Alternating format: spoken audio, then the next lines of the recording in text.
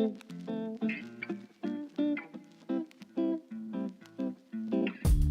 seconds.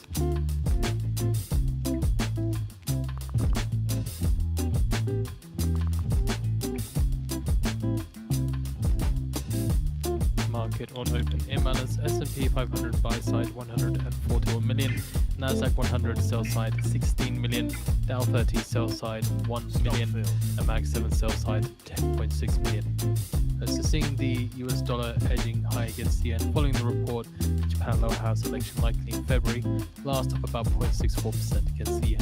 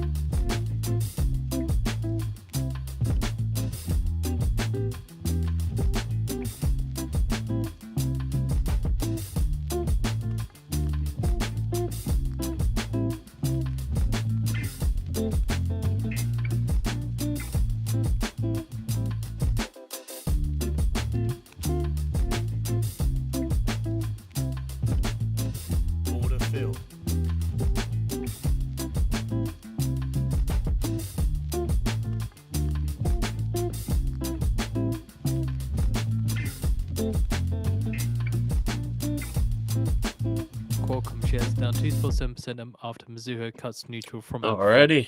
Good morning, everybody. Get our music on. Go. Okay. Trading pennies, good morning. Doop, good morning. Excited for this? Excited for today, huh? Into oil, big day today. Supreme Court decision on tariffs. Yeah, it's gonna get crazy. Dudu says huge day. Niche, good morning. May the markets print for us all. Hopefully.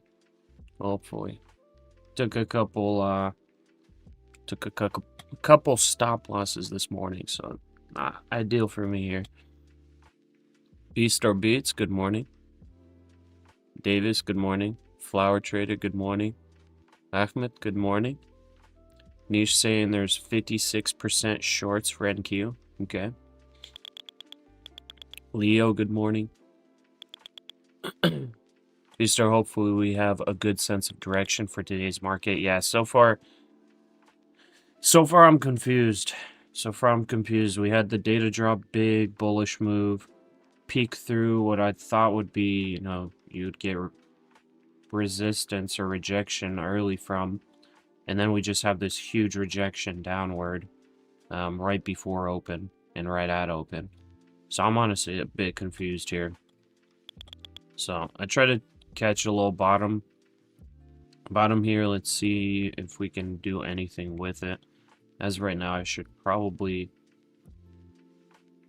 set stop to break even on this one.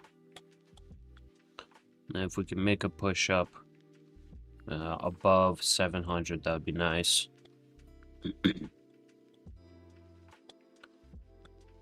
Okay. Are you expecting a bullish day? I honestly am 100% confused. 100% confused by this overnight move and just how the market is acting right now. I have no idea.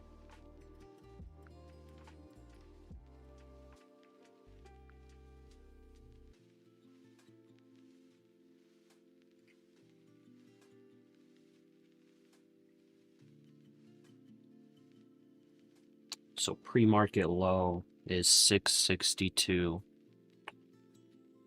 So it's got to hold it. if we want to have any hope here. I don't know if it dumps.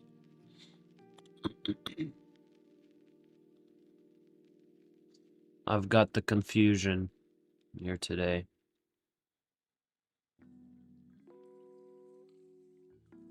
I'm surprised for there to be such a big gap up and then just selling all of a sudden. There's a lot of buying pre-market, but then instantly a lot of selling, so I really don't know what the heck's going on. Okay, I'm gonna trail a little more so I don't get slippage here. See if bulls can regain control. We want to see this go up above 720 approximately. 25,720 bulls in control. That would be above VWAP as well. That'd be a really good average to be in. If we can get up there, I'm honestly going to hold for the break of this pre-market high. And as I said, I might just get stopped out.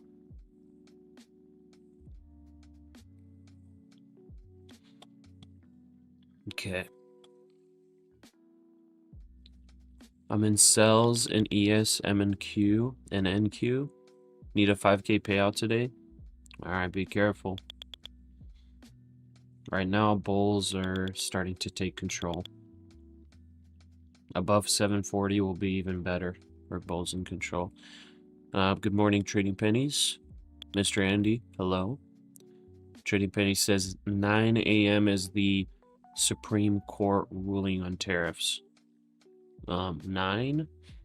Wait, hasn't 9 already passed? 9 Eastern time? Man, there's so much data today. So much stuff.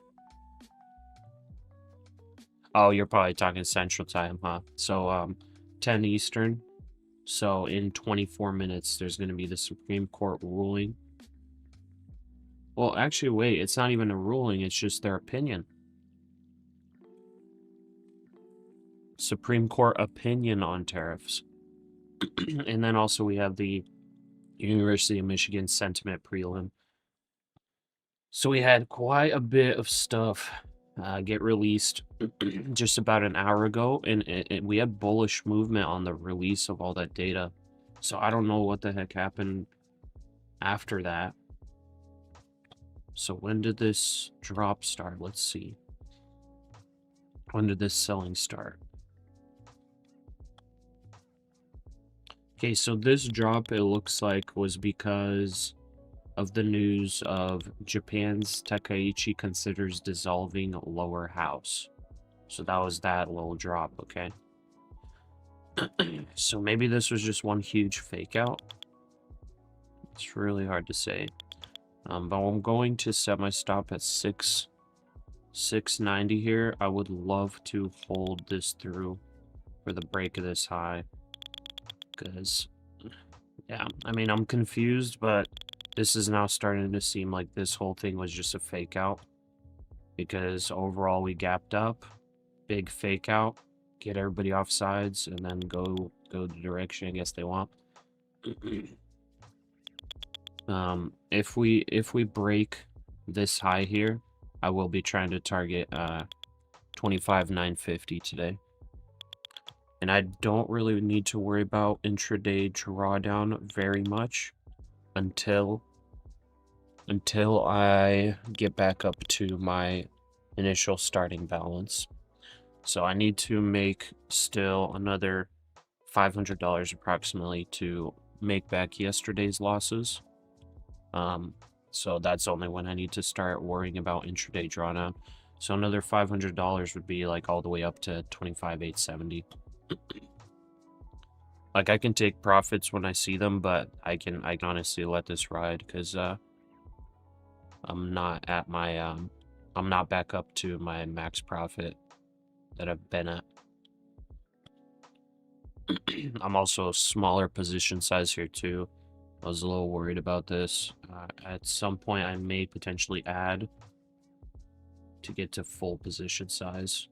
But I want to see a buy signal on trading place for me to make that decision. Trading place only had a sell signal about 15 minutes ago or so.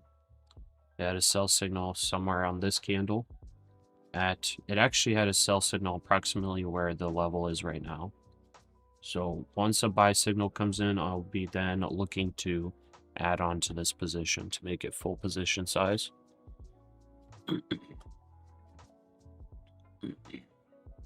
Jim Hardy, good morning. Alan, good morning. JJ, good morning. Pasha, good morning, brother.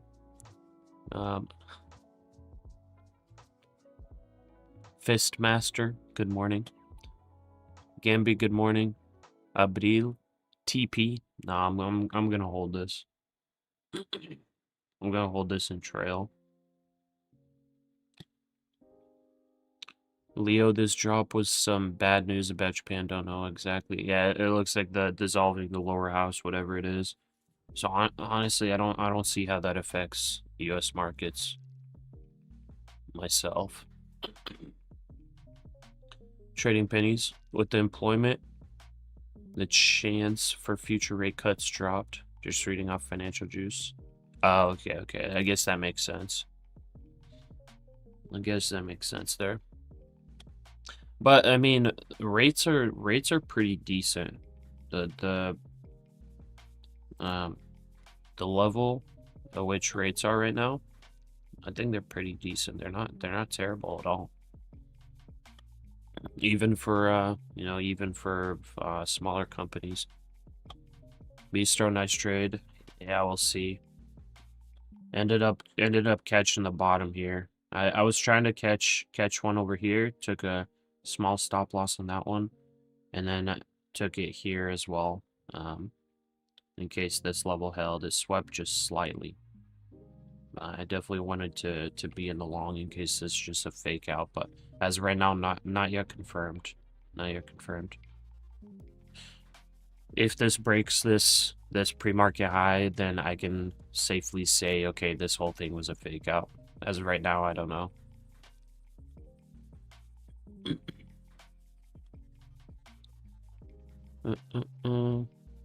Justin, hey Pasha. Good morning, brother. Braro, hey, how's it going, brother? Justin, been finding success lately scalping gold and silver. Doing better than you were trading NQ. Honestly, the NQ has had so many difficult days to trade, man. Yesterday was some of the weirdest price action I've seen. I don't like, not ever, but it's definitely some very weird price action. I don't even know how to describe the price action that I saw here. Like if we go back to yesterday's price action, like there's not even like a range. Like we have this huge range, but there's not even really like a distinct level that was like super repeatable. It looks like I forgot who it was that got it. Who was it? I think it was Chris Trades. Chris Trades was getting trades between 670 and 630, and he kind of identified that range, and that ended up being like the most effective, I think, range to trade yesterday. But like this price action was just so weird. And then yesterday, like in after hours, there was like a short squeeze up. It was so weird. Overnight session open, just a little bit of selling off, and then right back to grinding up. So I don't know.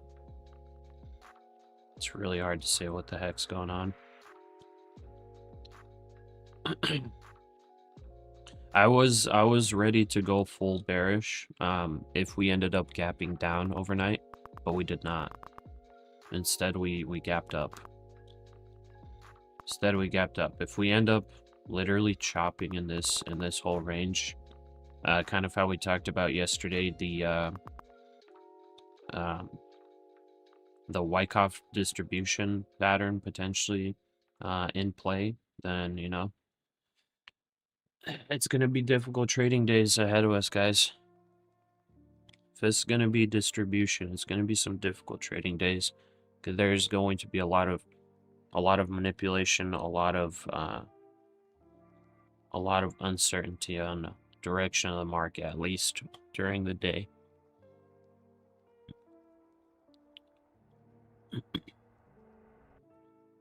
But yeah, gold, silver, like all that stuff, it seems like it's been way easier to trade. Ismail, hello, how are you? This is Ismail from Morocco. Hello, Ismail. Or Ishmael. Ishmael. Welcome. Ahim, nice one, Pasha. We'll see. I wanna see the full play out. So I'm not yet excited about this trade. Hassett speaking again. I know there's the Trump profit here, but administration I'm not has a yet backup excited plan for about this tariffs. trade. I don't want to take profit because I could be taking profit way too early. But I'm also not yet excited because I don't know where this goes. I know you guys, like, says a lot of you guys alternative tools are ready almost could immediately. say here, hey Pasha, take So profit. that Take alternative profit while tools you're will green. be ready almost immediately. I know. And now speaking of Fox business here.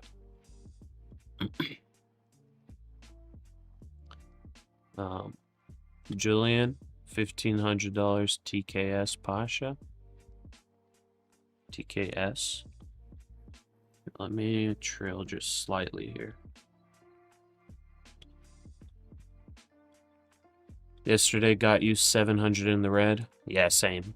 Yes. Yesterday I ended up closing the day at about $700 loss per account. I started the day with a bad scalp today. Tried to scalp that 4507 on gold when it dropped, but held for too long. Missed out on 100 at one point. Yeah, a little bit of volatility, honestly, on both. Gold had a really nice push here on that data release. Right now, we'll see what happens. Right now, I guess it's a little bit of a rejection at that 4,500 level. So it failed to break out of all-time highs. Or sorry, that's not even an all-time high, actually. Or wait, it is. Wait, it's not. It failed to break out that previous high. So once if gold breaks out of this previous high, then all-time high target.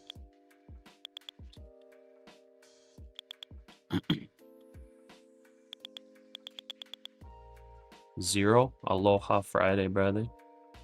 Good Friday, brother. Garcia, good morning. Good morning. Zam. Pasha, there's a rejection. It will flash down.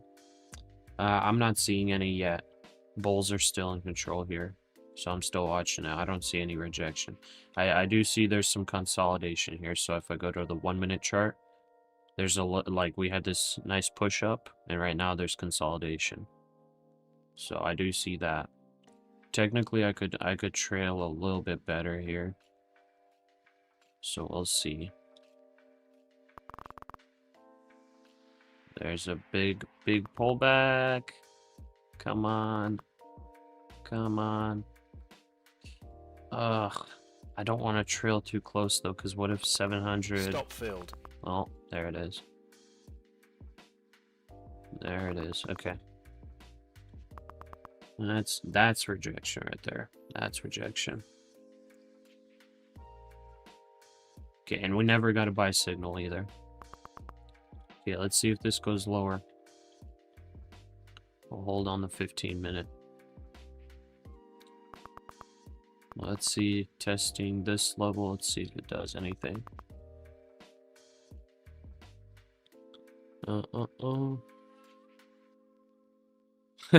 Azam though saying that there's rejection, it will flash down. You kind of called it there. Good job. If you took the trade for it, good job. 3, 2. 674 bounced.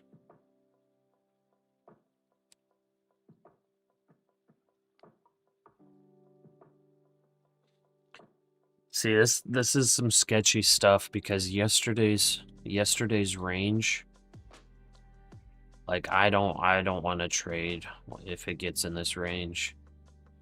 Like in here, we're looking bearish so far right now. At least, you know, on the like 1 minute chart, we're looking bearish.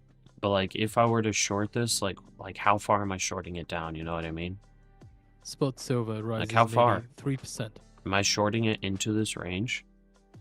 The one from yesterday that was a complete nightmare. I don't know. I don't love it. That was a strong bouncer though. Could have been a shake-up potentially.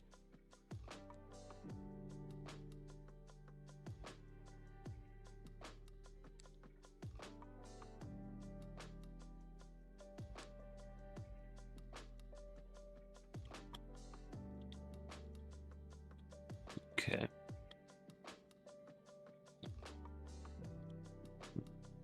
Nasty NASDAQ, yeah. It was clear.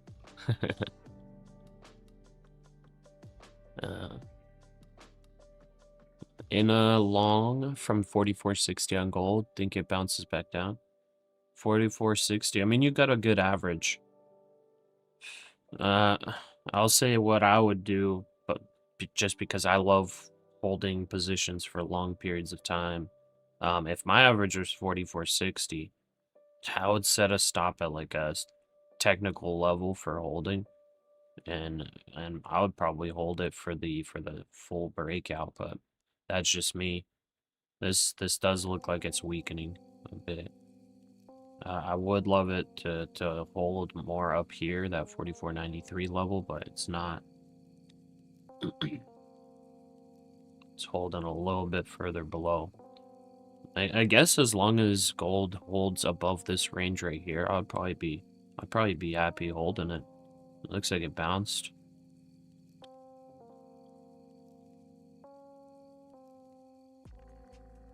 Hey Pasha, morning to you from the Netherlands. Good morning, KP. Market's super weird through London side. Yeah.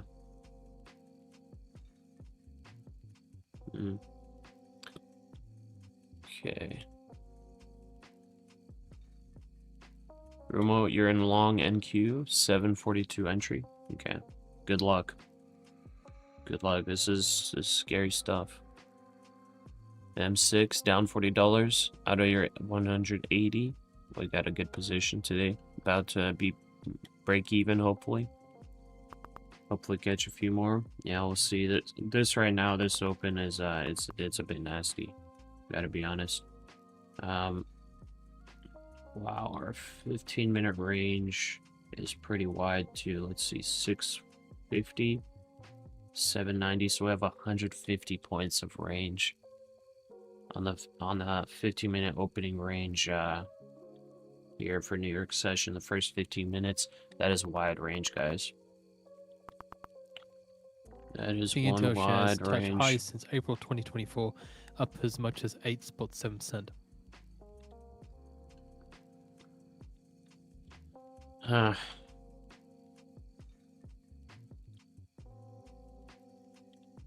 S&P looking a little bit more bullish than the NASDAQ. And this pullback could have been a fake out. It just pulled back so far. It didn't even hold 700. Didn't hold the top of the range. It pulled back. Well, it didn't hold the overnight range, but it pulled back actually to the top of yesterday's range. It held 670. Held 670 there.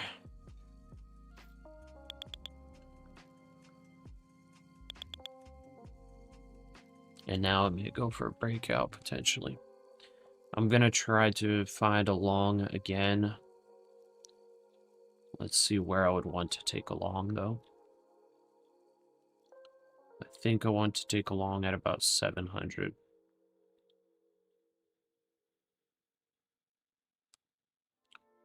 And yeah, I want to take a long at 700, and I think I set my stop at that previous wick.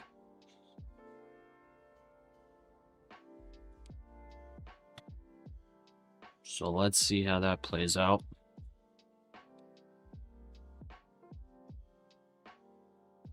We got a huge wedge here forming. So it's going to choose a direction here at some point. It's either going to be to the upside or to the downside. You guys can see this big wedge. Big wedge that's tightening up a little bit. THX, hey Pasha, so your stop is only 3 contracts? My stop?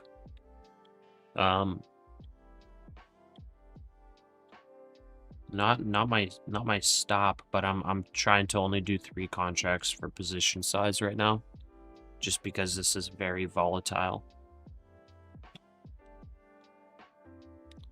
Chris Trays, good morning, Pasha. Made 1,000 on the funded, fading that news candle. 5 minutes Nice. away from the Yeah, whenever US the market actually went bullish here, I was looking to short at 800, but because it went higher and was looking kind of crazy, I was like, wait, I do not want to short this because it broke out of here.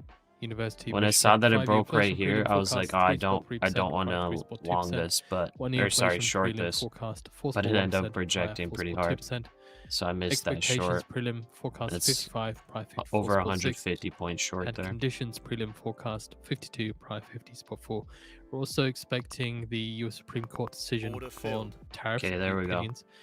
Tentatively put in there. Caught the long. Let's And see if also it holds expect to here. hear from Fed's Cash Curry, giving opening remarks at the 2026 Regional Economic Conditions Conference, where it's a virtual event. No text is expected and no Q&A. Gold's looking really good. So whoever was asking about the gold long, the economy is well positioned for even more growth. this is looking good to where like you'd be good to hold this long to all-time highs.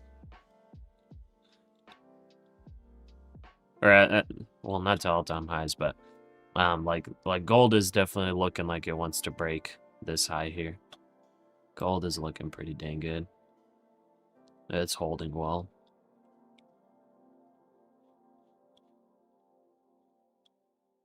Nasty NASDAQ, yeah. Mahesh, good morning. THX. Why were you out if you only stopped out for 3 and you're in 15? Oh, because I have 5 accounts.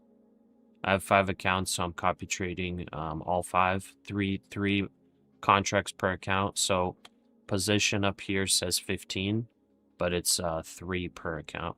That's why. And yeah, it's just the copy trading through Trade-Evade. It's if you open up your account thing, you can hit manage groups and you can set up a group.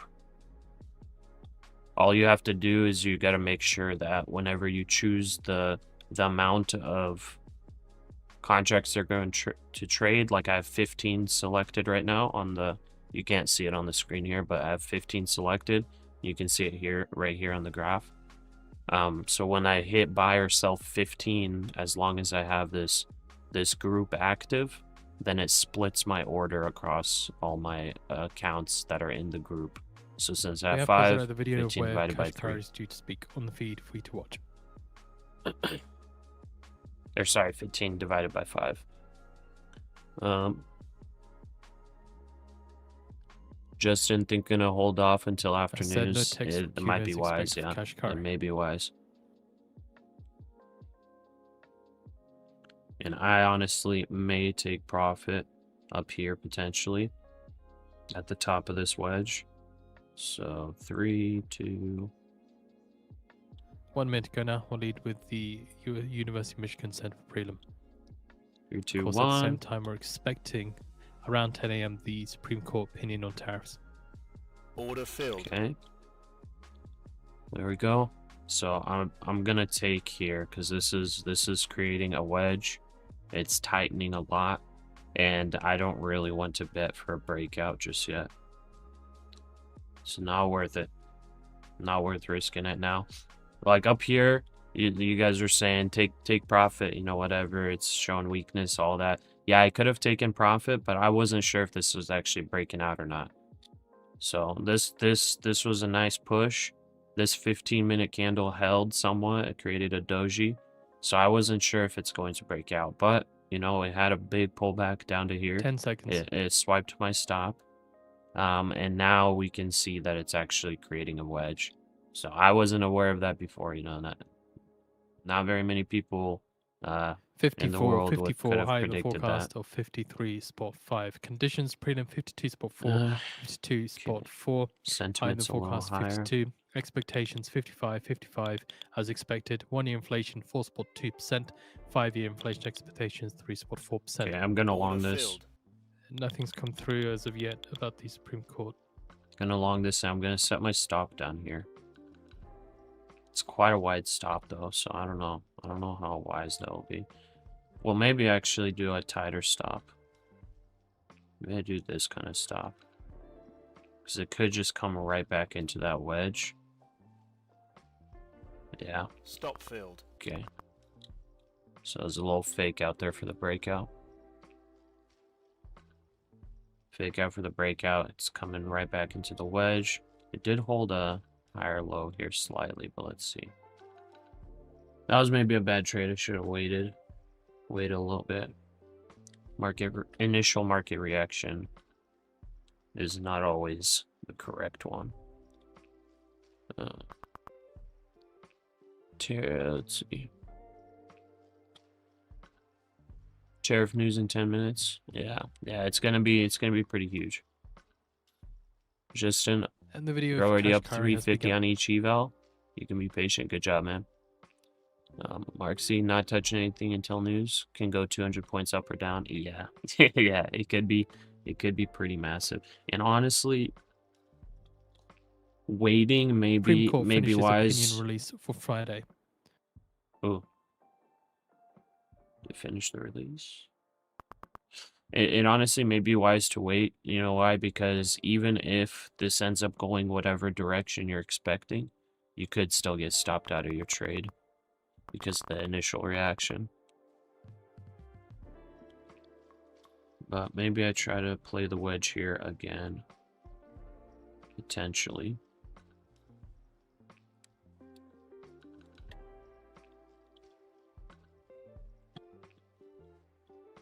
Order filled. Okay, we're filled there. Supreme Court doesn't issue Trump tariffs ruling Friday. Again, Supreme Court Order doesn't filled. issue Good Trump bounce. tariffs ruling for Friday. Okay. And a lot of volatility is crazy. A lot of volatility can be very, very good if you trade it smart and you take your profits. Again, that's the US Supreme Court will not rule on Friday. In You Trump can tariff also case. lose a lot of money very fast, so be careful. So US Supreme Court will not rule in the Trump tariffs case today. That's the news. So I said opinion on tariffs. I was thinking that they would actually like maybe at least give some guidance. But I guess not. At least not right now.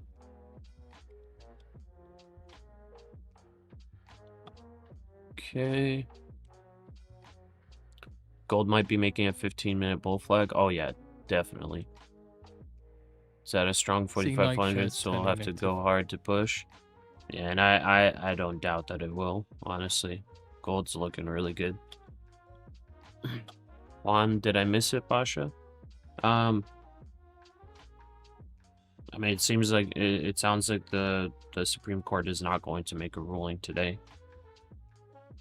So it's back to business. Pasha, if you caught the bottom, why are you red and out of your trade? Because I had a couple lost trades this morning. You're up 350 NQ from the open. Caught the bounce at NDX close before it dropped. Nice. Supreme Court. Oh wait, I'm like super behind on messages. That's why I'm like, what are you guys talking about? Just saying, right. Good morning, brother. Just saying, right. Did you see your eval in Take Profit Trader? They said that they transferred you the code. Looking spicy. Has TradeAway fixed their copy trading? I don't think it was ever really broken.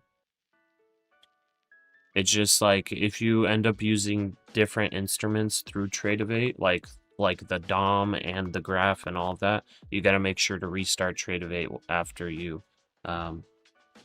set your copy We trading have also posted out the University settings, of Michigan or once you sentiment set up your purely copy report for trading. January on the feed 333. Okay, I'm gonna long Order this filled. one. Tight stop. Going to try to take it up here.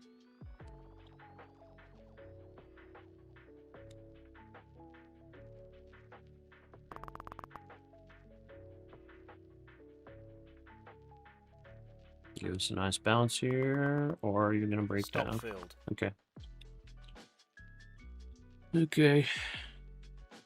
May have not been a wide enough stop loss, honestly.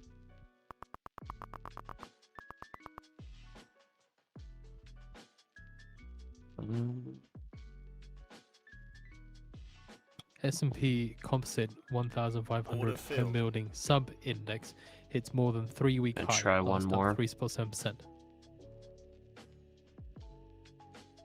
Because it didn't have a wide enough stop loss if this is a wedge here.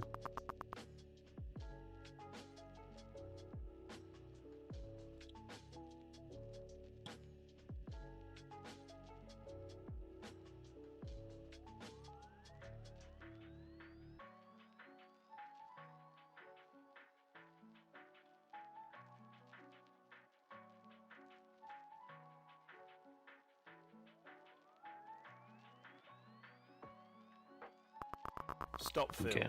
And I got some slippage on that one. Sorry, I thought that was about a $90 loss. Okay. That looks like it's breaking down. Yeah, it is breaking down. Okay. And this bounced right on a key level. Guys, I mean, I might not be very comfortable trading today. If this ends up getting back into yesterday's range, and I mean, I may not be very comfortable. If we can see maybe a break of this range, I would maybe be willing to enter a short and target 25,430, or maybe the top of this box here. But man, in this range, I'm not comfortable. I just don't love that range. Bad vibes there. Yeah, I think I gotta wait this out.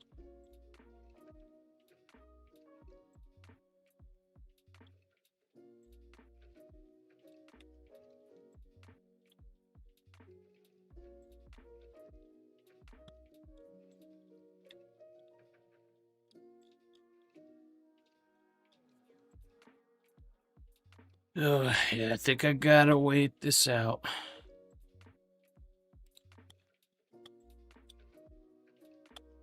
Will you trade upcoming news? Yeah, there's no restrictions on news trading the rest of the day today. So any other news that gets released, we can trade through it on the Take Profit Trader Pro accounts.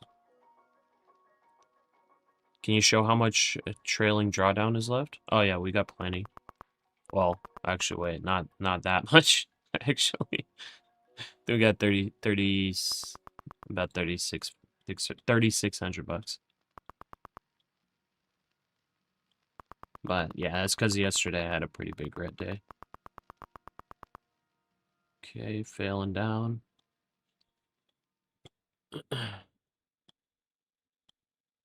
Nathan, you're long on Dow from 484 targeting 678. Ooh, nice. Is Dow actually moving up right now? Oh wait, Dow just dumped like crazy as well. Oh man. Oh man. Dow's actually breaking some structure, yikes. I hope for your sake the Dow holds. Out of all these indices, S&P still looks not terrible. It's just in yesterday's range. NASDAQ looks a little bit more weak. And it's like, it's also in the range. Man, this is ugly, guys. I really don't want to trade this. What's your favorite timestamp to trade from? I really like the first 2 hours and the final hour on the NASDAQ. Everything after the first 2 hours until the final hour, I still like to trade, but it's usually a lot slower. So it's like, you know, you can a lot more easily and yeah, you can a lot more easily just like get a position in a direction and just hold it for hours. Which that's the kind of trading I Canadian like dollar more weakens to 5-week low than scalping. against the US dollar. Cleared the profit and 5-day goal on the first TPT test account. We'll get a pro account on Monday. Trump weighs Nice. California On the home second rebuilding test order, account so according far, to green. NBC. 221 in profits. Gonna wait for clear price direction. Yeah.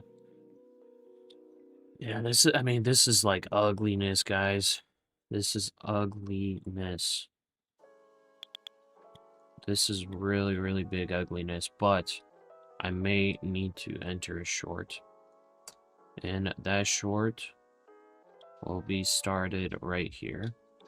I'm happy I went As lighter NBC citing source familiar with the White size House thinking today on the with order. this volatility.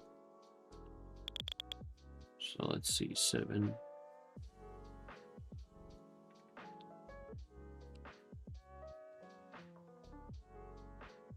$7.12.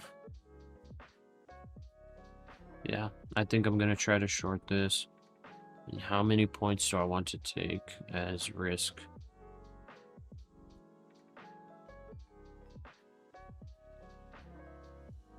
I think I'll do 17 points of risk. It's like $130 of risk or so. So I'll pop up here and I'm short. Technically, if this stays super bearish, it's going to reject like 690. But this has not really been playing with the moving averages much. It's been up and around everywhere. Maybe I didn't take higher. Let's see how it reacts.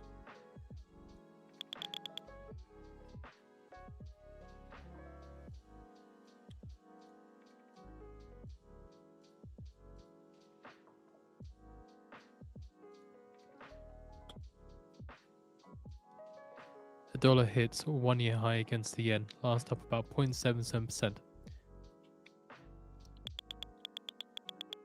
My golly. Order Guys, filled. we're like back to trading massive chop. It's disgusting.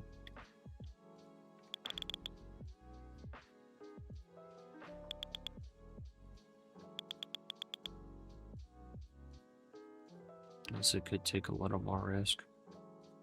23 points here.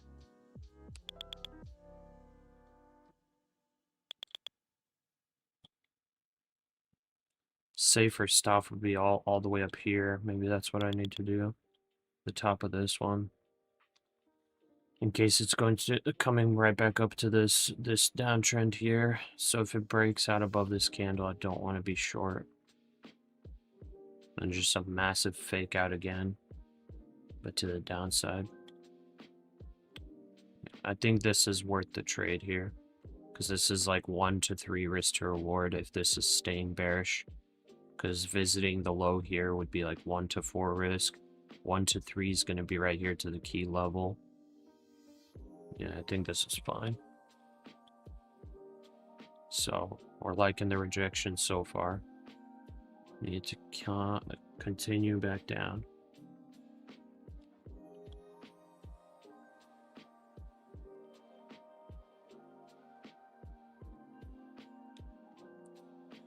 So this is how much again? 35 points of risk, quite high. 35 points of risk. Down here would be 3 to 1.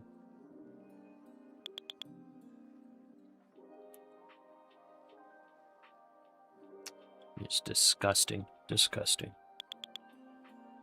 Disgusting.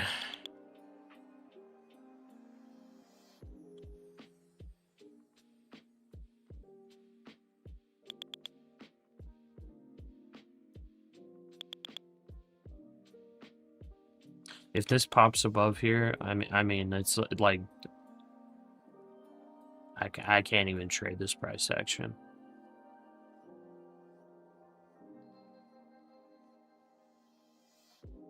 It's better reject, or I'm gonna have to like take a break. Do you like NASDAQ more than gold? No, not recently. Recently, I've been liking gold more. Unfortunately, I haven't caught these trades on gold. Ay, ay, ay. Okay. Kevin, good morning. Stop filled. You haven't received it, but not sure where to look for it. Just saying, right. So go to your it's in your credits section. So whenever you go to like your profile there, it's like rewards, I think, credits, something like that. It should be in your credits section. And then like if you're not able to find that, yeah, you just purchase. It's a 75K account. So just hit purchase 75K account and you should have a credit there that pays for it. This is bad. Glad I was able to do 600 today. Yeah, I mean this is so difficult for me. This is so difficult for me. This was a 150 point bounce. Like this is rough. This is very rough. Order filled. This is very rough. Like it's just messing up everything. It's like what do you do with all this?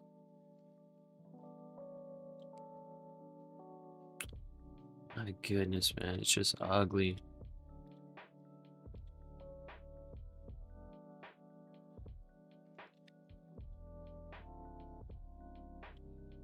Just dump it here.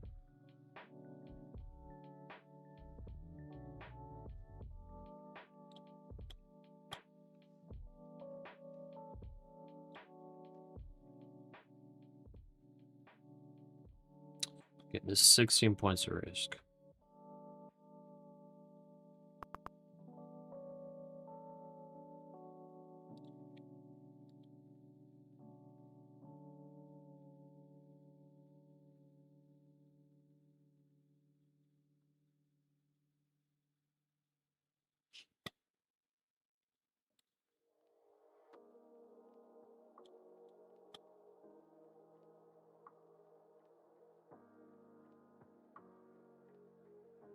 Like Bulls right back in control, and now the Bulls are just like getting free reign to pop it back up, I guess.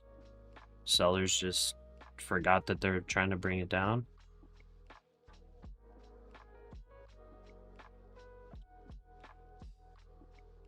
I struggle the most with this kind of price action, guys. It's like this kind of price action is what stresses me out. I don't make very many good decisions with this kind of price action. Oh, you guys know, like I'm a chill trader. Like when I can see at least some kind of direction, and just play the direction. This is like, dude, there's like no direction here. It's just up and all over the place, all over the place. Like there are no levels really. Like if this breaks above here, it's like, dude, look, what are even the levels? This like big drop down here, bullish consolidation, failure, then holding, and then failing back down, breaking this level, then just huge jump. And this is like, none of this is news related or anything. There's like a weird volume in here, like super low volume all of a sudden, and in these couple of minutes right here, there's just like no volume. I guess that was just awaiting the Supreme Court ruling. I mean, It's weird.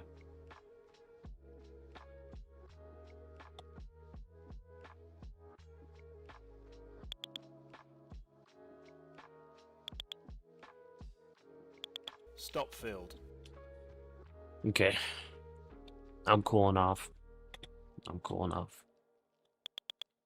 Still no buy signals yet. Like I have to short this because it's still weak. Just from previous price action.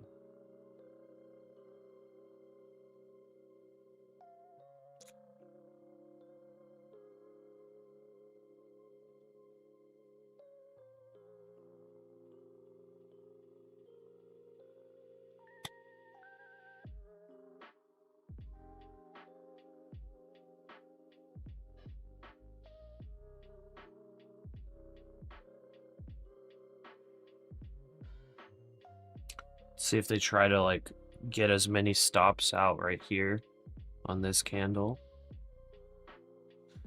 And maybe bring it back down. So nasty.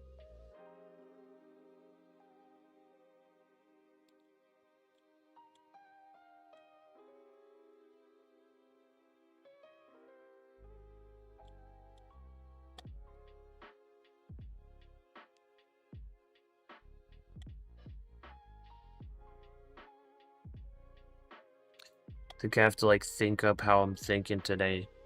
Or change up how I'm thinking today. Gold's pushing. Like I need to think maybe, okay, where would I put my stop loss, and maybe that's where I need to be taking my trades.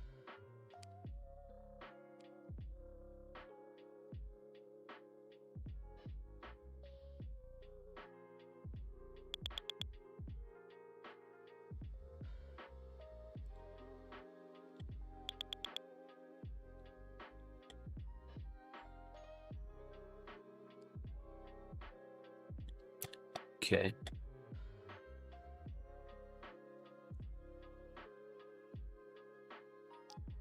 Stop break even, Nathan. We start waiting to see the play. So weird. So right now it's gonna hit a bunch of stops. There are the stops hit. Now is it gonna do like a full-on rejection for the huge fakie? 25,800 is a key level.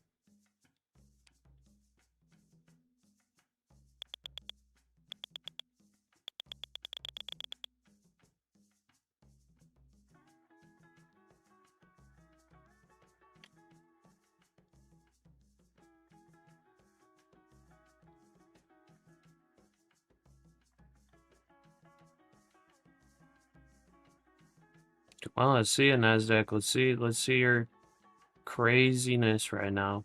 We just got our first buy signal here too. So if it doesn't full reject here, it's actually a buy signal. If it rejects here fully, the buy signal is going to disappear.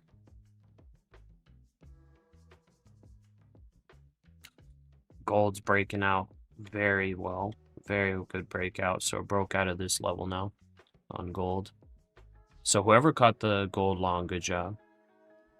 Very, very good job. Whoever it was, they got 44.60 as their long area.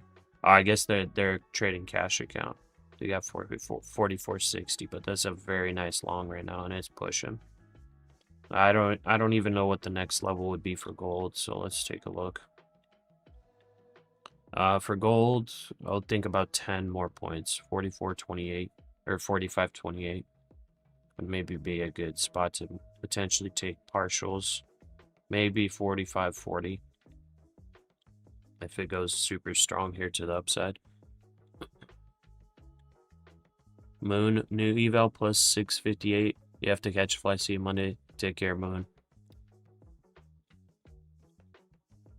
Steve, you hate micros. With the minis, you can pass evals in 2 days. Steve, minis and micros are the same thing. Micros are just 1/10. So if you take 10 minis, all you got to do is just take 100 micros.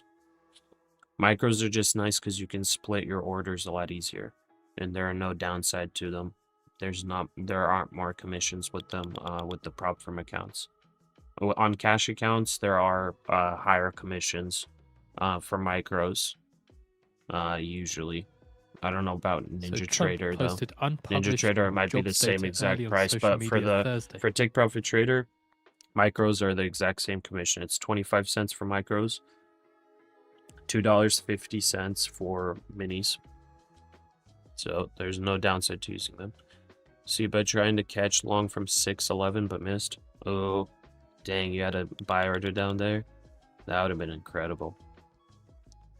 So far right now, huge 200-point move to the upside. I mean, it's looking bullish now, but man, there's been so much faking. Oh, I'm just annoyed at this point.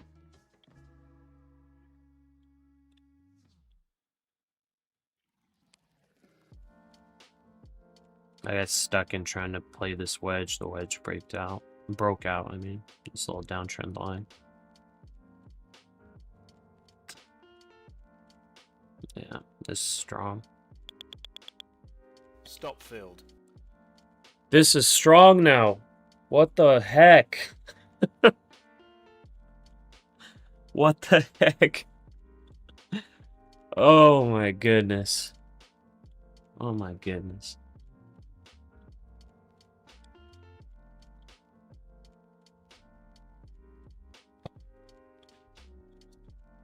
Oh my goodness.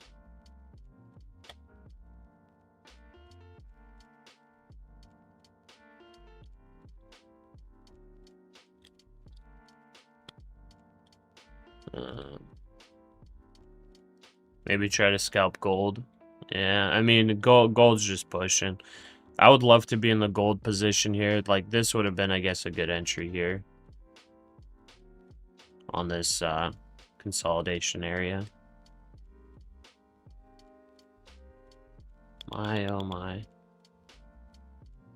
I mean, I'm just like disgusted. I'm disgusted with this price action on the NASDAQ. So it's being picked disgusted up here. with Trump this. posted a chart on social media Thursday evening that included figures in the yet-to-be-released December employment report. The chart, but you took showed the 4,500 private long sector in gold, 654,000 and you said jobs it's a good since signal. January, Nice, good job. matched figures that were not publicly published until 8:30 a.m. Why are today. we pushing? It I'm was posted on Truth Social I about don't 12 know, hours man. before the data was set to be I don't released. know. It just, man, like I got faked out today, like insanely. I got faked out so bad. It's important to take a break when we have back-to-back losses, otherwise we can just get tilted, make bad decisions. Yeah, for sure. Oh, okay, White let's House see Economic what Advisor Pasha, now speaking on data Fox News, says release that we have. there's a lot of working on getting reliable BLS numbers. Okay. So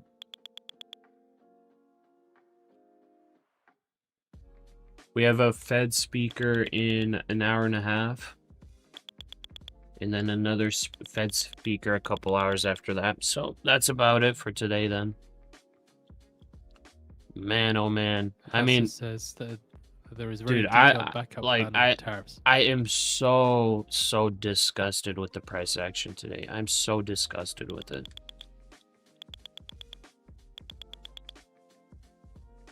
Like I was trying to long. I was waiting for the breakout, and then I'm just getting faked. Like, I just faked myself out on all of this.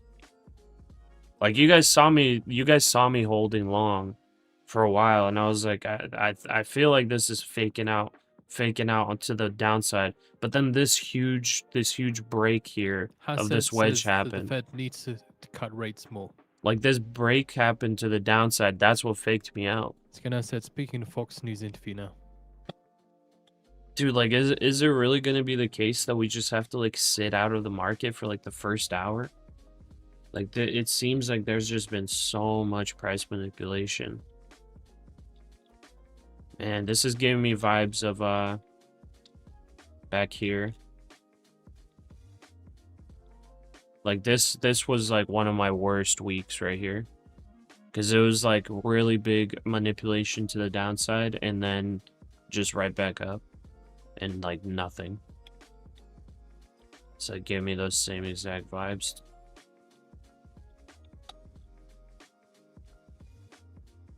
Ultimately came down to that range. Came down to that range and then huge bounce.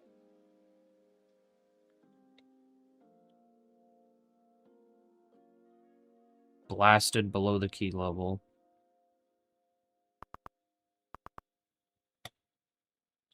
I'm disgusted. Okay. Well, I'm going to start a long position. Just imagine this be another fake out, man. I mean, it'd be nuts. But if this stays extremely bullish, it's going to hold 800. It's going to hold 800 at that. So we'll do this. About 765. So there's potential of this pulling all the way down here and still being bullish. So let's see if it can happen. We're coming up to this level up here. I do not remember what exactly this was that I marked out. Maybe this was some fair value gap funny business that we had marked out. But next key level up here, so the key level is 25,800. Next key level is 25,950. Like with how strong this is pushing, we're probably gonna see that by the end of the day, I would think, unless this is just who knows what the heck the NASDAQ's doing. But this is definitely strong. It's pushed above a lot of these levels in here. It just ran right up, and if it had this massive pullback, but it's already bounced 250 points. 250 points in a matter of like 15 minutes. Or 20 minutes approximately.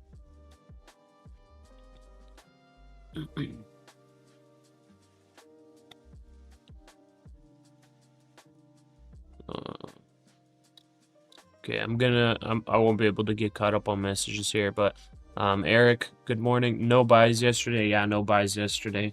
I'm actually about to look to see what to buy today. Let's see here.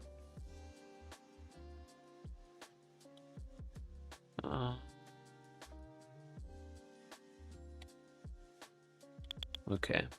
Yeah, I have an idea of what we're gonna buy today.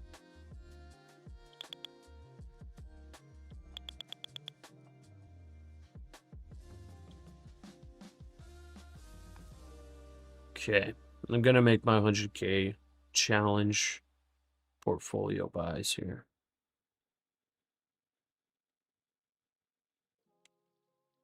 I think I got like a dividend or something. I don't know. For some reason, I have 40 bucks in the account. Or wait, no, that aligns. That aligns. I have like 2 cents from stock lending. The portfolio went red and then green as well. Just making sure what we want to get here. Okay, PayPal had a big pullback.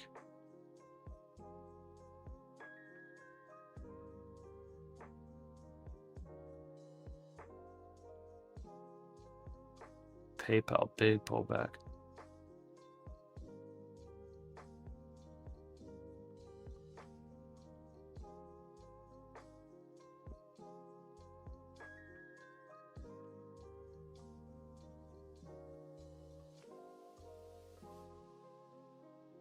Okay, I'm doing the full purchase into According to PayPal. CNN, U.S. State Department team went to Venezuela today. I was a little tempted to split between PayPal and Comcast, but gonna do full PayPal. Get the PayPal position higher in the holdings.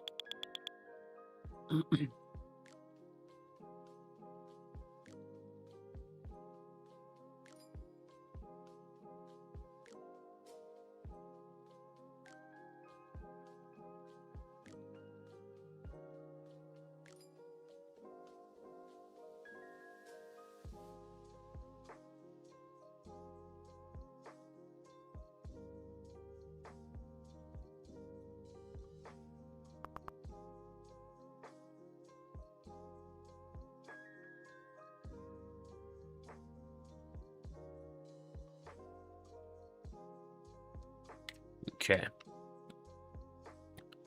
Let's post that on Discord. I'm gonna jump into the Discord voice chat here soon.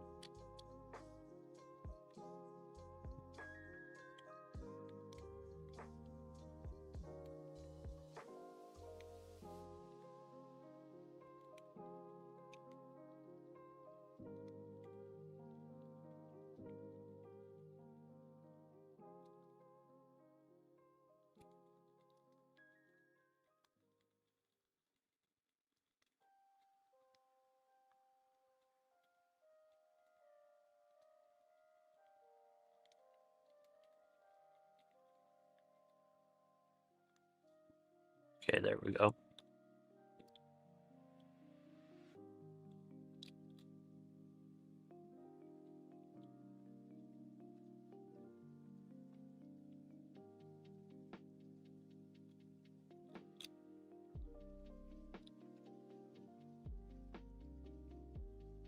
Oh wow, somebody passed 15 50k evals. Nice. Okay, popping into the voice. What's up, brothers? What's up? Good morning. Good morning. Good morning. Morning. How are you guys doing today? Not good, not Well, good. same as you. Actually, Yeah. No, not that bad, but not good. okay. Man, Bad, like. Yeah, man. I held for too long, and then it ended up crossing my stop loss. So I was in the short for gold when I had that pullback. And then oh, you were I just shorting got- gold? Like from the top, like when it rejected 4520. So then you see it went back. Oh wait, no, not gold. I think what was I shorting? Yeah, I shorted gold when I had that pullback on 4508.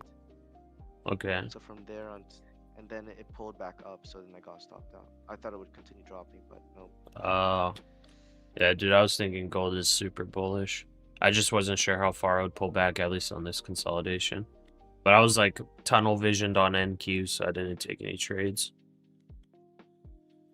Man, This is. I'm thinking of entering gold on a pullback potentially. Because Yeah. it will broke out with a lot of volume as well. So.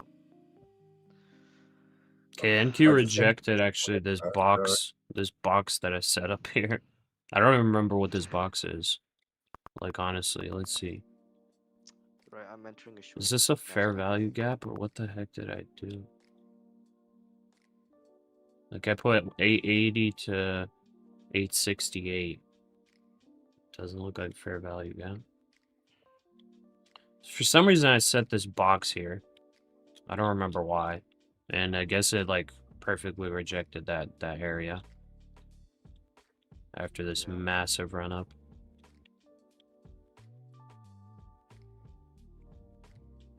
So I would be fine with longing NASDAQ closer to the 800s. Or at least 800 for the pullback. I don't want to long up here. Next key level is 950 though. For the NASDAQ. Yeah. Guys, I mean, it's Yeah, I disgusting. wanted. Let's see. What's the conversion? Let me check. 684.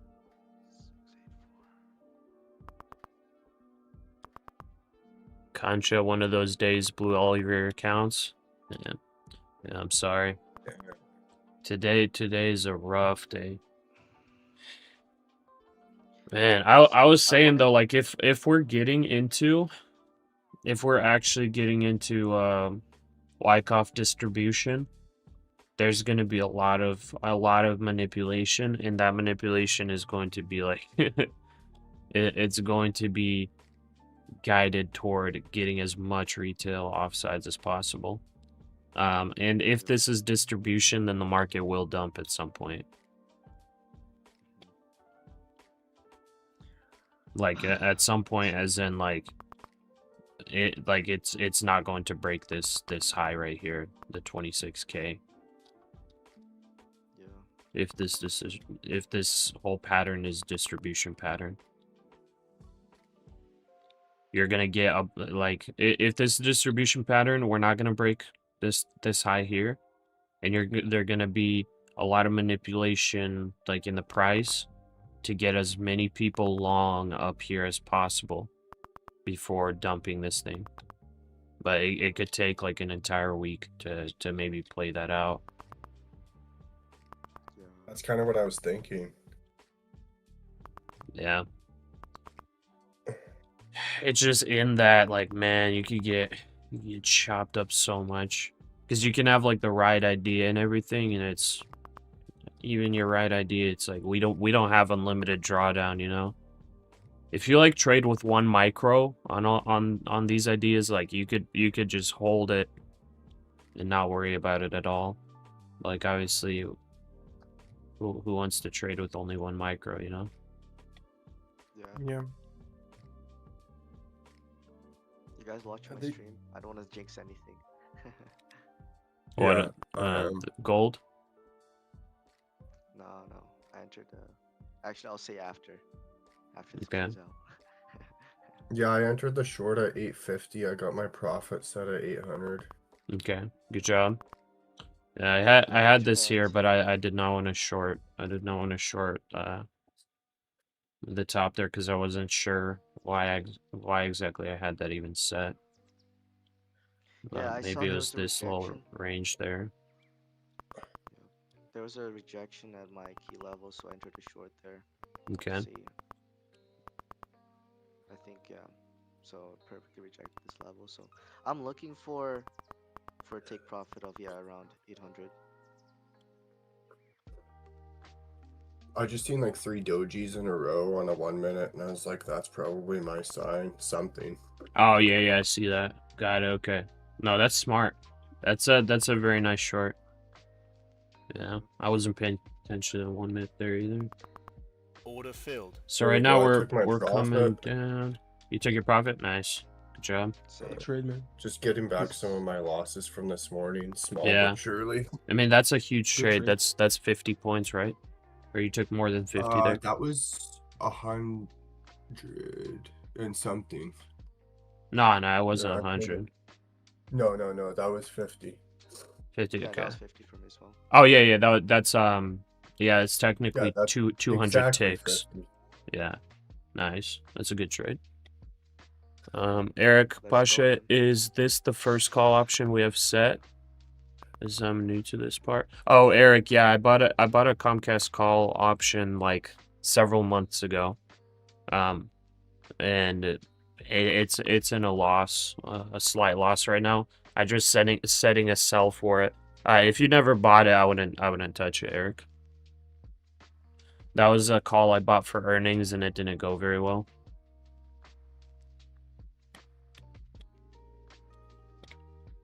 Okay, so if you're looking at the 15-minute opening range breakout strategy, 790 is the top of the And US 15-minute officials range. arrived at the American Embassy in Caracas, Venezuela.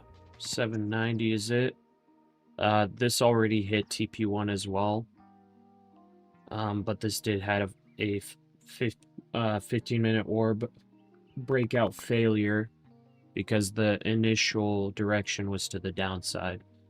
And it did complete a 5-minute candle under, but then just rocketed up, hit a breakout signal, and did hit the technical stop loss level for the 15-minute orb strategy.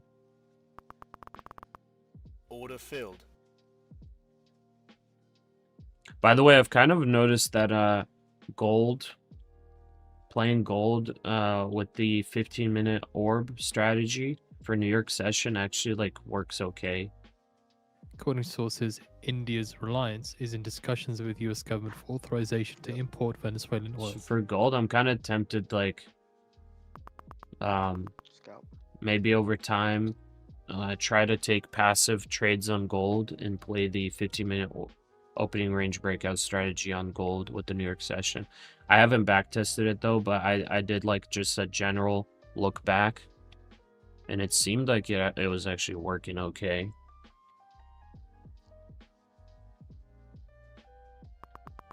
Man, many points do I want to risk here on this pullback? Order filled. Because now it's just dumping. Gold is dumping? No, the NASDAQ. Oh, NASDAQ, okay.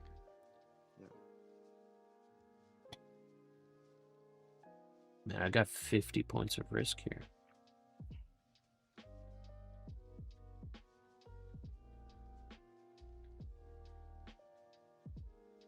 $50 points of risk. 3 contracts.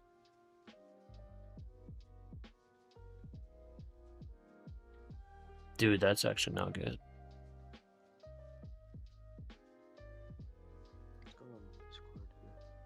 50 points of risk with 3 contracts is not good at all. Yeah, it's like $300 now. Yeah.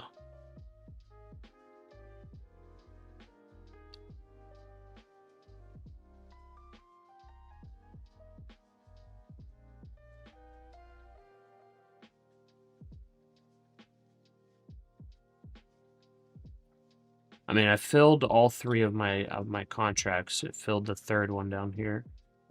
Okay, I'm gonna go bottom of this Nice. candle. If this decides to Pasha, go I lower, found- I don't want to be in it. What's up? I found that for my strategy that I'm using with the pitchfork, it's easier to do with the 1 minute because you can see exactly where the doji and everything is. So I Yeah. think Well, I gonna have the 1 modify. minute chart on my left. Nice. Yeah, I think Hey, 1 Pyro. minute has more. Yeah? Did you take your profit? Yeah, I took it. Oh, okay. Sorry, I left the computer for a minute. Sorry to cut you off. No problem, yeah. Yeah, I saw that the breakouts are more visible and the pullbacks are easier to read. But I think I'm gonna have one chart with 15, one chart with 1 minute, and one chart with 5 minutes, at least open, Yeah. which could be handy.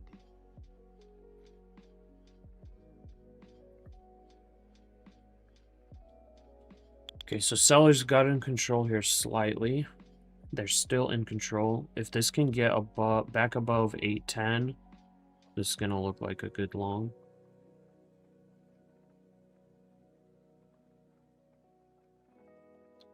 $879 all the way to 760. So that was 120 long points it. almost drop. I was gonna long it at 780.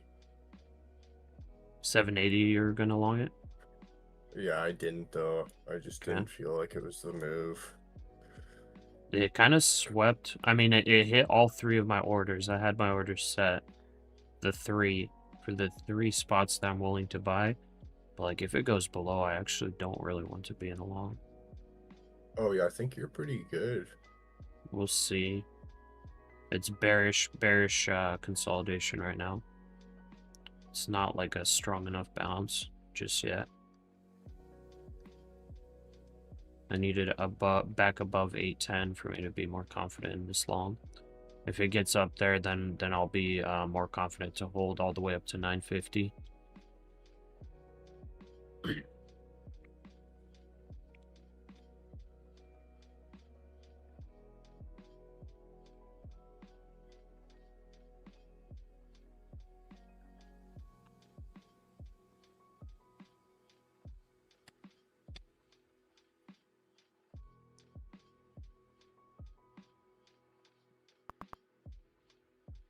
Yeah, rejection.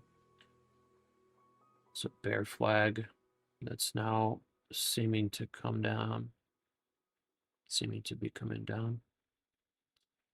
But what level do I go at if I were to continue holding this? I can't. I gotta go tight stop. If I don't catch the bottom here, then I have to stop out. And then wait for confirmation and then catch the trend, even if it's a late entry.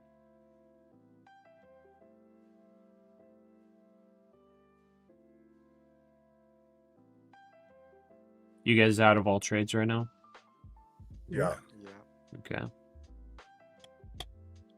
If I go to the 1 minute, it's like a good bounce, but then instant rejection. Yeah.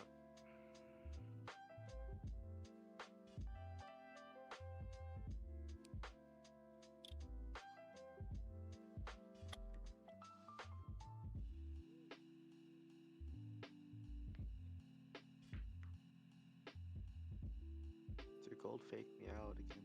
Oh.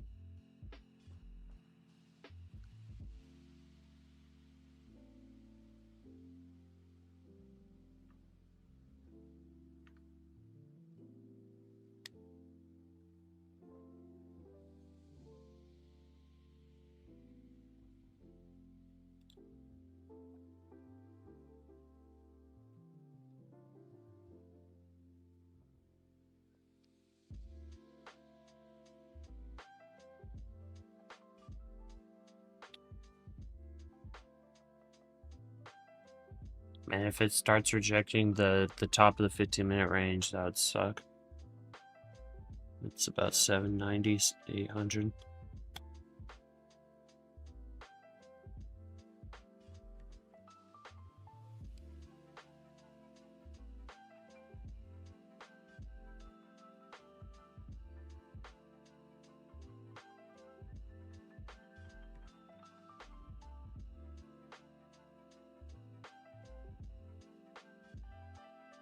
See.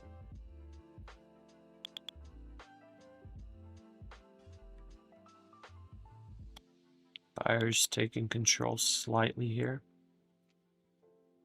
Yeah.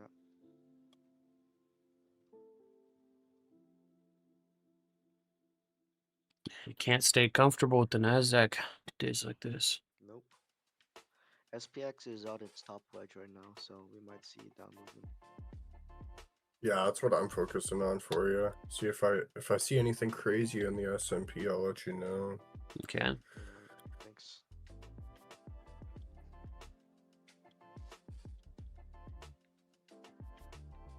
I think there's gonna be a drop here on the NASDAQ potentially. Oh no, they break. They make a higher high though. I mean, both the S&P and NASDAQ look bullish to me. But I'm looking at like the 5-minute chart. I'm not watching like the 1 minute, you know. The QQQ to SPY ratio, the Qs are grinding up slowly. So if I on the stream show real quick, this right here. So if we compare this to just how the indices have been moving, the NASDAQ's actually holding pretty well. So tech is actually being rotated into a little bit. So the S&P is like a little bit weaker.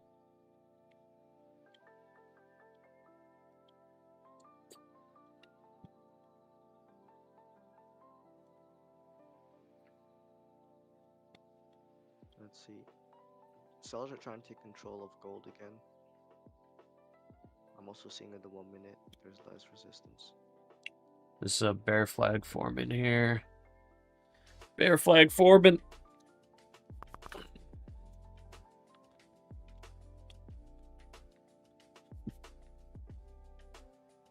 On the NASDAQ you mean, or on gold? On the NASDAQ. Ah, okay.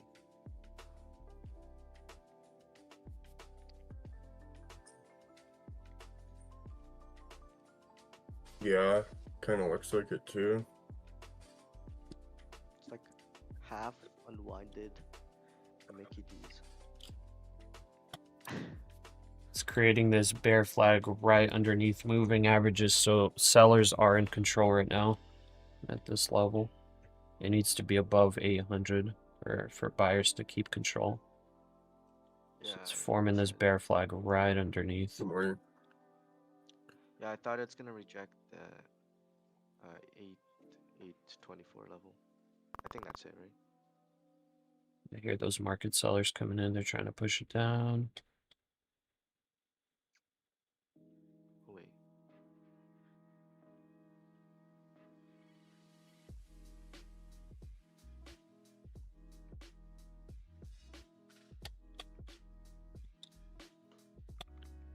Flower trader, is the market always this volatile at this time of day, or is this news or time of year related? It might be news and time of year related.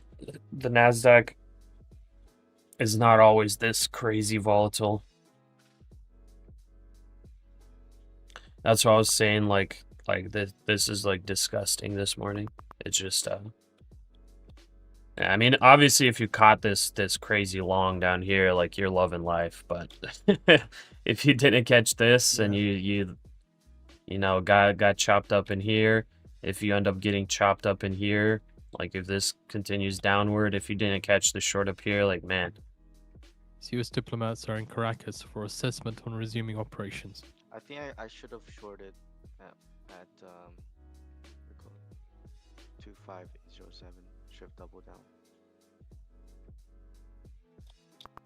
Stop filled. Bear flag breaking down.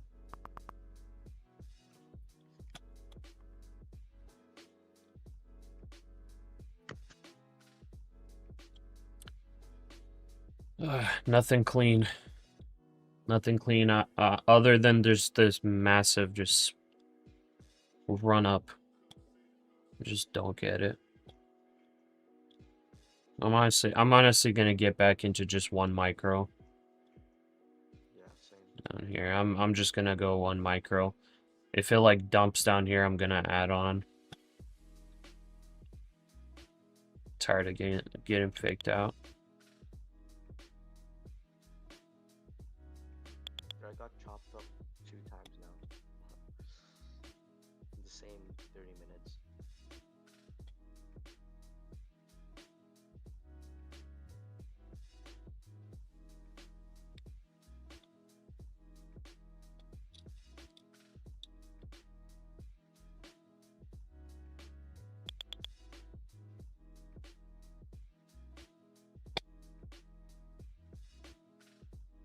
Just wick this level. It shouldn't even break this one. So buyers in control here.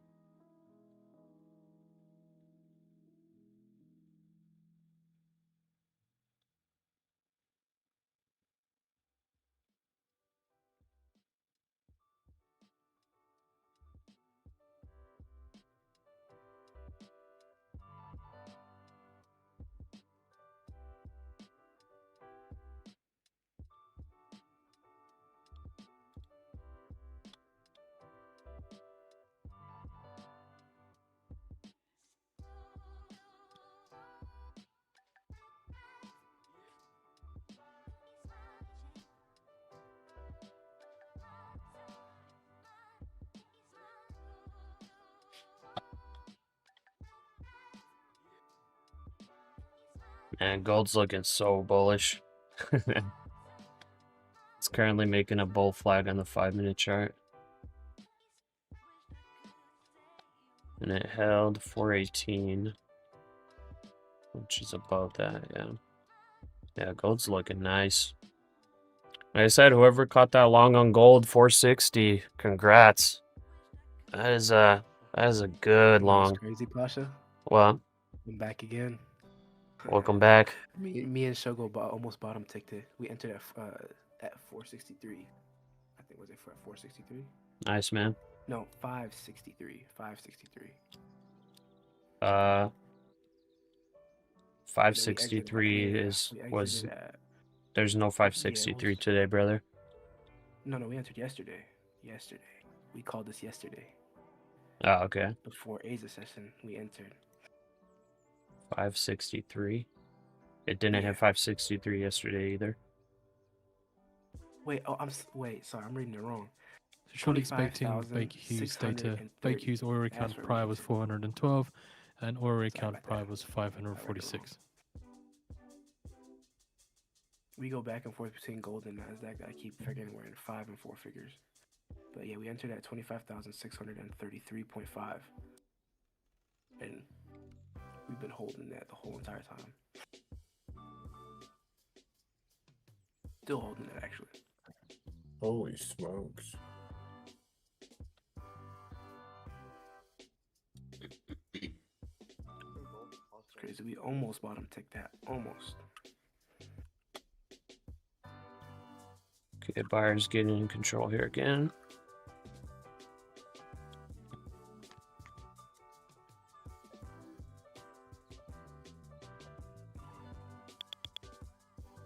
Come on, dude. To come back down Come on.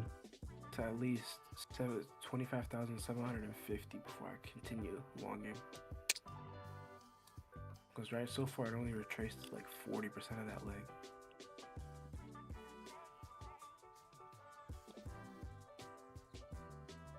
Dude, I'm tilting. I'm honestly tilting.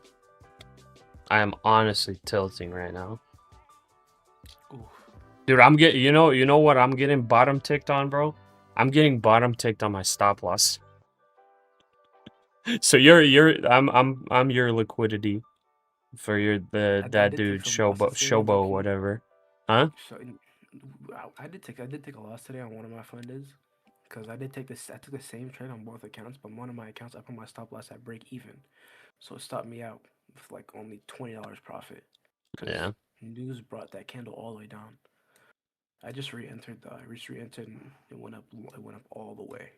And I shorted it from the top. Well, not all the way at the top, but around 25,864. When I seen it was rejecting, I was like, okay, let me short that real quick. And it pushed down pretty nicely.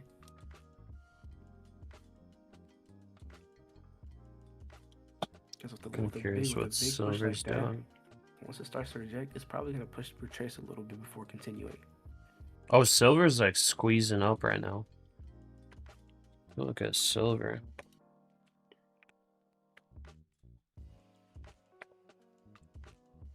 Look at that.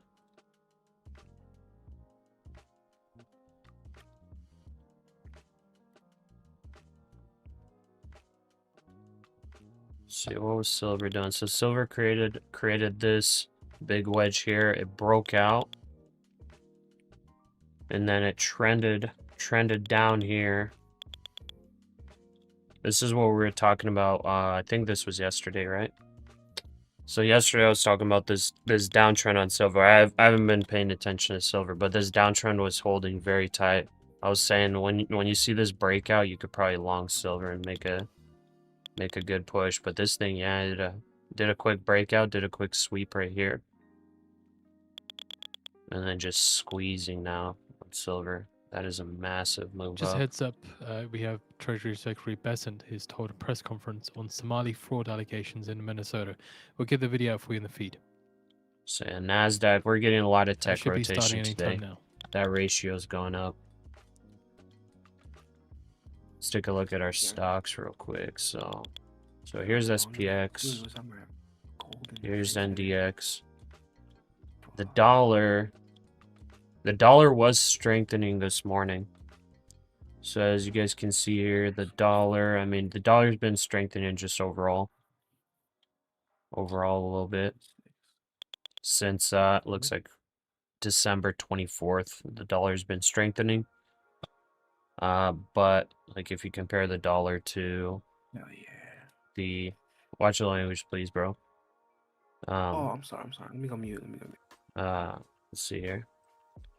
So dollar grinding up, but then you compare that to something like the NASDAQ. NASDAQ's also grinding up a little bit. So when we're talking about potential Wyckoff distribution, kind of interesting to see in my opinion. Strong dollar means potentially weakness in stocks. So if the dollar is going to keep strengthening, this would be the perfect time to get a Wyckoff distribution before dumping the market and starting sweeping some of these levels. Just like longer term thinking, because like whenever there does come a day where we do see some very, very strong weakness, very strong selling, on those days we may be able to be like, okay, we can actually target below some of these patterns, because like whenever that selling does end up starting, some of those key levels that we have on the downside, we can actually start ignoring potentially. We can count them as like bounce zones, but like we can be more confident that a short could be massive. Because obviously shorting the market, if you're gonna keep doing that all the time, you're going to lose money over time. But something like this is making me think that we're gonna have some really good short potential. Maybe next week, maybe a couple weeks from now, maybe next month, but there's gonna be some really, really big short opportunities. And by short opportunities, I'm talking like a $1,000 day, $1,000 drop day. Like, let's see a couple days previously that we've seen. We've seen 900 point drop there. This one was 1,200 points.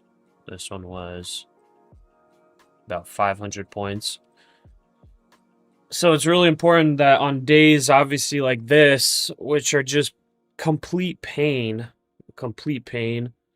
if we can survive them, and we get those really, really good days, like, it'll make it all worth it.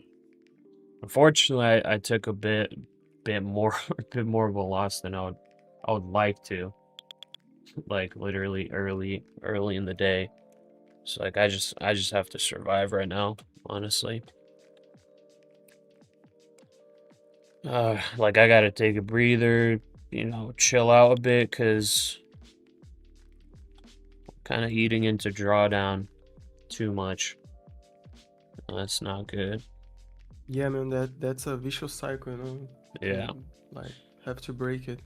I mean, like the drawdown's still good. We got 3K of drawdown, but it's just, man, it's annoying. It really is. Like, right here, I was long. I mean, I set a tight stop loss because psychologically, I'm just like, dude, I don't want to draw down anymore, and that just bottom ticked me for the stop out. It's like, it's For your very, long, very annoying. right? Yeah, for the long right here. Dang, that would have played out too. Yeah. It's all good. There's always going to be another. Yeah. It just, like, I didn't take I it get either, annoyed a so. little bit. Yeah, Just get a little bit annoyed on all this stuff. took a short on gold at 5 to 1. Nice. Yeah, gold's Oh. popping. That broke some structure. So it was creating a bull flag. That bull flag failed. So what I saw is that it was sort of doing a U-turn at there's major resistance, less volume. Yeah.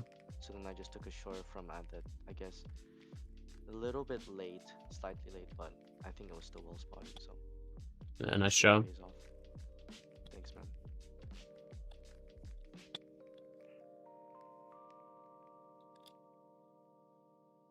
I think today reveals a lot about how NASDAQ and S&P could interplay, like how they could mimic each other. Oh yeah, Seeing the 100%. wedge, like today is also like if now we take the best trades, we could also use this as like just noting down the relationship, because I know it could be very like rewarding to know exactly how these two interplay each other. So even if we don't walk out green today, it's nice to walk out with this mental note, you know. Yeah. But yeah, here's that tech rotation happening. So QQQ versus SPY ratio. QQQ versus SPY. Tech is being rotated into right now. So the S&P is not as strong as the NASDAQ right now. If I go to, let's see, let's go like 4-hour chart just to see how it's been so far. So here's the QQQ to SPY ratio here. So we had big tech rotation, big tech sell-off, rotation, tech sell-off, rotation, tech sell-off. As of right now, if we're looking at the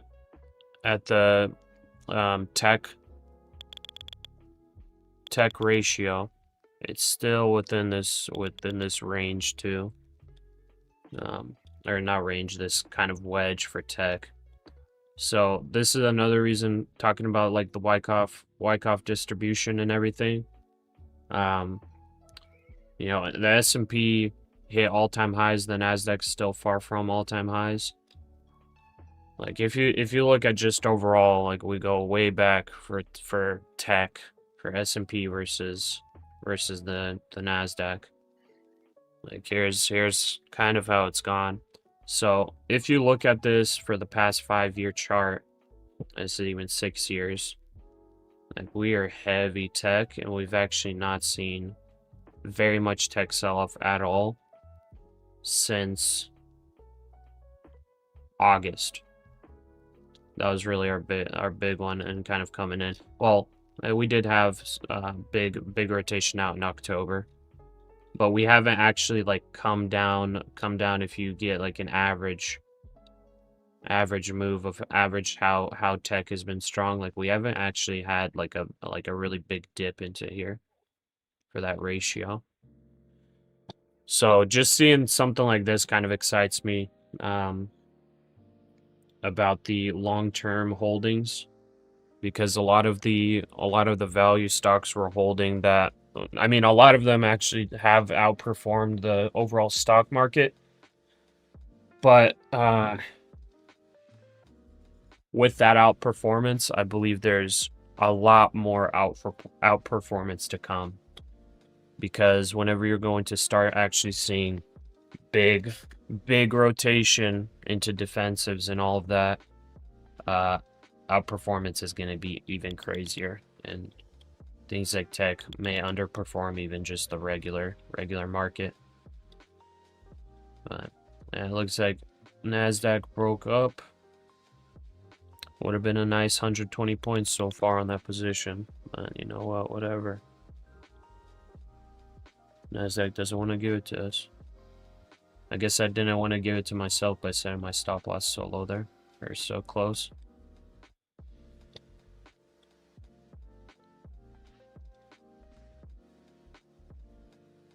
Triple got a 150K. Nice. Good luck, man. Shane traded funded today. Yeah, I'm trading the fundeds.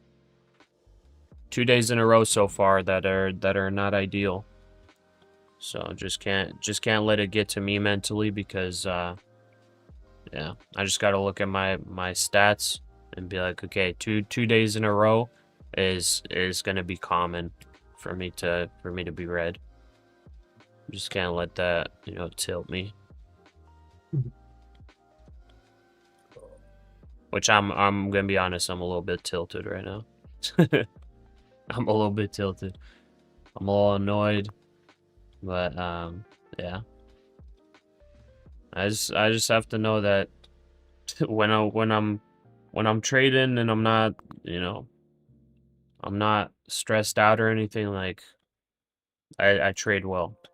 I just have to survive days where I'm not trading well, or survive Yeah, days man. where my strategy does not work. But yeah, the NQ crazy move here. This was a big fake out for me. Dude, I'm so saddened to put 2 micros on that gold, man. Oh, for that gold short? Yeah, I'm still at short right now. So I'm capturing about 11 points. 10 Yeah. points. I'm waiting for it to drop a little bit more though. I'm gonna get a little. There should be support at 508 on gold. Yeah, exactly. That's what I was thinking. 508. Okay. So that's exactly where I'm gonna. And NASDAQ's bullish though on all this. Also, if at some point 26K breaks, then my whole hypothesis about, I don't know if I could even say it's a theory, but my whole hypothesis about Wyckoff distribution is going to be invalidated. So as long as we don't break this high here in these next couple of weeks, and we are in this area somewhere around in here, then I'm going to assume that this is Wyckoff distribution happening. If this breaks, I'm going to invalidate that whole thought. What'd you say? Sorry. I'm really hating myself. I didn't take that long. Yeah. Yeah, I mean, I was looking at the moving averages and everything in the levels, and I was looking at this, I was like, okay, 800, if this is mega bullish, 7, I think I put like 785 So it's Wednesday for like as next still pretty opinion day. bullish, and then 760 is like absolute bottom but still bullish. And it actually, like, that's where it got to 760, and that was where my third contract came in. So I got 1, 2, 3, And I was like, if it goes below that, I don't want to hold. But then it started forming this bear flag. I should have just kept my stop here. But it's formed this bear flag and made this low right here. And I was like, okay, since this is forming a bear flag should not break any previous lows. So I set my stop right here just to save myself 4 points. And then it ticks right through it. And then goes long. Ugh.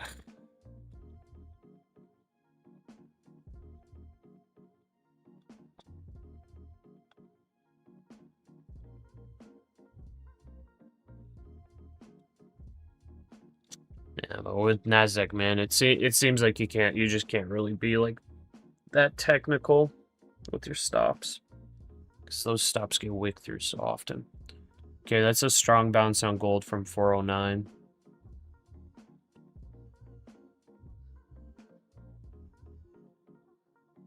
Yep.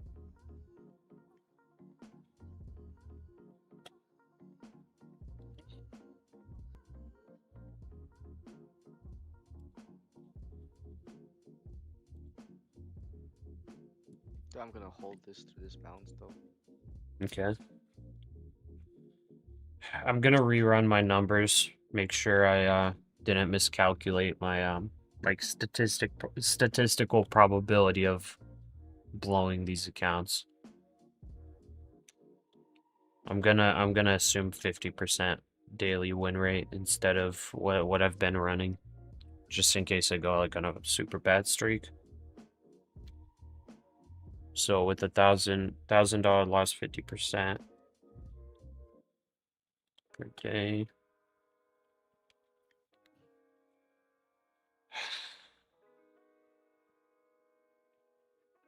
Okay, still super well, not super improbable, but fairly improbable.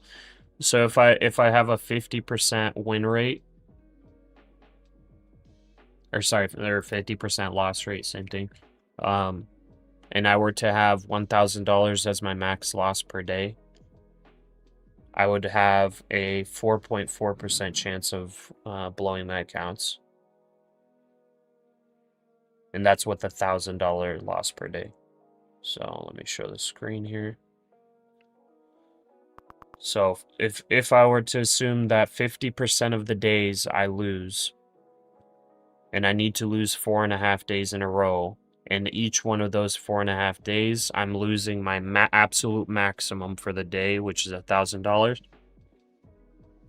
There's a 4.42% chance that I lose those 4.5 days in a row. To deliver 25 basis point rate cuts. So one out of about 22 or so. One out of 22 trading days this year. With this probability, I will hit my max drawdown. 1 out of 22 approximately. So it's like just wait for next week and yeah. I mean, so I think that's pretty good. That's a pretty good probability, especially because my if I go to just my performance overall, like my performance has been not the greatest because I've tilted multiple times. Like if even accounting for tilt and everything, my loss rate is about 33%. This month was actually better than last month. November was better than December for me. So November was 32% loss rate. December 33% loss rate. But I'm assuming worse than this. So I'm assuming 50% loss rate. Here it's 30s. So with even 50% loss rate, it's only 1 in 22. According to NBC News, 3 U.S. Less than senators 5% chance. Apple and Google to remove X. I just gotta look at that just so I can like from calm App myself down a stores little over bit of like, sexual okay, images. it's not that bad. It's not that bad. Yeah, the numbers don't lie. Yeah. Like you get a bit in the red and you're like, oh crap, this like we're screwed. But like actually not really.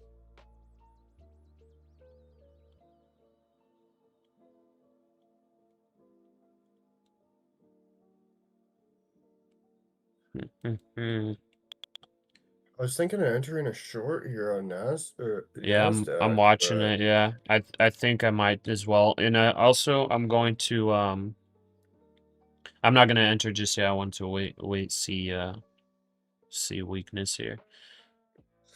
It's just slowed down a little bit, but I honestly wouldn't be surprised if this level gets swept. By the way, if it does come down, but I think I'm gonna just go 1 micro.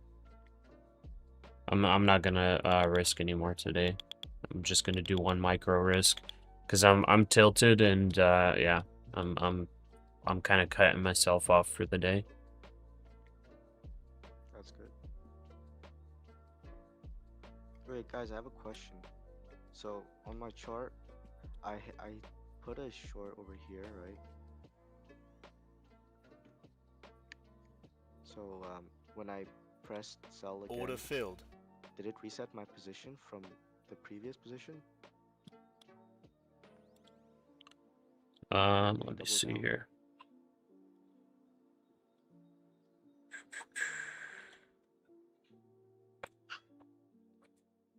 Can you repeat your question? Yeah, so I entered a short over here, right? About this level. And then I saw that I was on my chart, I saw that I was retracing around this level. So I entered another short over here. But then, so does it mean it reset my position from being over here? No, so where's your average on there? So usually when you add to a position, it's going to adjust your average price. Oh, really? Yeah. Oh, okay. Because like it only makes sense, you know, like if you short at like I'm just gonna use simple numbers. Like if you short at $100 and then you add 1 more short at $80, your average price on that short is gonna be $90. It's gonna be in between. Oh, okay. Yeah. Yeah, because I had $90 of unrealized profit from that, and I doubled down, then it decreased to 40.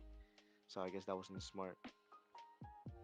I mean, it decreased to 40 because your short started going against you, and then when you added on, that second short started going against you. Oh, so I thought then it was just it's gonna be 2 positions, just 1 here and then 1 here. No. Oh. You have 1 position, it just changes where you are.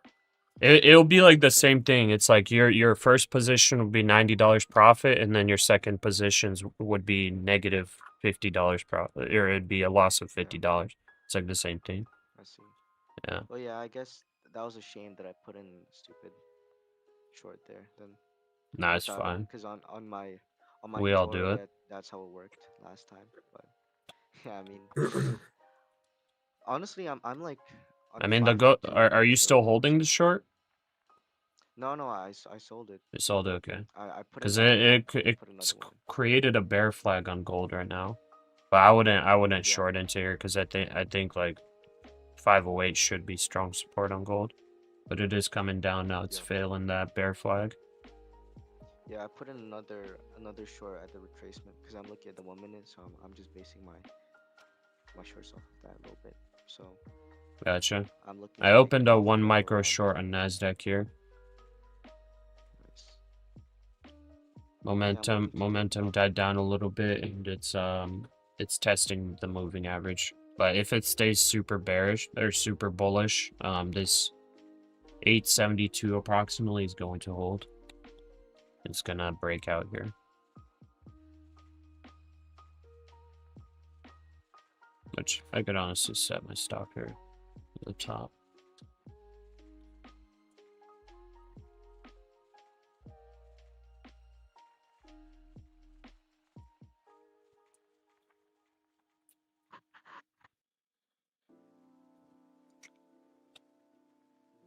Potential Mickey D's here on gold. It's on the 1 minute though, so it doesn't make sense.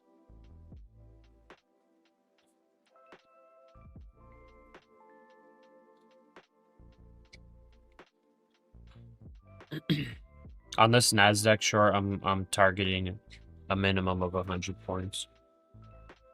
I'm just gonna trail my stop.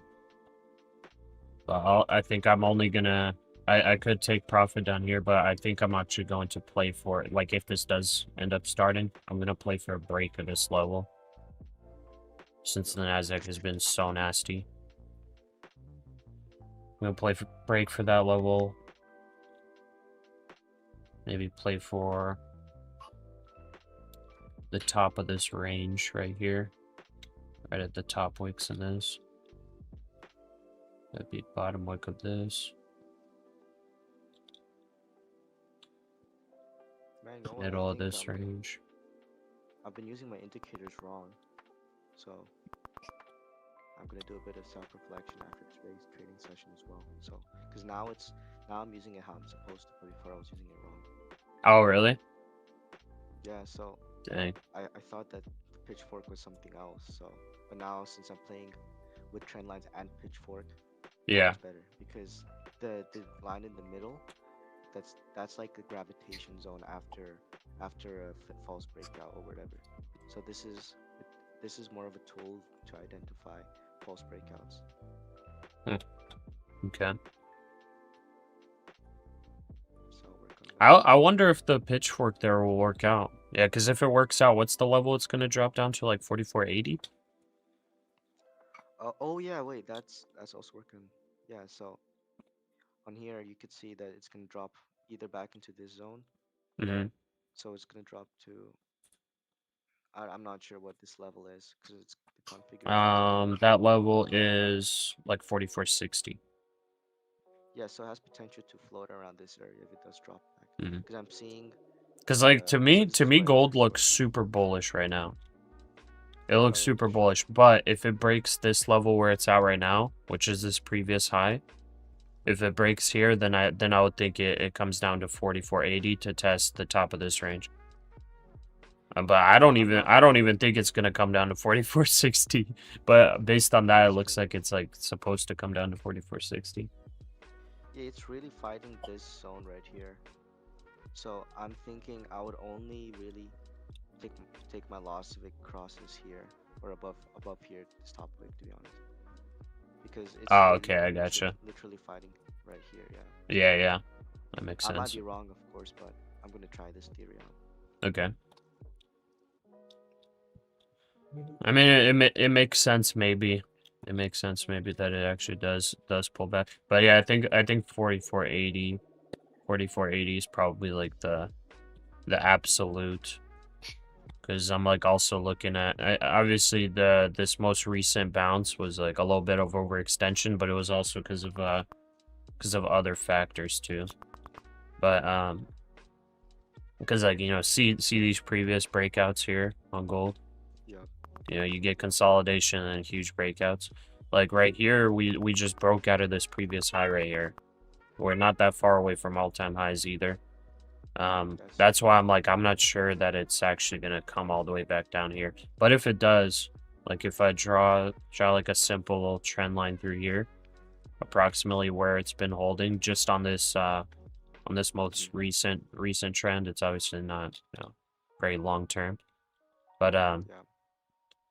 right here, the bottom of this would actually be like 4460 if it comes down. So that might be like a like I would be kind of worried to short it, but that would be a crazy good long spot, I think.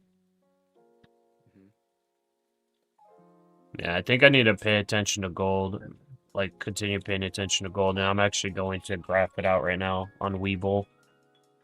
Because I need to take advantage of the gold trades. Oh, for sure. Is like gold is mega bullish. Gold's movement is not as crazy as the NASDAQ. So like I really need to take advantage of it. Take points on that.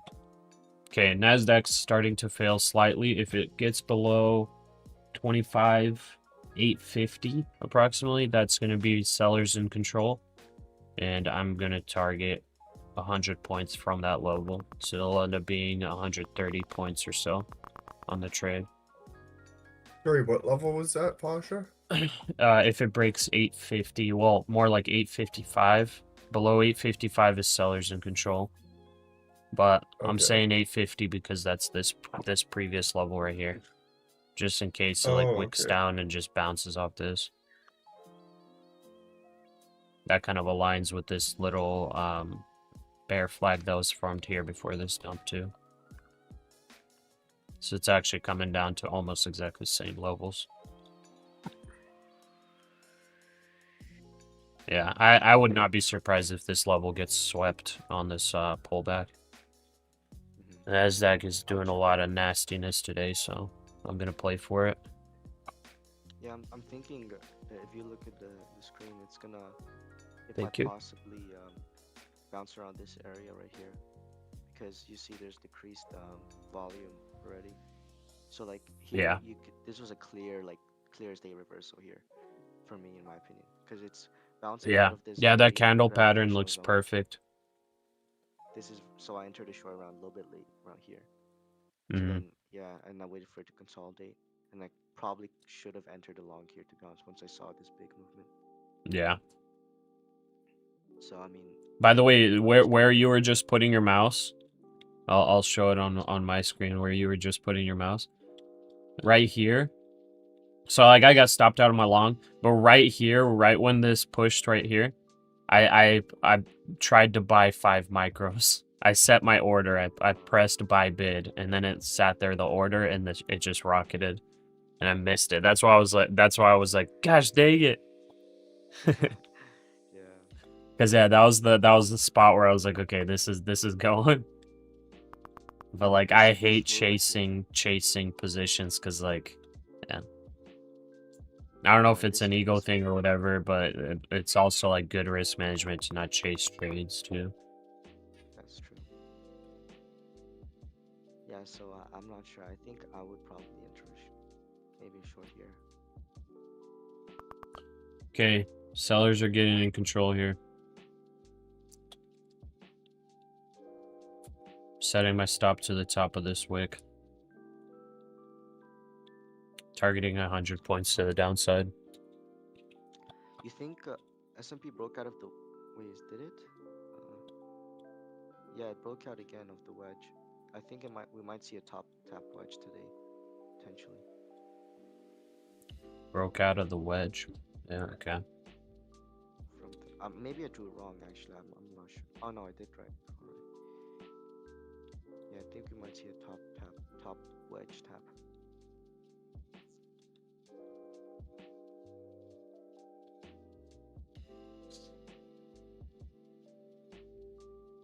Man, this will be so incredible if this is going to be Wyckoff distribution over this week.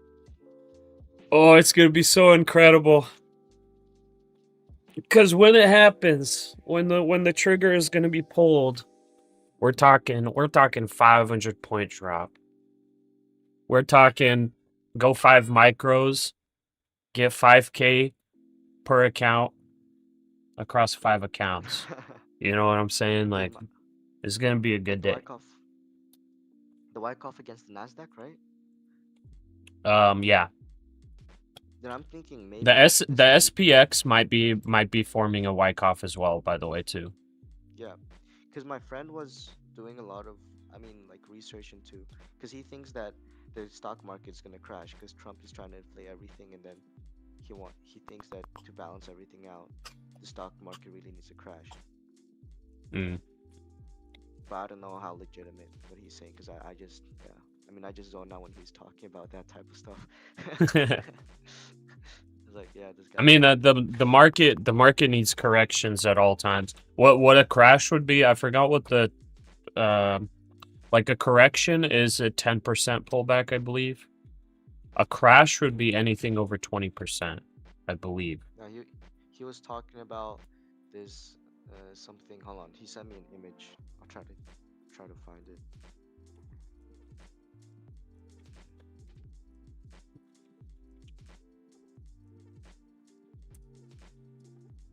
Let's see.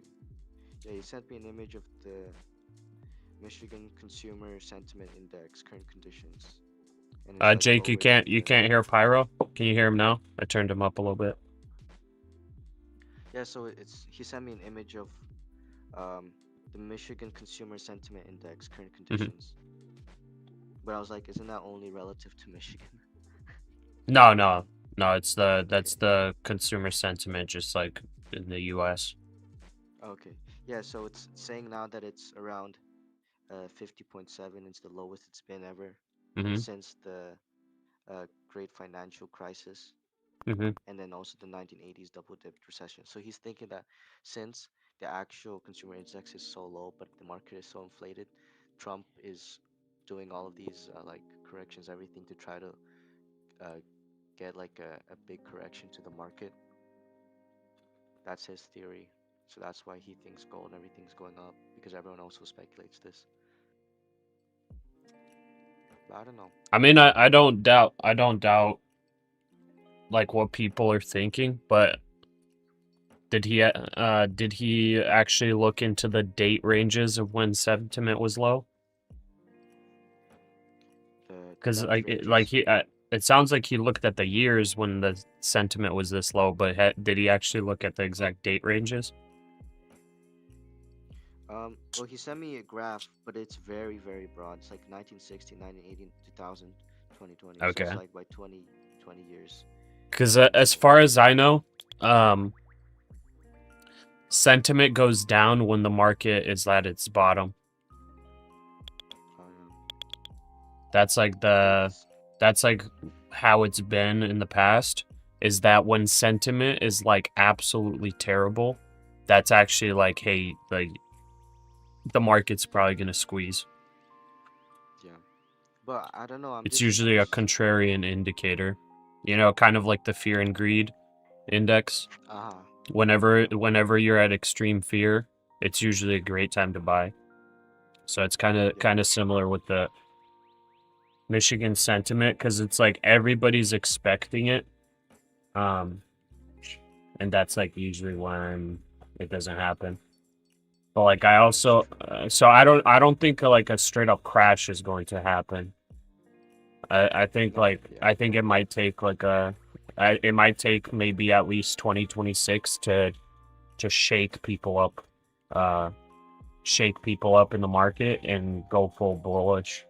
Because if like there's this guy FX Evolution on YouTube, he puts together a lot of really interesting data, and based on historicals, historical market cycles and everything, based on how the market has been the past several years, we're probably looking at a pretty volatile 2026, but still bullish year.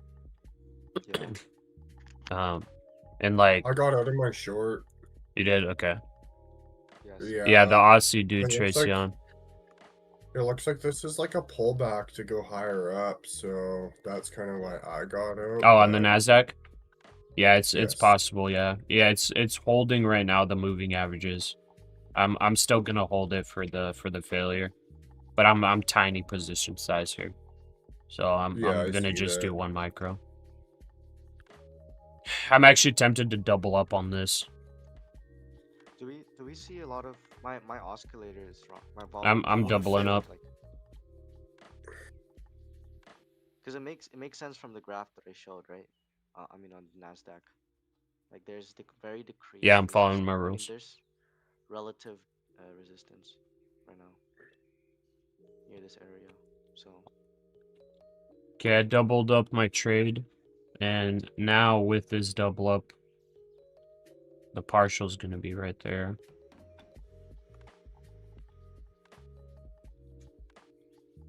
Let's see. Bulls are holding control right now.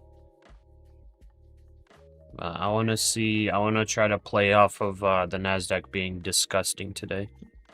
So I'm going to do kind of the opposite of what I think it should do, which is stay massively bullish.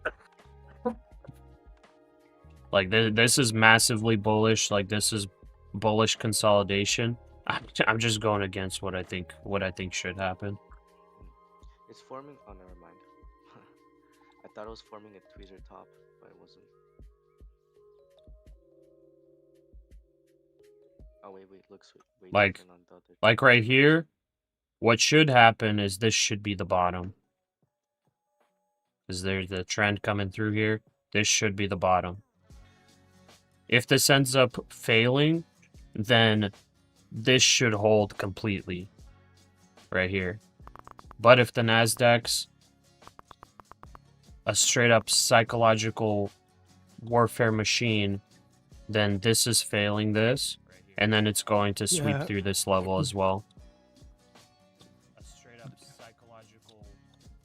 Let's see here. I'm going to set stop at break even here. And then it's going to sweep through this level as well.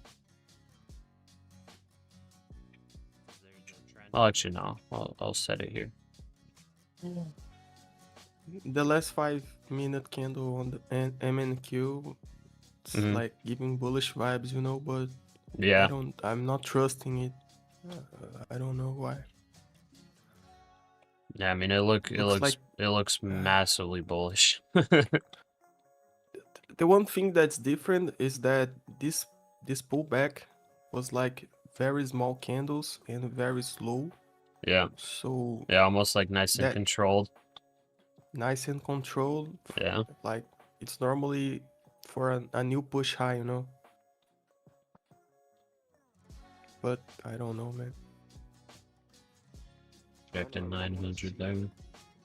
It is short a key level, 950. And you get that 1 minute wants to push up. We'll see. Just saying, right? What does Like- your indicator show? It showed a buy signal on 803. Let's see here. Right down here, it showed a buy signal. So on this candle right here,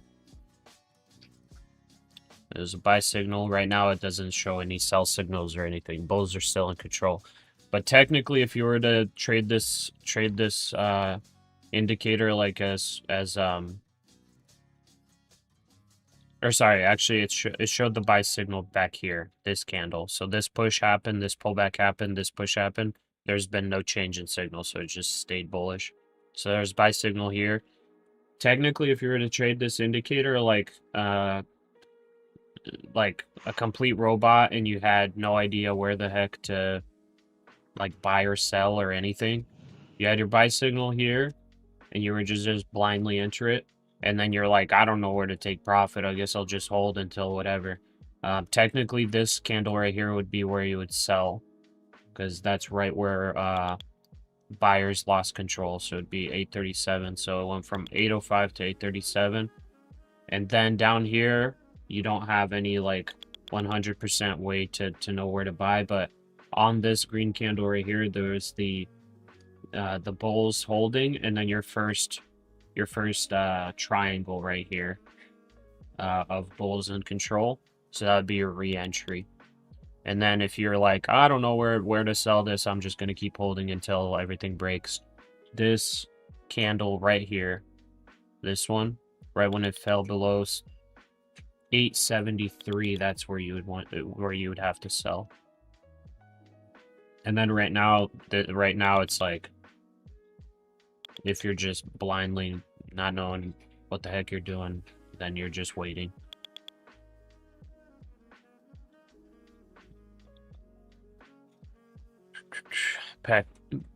Back to high of day. We'll see. I don't trust it. I'm just doing the opposite of what I would want to do. That's just all I'm doing. My graph just lagged with that push, by the way. That was weird. Yeah, same. Wow, supercomputer doesn't help me there, does it?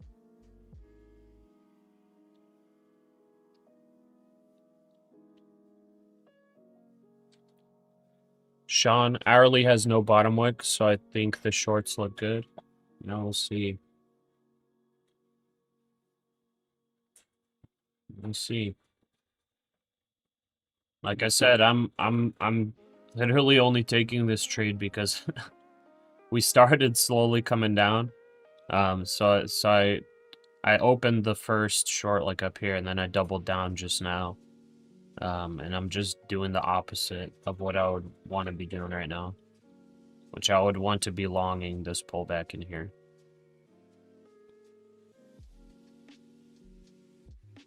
The NASDAQ is just nasty. Nasty NASDAQ. Yeah. Breaking hearts. What'd you say? Breaking hearts. Fridays always suck. I mean, today, if you didn't get shook up, today was actually a crazy good day. I unfortunately missed multiple entries, or got stopped out. So I mean, by the way, today the market was like very choppy in the first like hour. I was down like $800 within like the first 1.5 hours. It's Stop unfortunate. filled. Okay, stopped out of my short. Okay.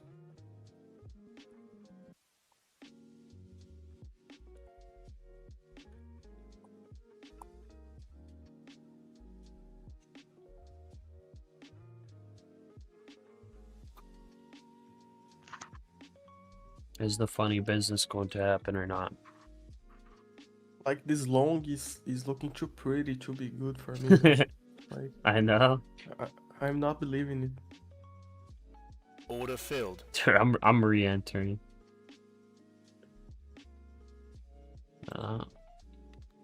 I'm re-entering, dude. I'm gonna risk another 13 points if I get stopped out. I'm taking a break and going back to 1 micro at a time. Bulls are in control right now, so I need to get back below 860 for sellers to be in control.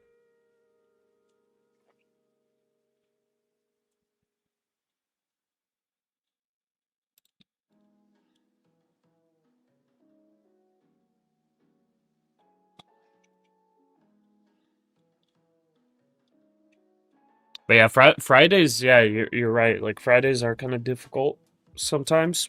Sometimes it's the Mondays that are difficult, but or sorry, like they're ugly. Like not much good trades unless you're like a little bit lucky maybe or just ready for it. But yeah, today crazy moves today. I just unfortunately I got chopped up a bit and then I missed the moves. I actually played against a move that I should have been playing towards. Morgan Stanley expects the Fed to deliver 25 Yep. base point rate cut in June and September each, versus prior forecast of cuts in January and April this year. I thought I wanted to see this short through, but then I got stopped out. Stop filled. Okay, squeezing upward. So I'm gonna invalidate that then. I'm just gonna wait now. So I've got only $114 left till I'm like actually cut off like 100%. I'm not allowed to go over. And we have a lot of new viewers, so I'm going to talk about this real quick. This is like a thing that I just started doing in November, based on a recommendation.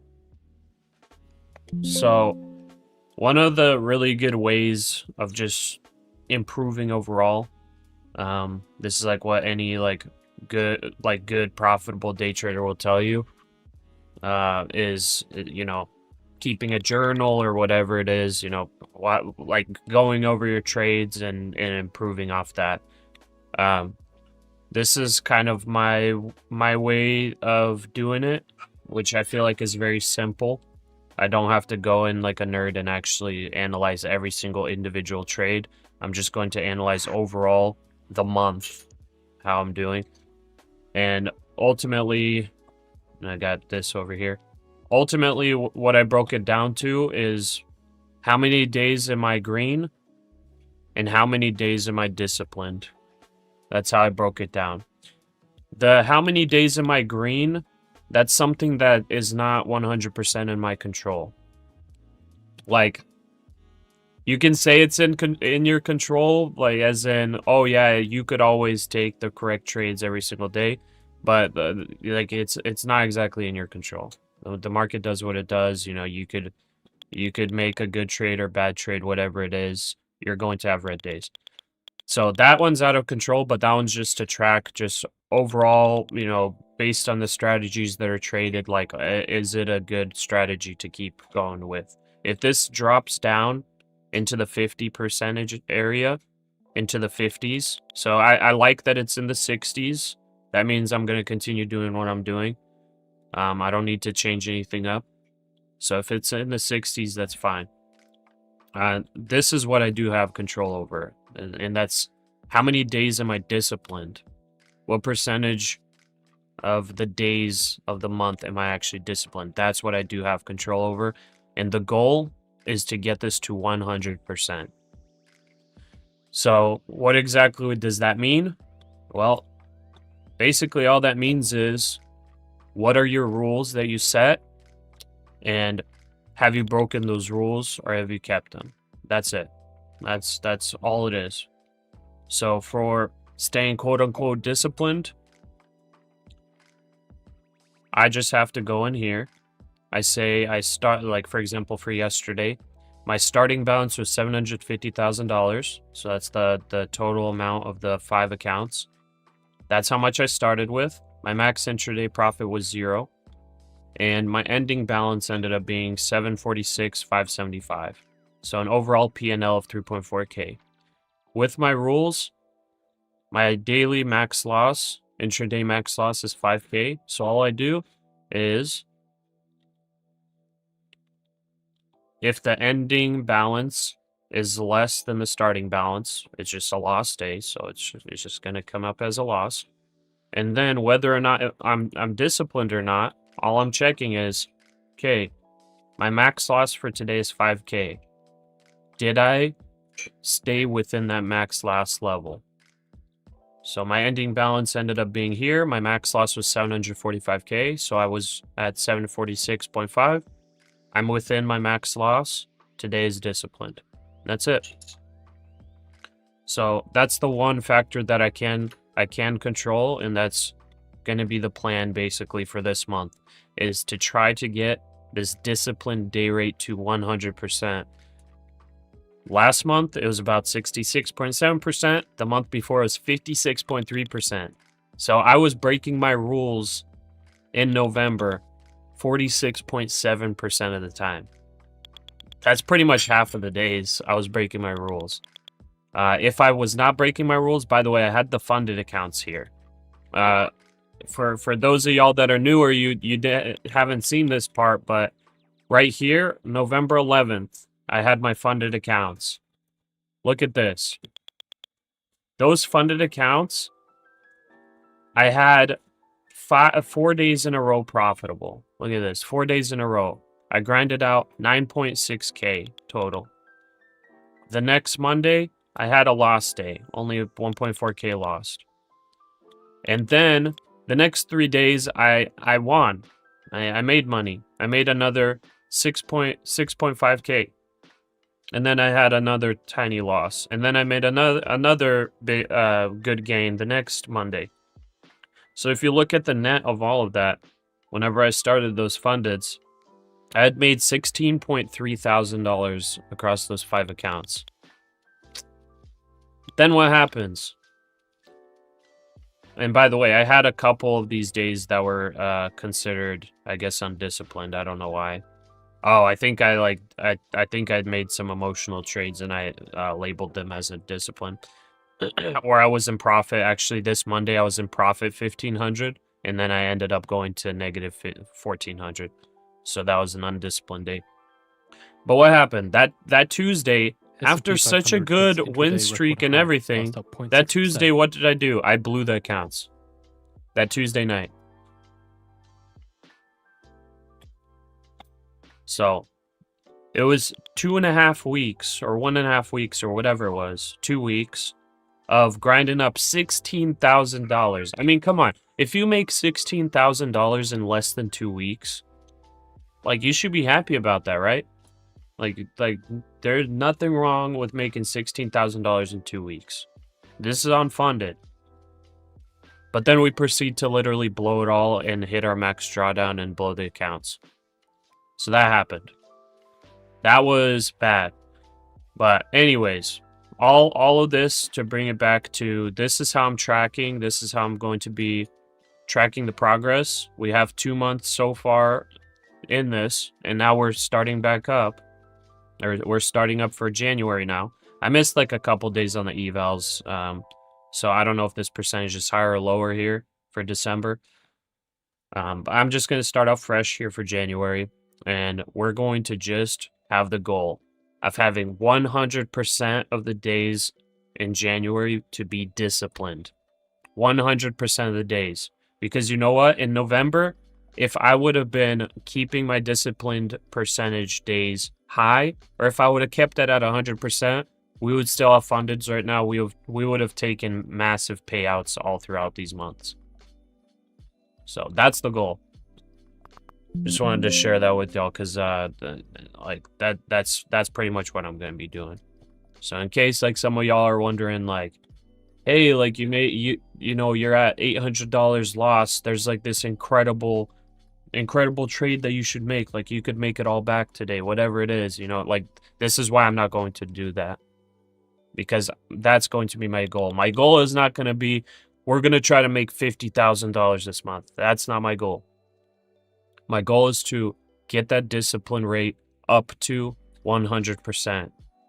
When you trade disciplined, that's when the profits will come around. The only thing that really needs to be adjusted for profits to be increased or decreased is just your risk. That's it. And by your risk, I'm talking about your amount of contracts. The most important thing is just making sure your discipline is there. Make sure emotional regulation is there. Making sure you're consistent with those rules. Guys, like you're seeing here live. Yesterday I had my fundeds. I got my fundeds finally for the first time in a while. We had a red day. Just a reminder about the room. Today, second day of the fundeds, we're in a red day. WLRM Public Media. No text is It sucks. but a Q&A is for the moderator. It sucks. It sucks for me most. Like it sucks for you guys watching because I'm not gonna be taking all these random trades. But it sucks for me even more because that's money that's coming out of my pocket. But that's what we got to do. So I'm gonna be real with y'all, and I'm going to try to be as disciplined as possible and hopefully be a good example. Because honestly, the majority of people getting into prop firms, they're going to be blowing accounts and losing money. It's in the upper 90 percentile range of people losing. So I want as many people on this channel to not be part of that statistic, and I'm honestly serious about that. Like there's a lot of the streamers, the YouTubers, whatever, that are doing day trading. They're not going to share that with you. They're not going to want you to be like super profitable. They don't want you to be like you know, passing evals and then making a bunch of money on your fundeds. Like they would maybe love a couple people to do that, to be like, oh yeah, this guy, I did their course and I became profitable, blah blah blah. Like honestly, the majority of them, they want you to go high risk and continue blowing accounts. You know why? Because every time they use the code for a discount, they're getting money for it.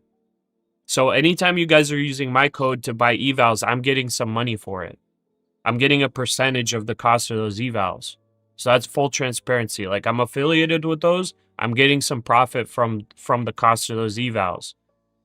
Like I mean, it's probably a given. Like most of you guys probably realize that. But for those of you that don't, like that's what happens. But I don't want to be making crazy amounts of money off evals. I want to honestly be having you guys like be profitable. Like I would rather make less money from all of that stuff and us be profitable together and actually have like a good community, because that would actually be enjoyable. Instead of like me being like, guys, we got to take a 50 mini long right here on this bull flag. Let's go. You guys can do it. Just keep risking, keep doing it, keep pushing. You can do it. I know you've failed like 50 evals in the past month. Like it's going to be all right. You have more money to spend. Like, dude, we're not doing that. We're not doing that. Like this is real stuff. Like all of you guys in here, the majority of you guys actually want to long-term trade. You want to be day trading long-term. And guess what? The reality is you need to break out of that statistic if you want to long-term trade. If you're not going to do what is necessary to break out of the statistic, which is going to be very difficult, but if you don't have, you know, what's necessary and you don't have what you don't want to take the steps to actually break out of the statistic, you're just going to lose money, guys. And if that's the case, like, don't even do this. Don't even get into this. Like, this shouldn't just be like some gambling slot machine where people are just like, oh, whatever, I do this for fun. I know some people might do that and, like, you know, to each their own. But for the majority of y'all that don't just have a bunch of money to blow, like, don't get into this if you're not willing to take the steps and, like, actually put in the work and actually get disciplined and actually take boring trades and actually be bored for the rest of the day when you hit your max stop. If you're not ready to do that, don't even buy evals. I'm serious.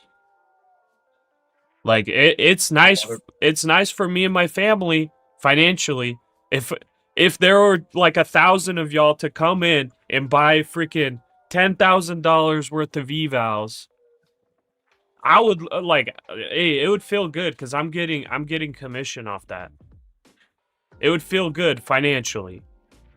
But I'm morally, like, I can't be like that. You know what I mean? Like, I can't just be like sitting here lying to y'all being like, guys, you gotta keep going, you gotta keep pushing. I know you're unprofitable. Keep pushing, you can do it.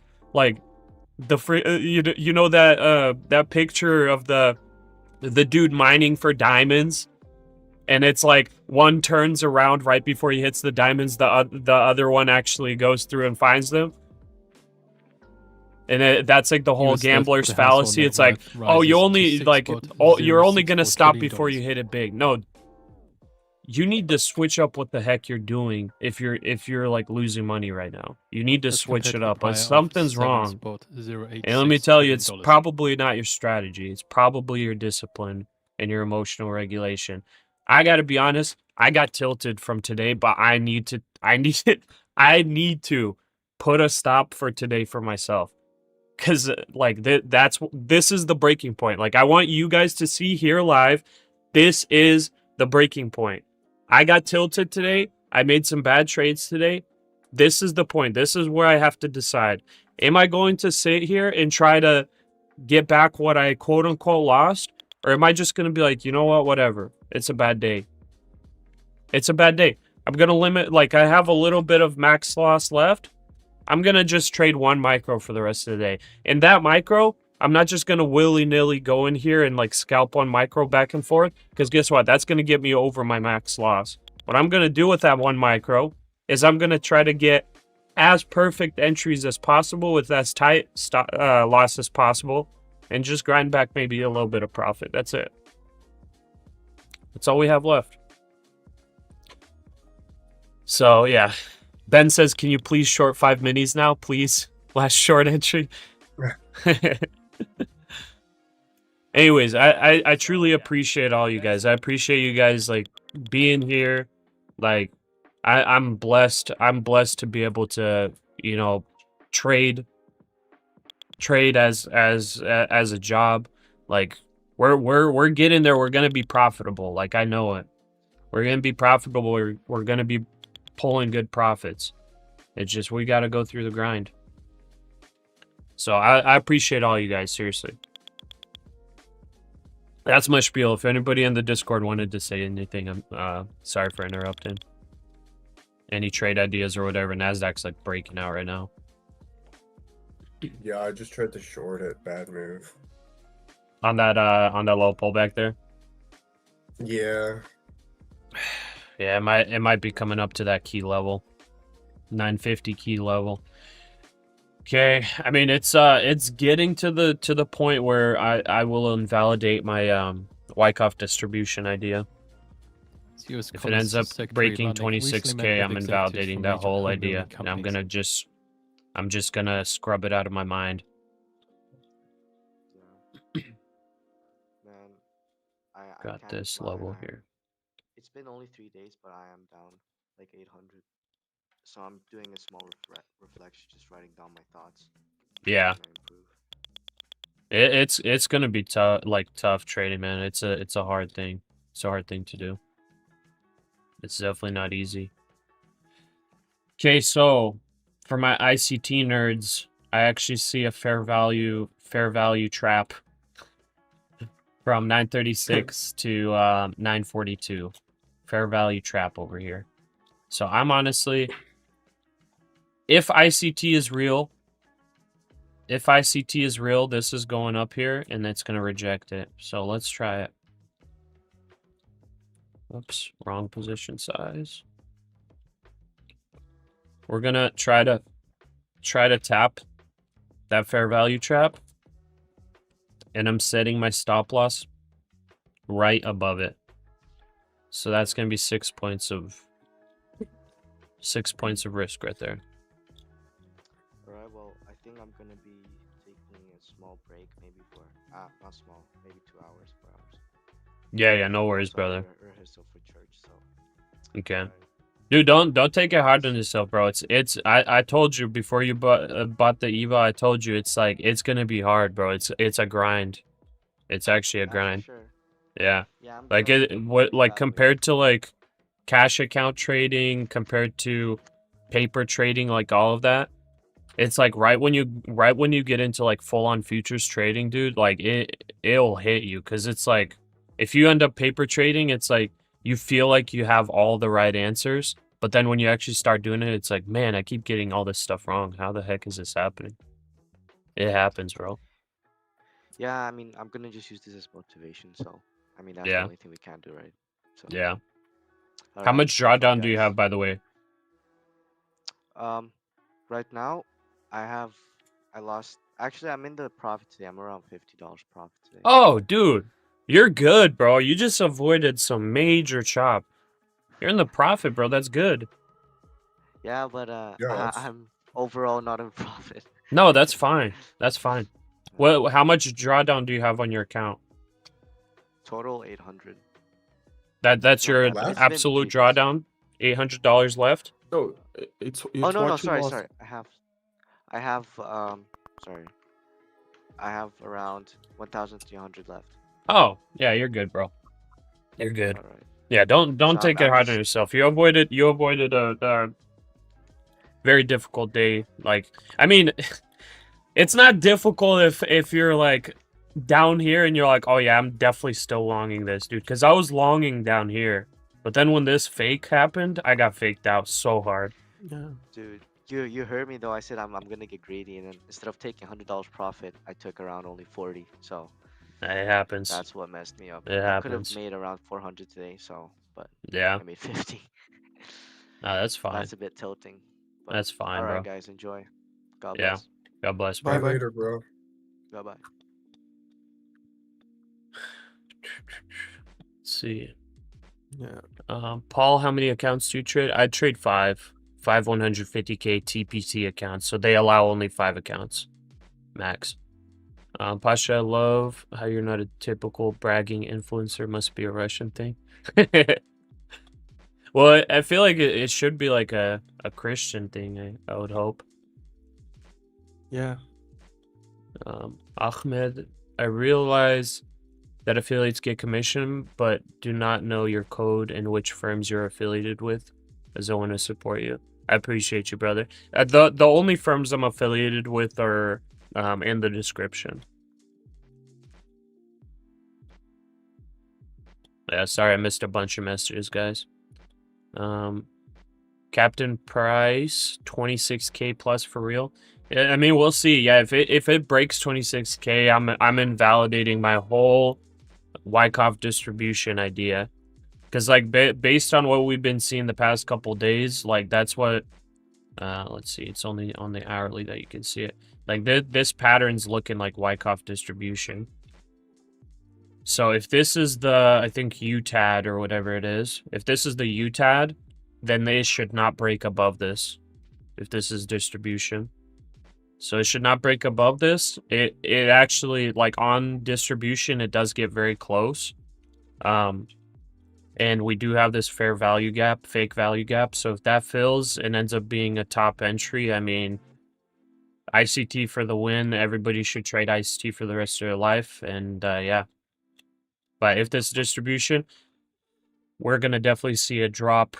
Maybe not to today's lows, and maybe not today that we'll see the drop. Maybe we'll see just some consolidation here. Fed's busted Next on week, maybe a WRN gap radio. down into Says here. high-end consumers have been Basically, spending, this whole and the economy area has right been here is going to resilient. be In many ways, consolidating US during has had a long distribution. K-shaped economy. So we could see rejection here back into consolidation somewhere around the 800s potentially.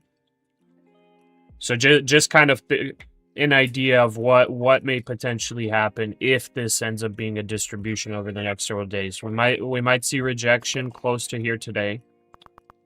Yeah. Consolidation Shorted around 920. 800, maybe close around this area.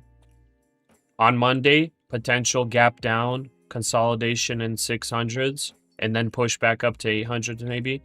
And then you get the final consolidation in here to get as many people on the wrong side. So it would probably be consolidation around the 900s, looking as if it's going to break, and then slow grind down and dump and break these levels. Bostic says now ended pandemic supports. So that'd be distribution. Sorry? I think I might look for another short here. Okay. I'm short But 920. Dang, my fake value gap didn't hit. I'm gonna keep holding until fake value gap. Let me just verify if there's any other thing over there. Fake value gap. Yeah, it's right there. No. So if ICT is real, we're gonna fill this order. I technically could. 935. So 943 would be the absolute stop loss. I could maybe take 2, honestly. Take 2 and then set 2. That.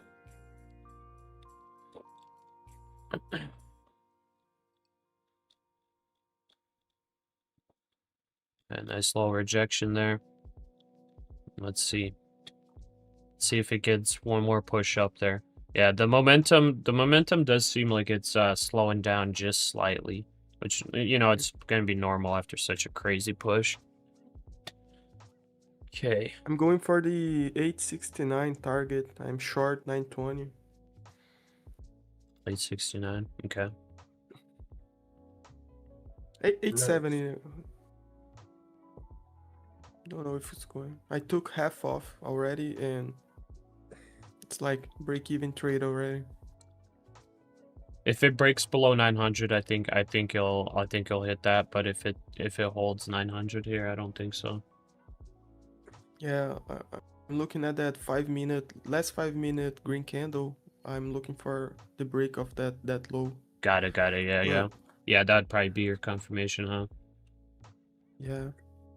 Bostic says inflation It's issues like- are still one of the it's economy's like main challenges. Just to be green on the day, you know, but it's Yeah. not looking good.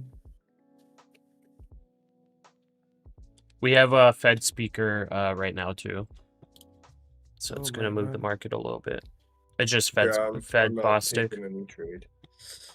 Motog, Pasha, could you please share your monthly win rate table so I can track my results? Yeah, I can share it. Let me check here. I got for that thing I have to what's it called? Bostic adds it's very important. Sanitize the file. Because you know how Bostic adds it's whenever very you important to create get Excel inflation under control. spreadsheets, it has your personal data in there. I don't know if you guys are aware of that, but I need to sanitize Yeah. it just in case. Don't leak anything, man. Yeah. You'll never know who's watching. Yeah. So I'm just gonna make sure. Yeah, it's gonna sweep the high again. Bostic adds that cost pressures are not just from tariffs.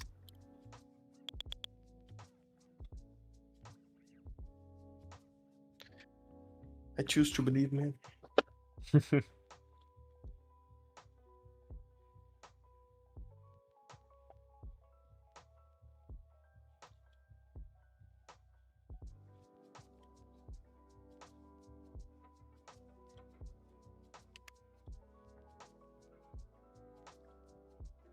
Bostic says, I'm hearing about stress from sectors that depend on foreign workers.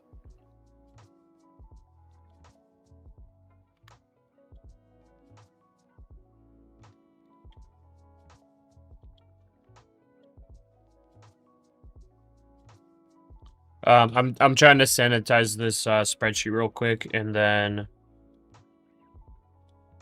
I'm setting up the. I'll try to clean this up at some point too. I could put it in the Trade Titan Google Drive as well. I'm checking this real quick.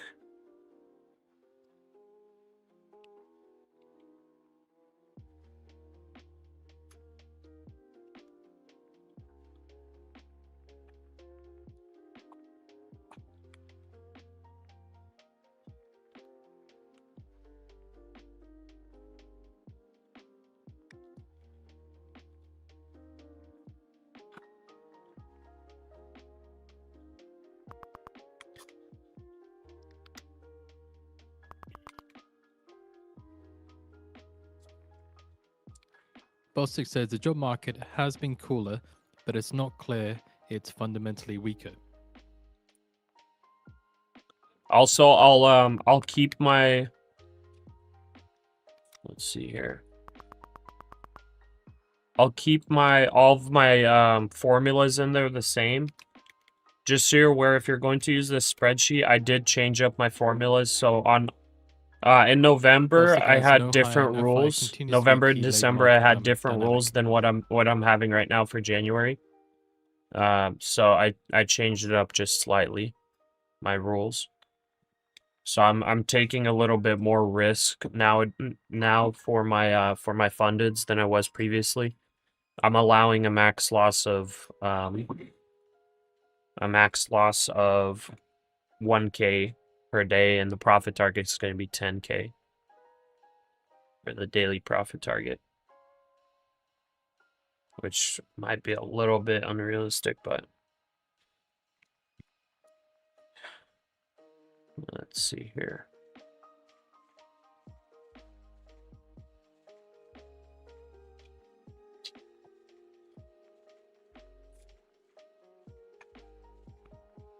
Okay, now we sanitize.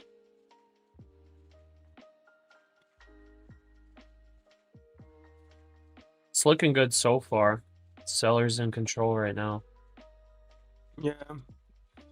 I took a little bit more off. Nice. Yeah, get short.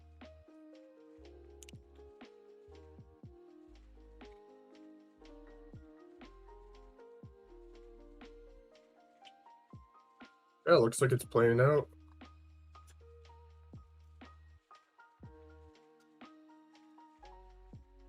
It's entering in fake value gap right now, so I'm afraid.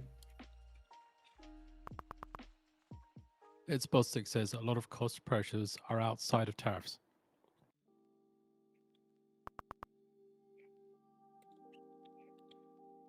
Okay.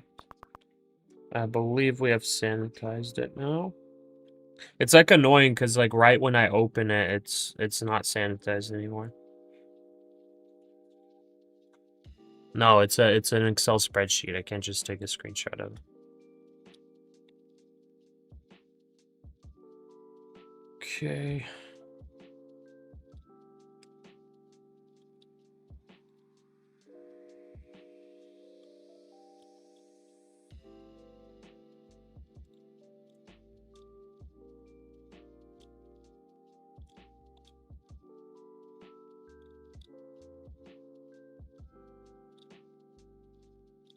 Okay, I'm dropping it in the trading tools section.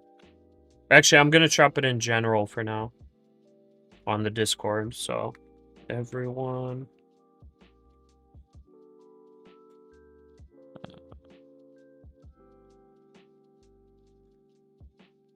So anybody that wants that spreadsheet, if it's helpful for them, I just dropped it in the Discord, in the general chat.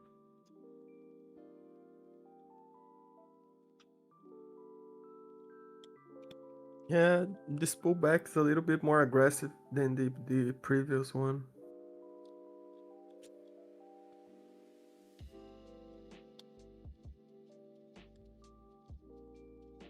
Yeah, a little bit. I got this box, whatever I had it set here for. So if this box is even in play, then 880 should bounce.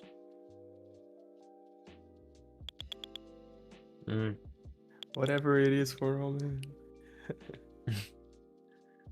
At some point, it was irrelevant. Yeah.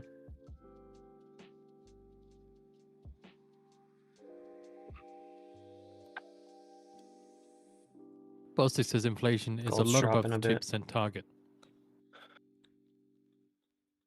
Okay. So we're gonna catch up on messages. But yeah, Motog, it's on Discord now. If you want the Excel spreadsheet for yourself.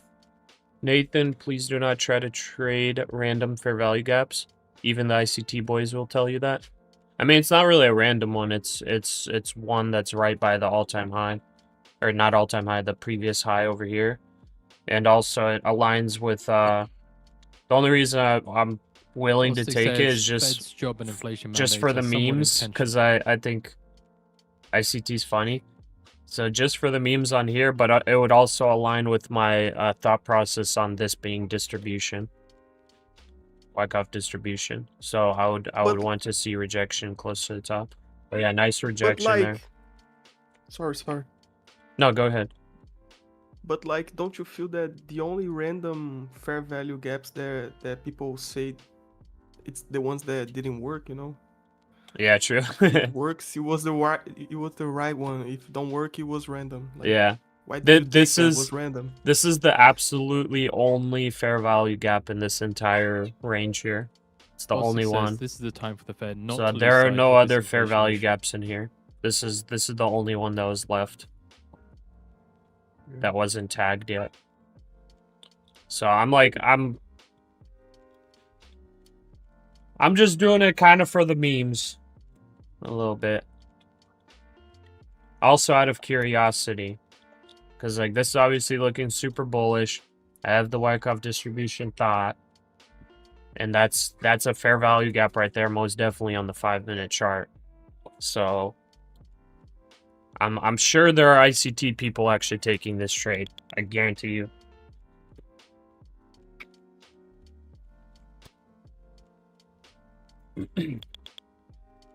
But like these fair value gaps from a previous day or not? Yes. So like how will price remember like from Well, 2 or 3 days ago? apparently those fair value gaps are like whatever order blocks or whatever the heck it is. So it's like it stays for. I don't know. Like, Didn't the ICT guy say he like worked with institutions? So these levels are levels of interest for institutions. So it's like whenever a spot like that appears, it's like that's where institutions want it to go to be able to get a good price, good order fills. yeah. So like it wouldn't matter if it's a different day or not, I would think, if it's the institutional level, and that's the case with these fake value gaps. It's funny calling it fake value gap. Yeah. Can't call it the normal name now. Yeah. I'm just like messing with anybody that's ICT in the chat, but honestly, I don't hate y'all at all. I'm just like memeing a little bit. I'm trolling you guys. Hello? Hey, what's up? Hello. Hello.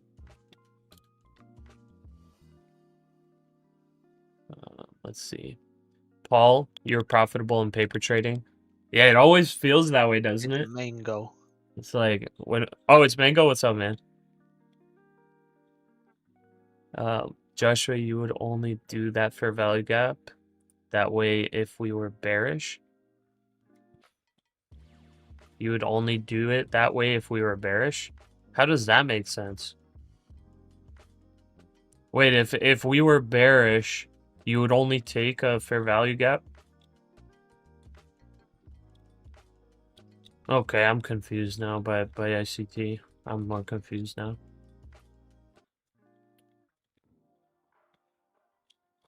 ICT is so weird. I don't get it. This technically is a bearish fair value gap, but you're saying to never take that trade unless we're bearish? But how do you get up to a fair value gap without being bullish, at least temporarily? That means only bullish fair value gaps would be taken ever, and never bearish fair value gaps, because the only time you get really fast movements, it's to the downside, it's never to the upside. Anyways, I'm confused. I guess we'll see. If it ends up working out, guess what? We'll say that that's exactly how you're supposed to trade fair value gaps. Yeah, We'll Fair have some value gap can confirmation. either be to the upside or the downside. Yeah, It's exactly. like both. yeah. This one on the 5-minute just worked, you know, from this last push up. So guess I'm on the It's fair Bostic value says gap the side Fed right can now. do a lot Heck to get yeah. inflation back under control. Let's see. I'm gonna get caught up on this. I'm super behind. Whoops, sorry guys. Calling a drop to 850, Wizzy. Okay. Yeah, I'm out of my trade. Captain said just go long. Did you close that break even, or you get a little bit of profit at least? Yeah, I Do you think took gold out will like fall? 4 contracts, Okay, and the last one was on break even. got it. Yeah, nice job taking partials on the way down. Yeah, it's the only way I can trade right now. DJ Kuhn, do you prefer TPT accounts over Lucid Pros? I don't know much about Lucid, so I prefer TPT overall. I like that TPT has like almost no rules. Like they're easier to trade. They're a little bit more expensive, but because there are a lot of news events you can actually trade through, they have the daily payouts, all that stuff. Like I've had a really good experience with them. That's why I like them. But I don't know anything about Lucid. So I only know about the prop firms that I'm currently affiliated with, because whenever I got affiliated with them, I just wanted to make sure I know somewhat how they work, and like obviously I wanted to check that they're legit and everything. And like a couple of the ones that I'm affiliated with right now, I only affiliated because somebody on stream said they really like them and they wanted me to get a code with them. So I did, after like making sure that it's actually a legit firm. If this rally stalls during lunch, it may be a signal for an after lunch sell-off. Maybe. So Yeah, far, it's looking just like a nice wedge grind up. up. Yeah. It's Man, looking it like a would have been wedge up. nice to long this back in the 600s, huh? Would have been a nice long in the 600s. Bullinuck's not 91% anymore. Yeah, it's 45%. Just ain't right. This Trump tariff decision, you think they delayed it because some of them want to unload their position? Possibly. I wouldn't be surprised. Did they? Does anybody know when the tariff decision was delayed to? Because I don't think Financial Juice mentioned it. No, No. I didn't see Okay. it. But what was Might not be funny was public. that the news, after the news that was delayed, the market dropped like almost 100 points. So Yeah, probably people were bullish on the news, probably, you know. dude. I didn't understand what the heck the market was doing. That's what faked me out. It's like it got delayed, and it's like, okay, I guess it's good, and then it dropped like over It dropped 100 points. Yes, because like probably people were long on the news, waiting for a good news, and like was I delayed, guess. they got out of positions. So like, I mean, because after that, price just dude, broke it up was and started like a doing whatever. perfect fake out though. It was a perfect fake out because like think about this. We had a pullback here, right? At open, we had a fast sell off at open, and then strong buying. At open, we had a 150 point jump Yeah. after some selling off. So we had data drop, first of all, this morning, some pretty important data. That was a big jump. That was a 70-point jump and then grind up for another 50 points. Then, for whatever reason, started selling off. And then at open, had a big sell-off with huge support. After that happened, we started creating this wedge. Right when this started breaking out the wedge, look at this. Look at what happened. That news dropped. This actually broke to the upside of the wedge. I got faked out. I got triple faked out here. This broke bullish out of the wedge. You see this? This wedge formed very tight. It broke bullish out of the wedge and then instant rejection back in. Next 5-minute candle. Huge bearish, broke the low. Yeah. So it's like, if you see something like this, like you see all of this happen, you see something like this, it's like, okay, after all of this, the market's going down. Instead, it's not. We were on the Discord when that was happening, and I think we mentioned that, man, this looked like a sweep. I mentioned at least this was looking like a sweep on the downside. Yeah, all this getting all the stops out. Yeah. Yeah, because I don't know, man. Yeah, I mean, I agree. It was a sweep. Yeah, it's just, man, it's so nasty because it's a fake, then a fake, and then the true move. Yeah, and the candle reached the middle of yesterday consolidation, so an important level, Yeah, and that's what I was scared of too, is staying in here. So I didn't even try to long in here because we got back into this, and I remember yesterday's price action here. Yeah, that was bad juju. So that's why I was like, I don't really want to short. I don't really want to long, but I shorted as if the wedge, but then it kept running. So I don't know. I got messed up in there. Yeah, but it's too big of a candle, 100 points down and 150 points up, one after another. So that messes a lot of the price action. Yeah, it was stops nasty. Get very big. Yeah, agreed. Yeah, those, honestly, I shouldn't have even been trading. I'm very happy that I lowered my position size. I was actually trading 60% position size here, because five micros is what my max, and I was doing 3 micros, and with 3 micros I lost $700 very quickly. Yeah, if you go long on a candle like that, the reversal is 100 point stop, so 5 micros is $1,000. So yeah. Okay, let's see here. This Trump tariff decision, you think we read that. Mark, so pleased to finding this channel. Appreciate you, Mark. Thank you for joining. Chris, it's lunchtime. Cutie Hulo says short till the low of the day.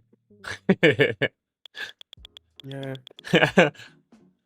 I mean, I doubt it.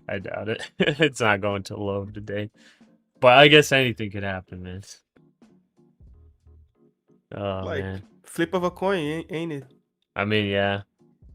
I mean, if you're gonna be targeting low of day, your risk to reward is pretty massive, at least. If that's truly, if that's truly your thought, then I guess you can set your stop at a little bit above 26K, and you risk at this level you'd be risking 70 points maybe, and then your target is 300 points. So it's a 1 to 5 risk to reward trade, but it's it's high. I don't know, 1 to 5. So technically, if you were to want it to mathematically work out, then you would want the scenario of this kind of movement to completely reverse at least 21% of the time. That's how you would make that trade profitable. Because trades don't have to be oh, that's 70%, that it's gonna go up or down or whatever. You can take trades that are okay, there's a 20% chance, As long as the risk to reward is good. Like right here, I don't think there's a 20% chance that we come down here. I think it's much lower. That's why I think this would be a bad trade. Like a move like this on a day like this can only happen if it's driven by some news that comes out of nowhere, you know. Like Yeah. for me at least, there's no Yeah. motivation for traders to just short 300 points out of nowhere, you know. Yeah, exactly. As of right now, like, I think the risk to reward for looking for a lower high and then targeting like 100, 150 points, I think that's more likely. Yeah. It's more likely Like, for me- because if we look at like this trend coming through here, we had obviously big pullbacks on these, but these previous couple jumps here, we've slowed down momentum, and we also haven't actually pulled back really much. So I wouldn't be surprised if we stop through these couple levels.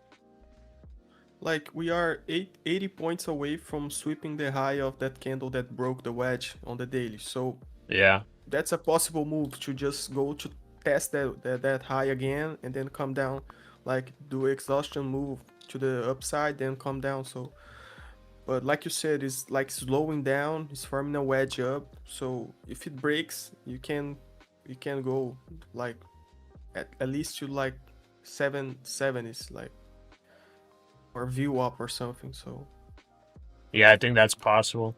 Yeah, because I was thinking like I with how crazy NASDAQ is, I wouldn't be surprised if they sweep this level here. No, because on this, possible. if it ends up like pulling back slowly, selling off, I could see a lot of people trying to long somewhere. I would think longing at like 800, setting stop down here. It'd be like a perfect way to get a bunch of longs in and then stopping them out before bouncing. For sure.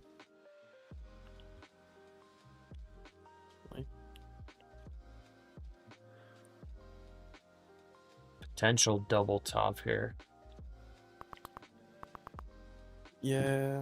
Is there a delay on the Discord? Delay on the Somehow? Discord? With the live stream? I don't think so. Yeah, probably a little bit. Yeah, slightly. if you're on the Discord, you have to mute I the can't live hear you stream. guys in Discord, but I can hear you guys in the live stream. Well, Oh, really? Oh, you know why? You have to open up your Discord settings.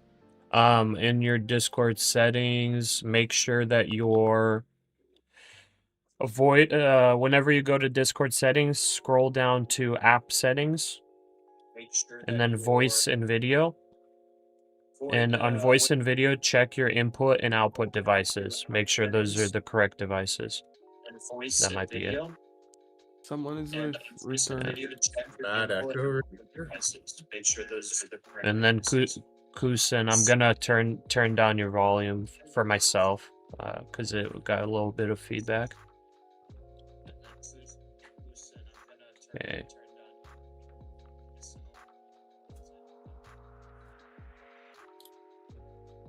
So sorry, Kuzen. I just turned you down there a bit. If you end up turning on like what's it called, noise cancellation or something, I'll raise you back up if anything. All right, I got you guys. Can you guys hear me clearly? Yep. All right, perfect. Yes. All right, there we go. I was wondering. I was like, how do I talk to you guys? Let's see here. Jaden's asking for me to make a video about how to handle red days. Guess we could.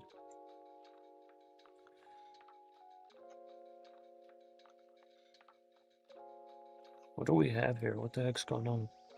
Got security actions? What happened? We got somebody hacking the Discord? Already? I don't know. I honestly have no idea. We have a bunch of suspicious members coming in. Yeah, I mean, it's slowing down. Like, if this candle's closed like this, I'm gonna short with the stop on the high, like the high of the day. Oh, you know what the security action is? Actually, it's saying that unusual join activity detected. There has been 25 people that have joined within a short period of time. That's why. I thought like somebody's like trying to hack it. It's just like I guess it's saying it's like unusually too many people joining at once or something. Like new members. That's crazy. You guys are blowing the Discord up. That's awesome. Oh, we're at over 500 members in the Discord. Wow. Wow, we got a lot of new people. Welcome, guys. Okay, gold.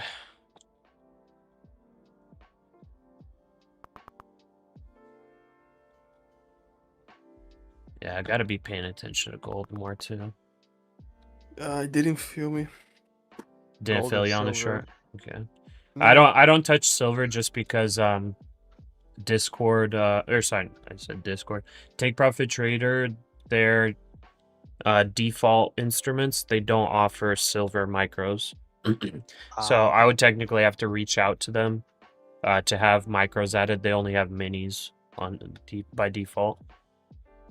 And I like for me, I don't really like trade. I don't really want to trade silver very much anyway. So like I don't even want to reach out to them to have it added.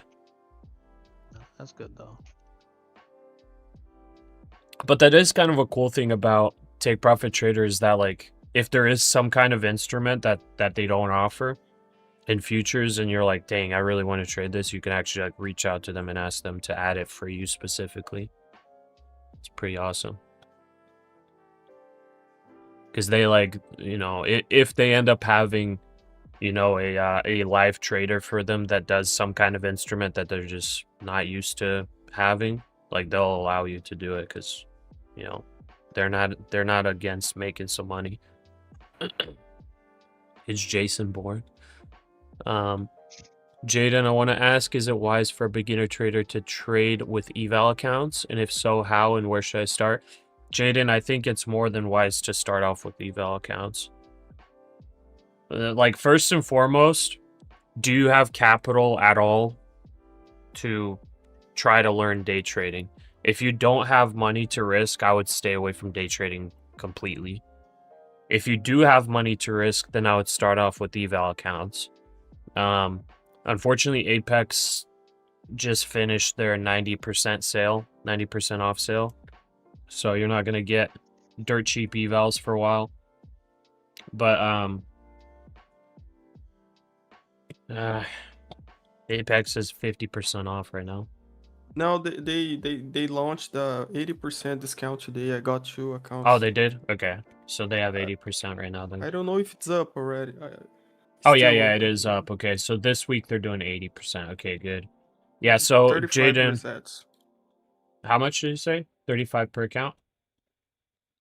Depends on the account, but like I think it's $40 the 150k, or the 50k is a little less. Oh, okay. Okay. How much is the activation fee on the 150Ks? The 150k, I think that's the larger size. I think it's $125. Oh, Yeah. okay. I believe.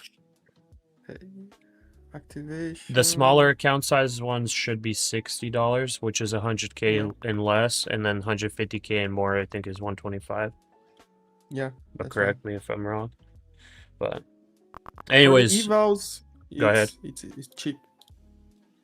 Pretty cheap, yeah.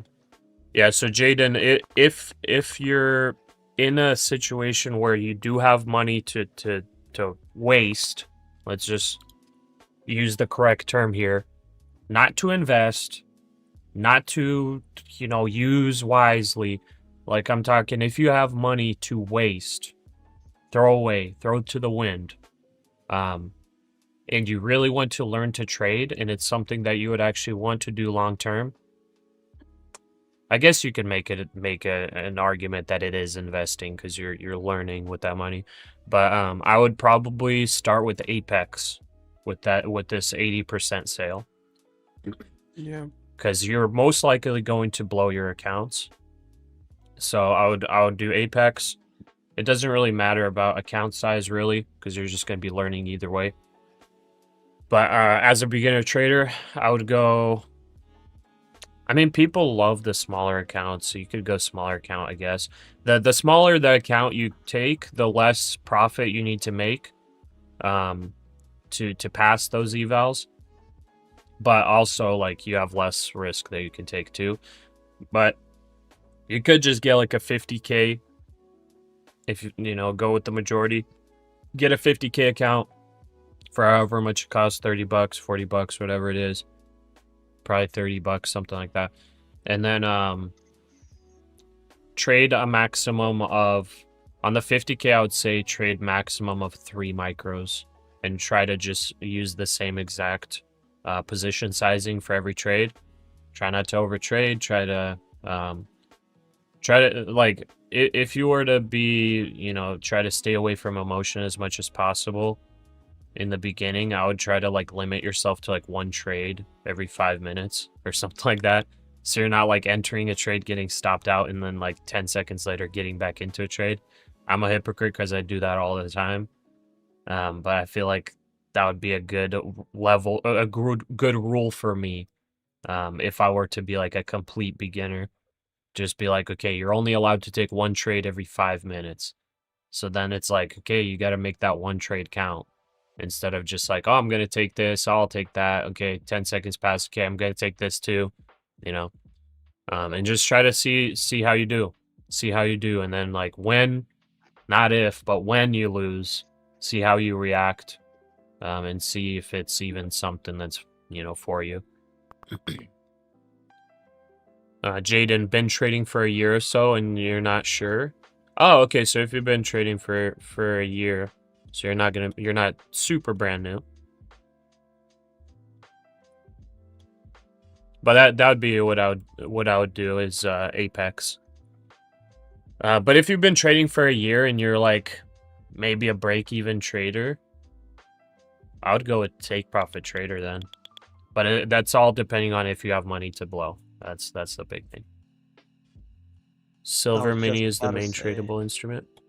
Yeah, go ahead. I was just about to say volume fell off on the NQ, and then all of a sudden we just get this big candle right now. Yeah. I was just about to say like, oh shit, there's no volume. What Oh, happened? watch the language, please. Oh, my bad. Sorry. You're good. But no, yeah, no volume. It dropped off, and then all of a sudden we get this big old spike. Yeah, big volume spike there. Okay, I mean it's slowly, like we were talking about, slowly just making those higher lows, grinding up. Momentum has slowed down though. So let's see if this fake value gap stuff is real. We're going to literally catch the top here. So watch it have like a short squeeze up into here and then dump. Then, guys, I'm gonna say ICT is absolutely 100% legit if this plays out. Because we have this order here and we got the stop very tight.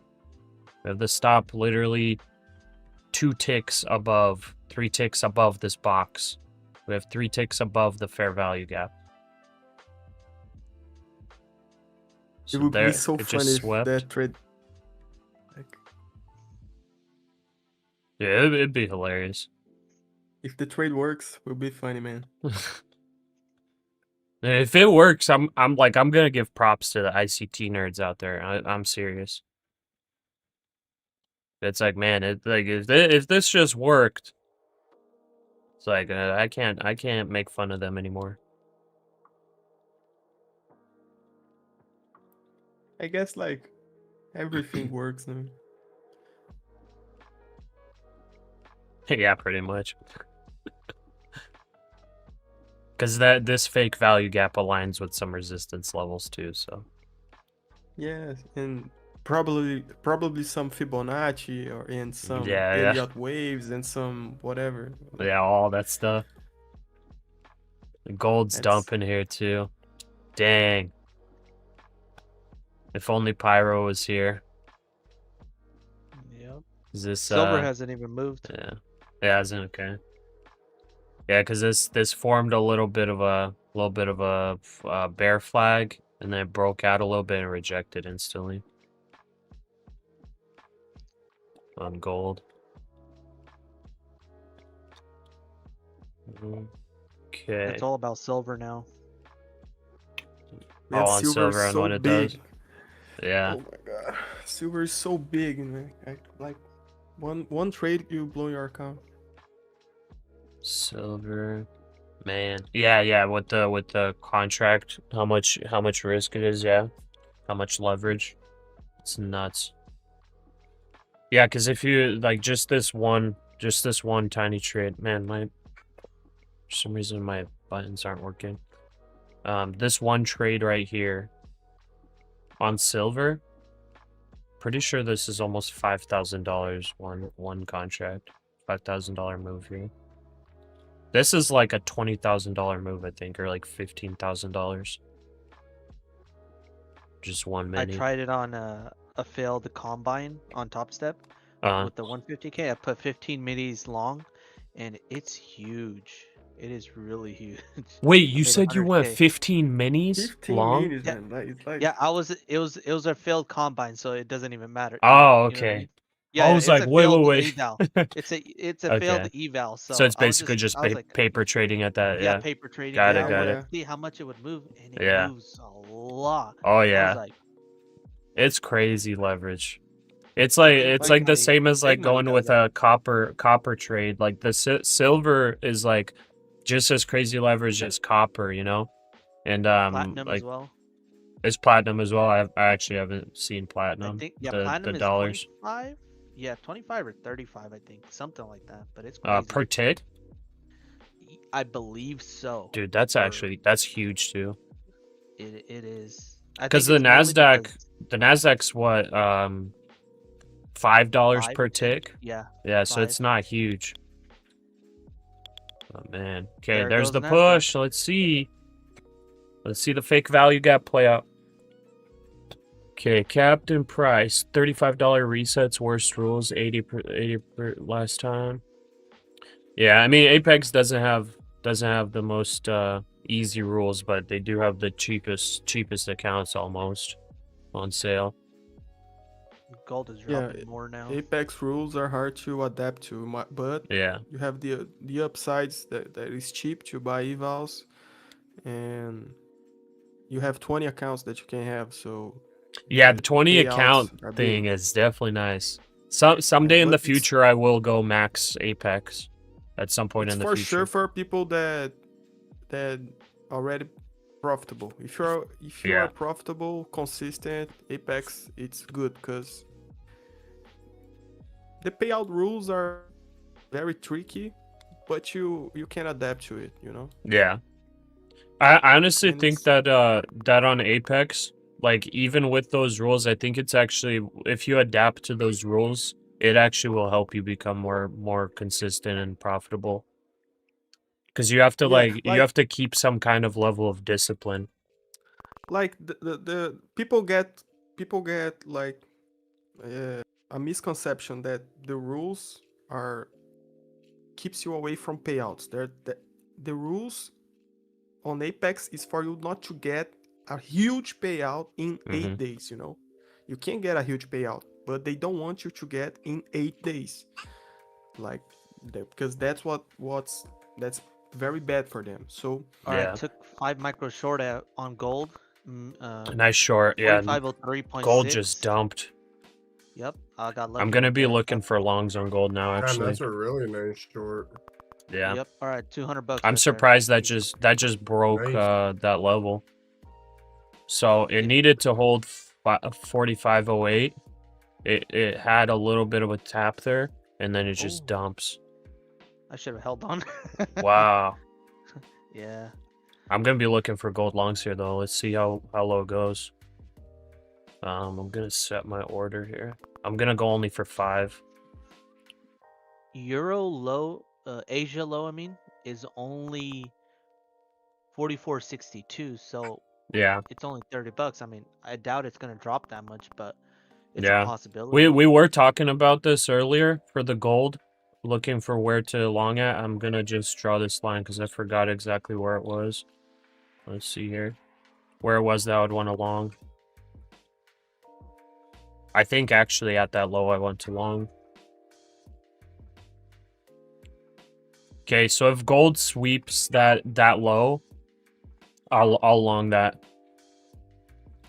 I don't want to long up here actually. Now that it's dropping here, it could hold any of these levels, so I don't want to short, but I definitely want to long if it comes down here.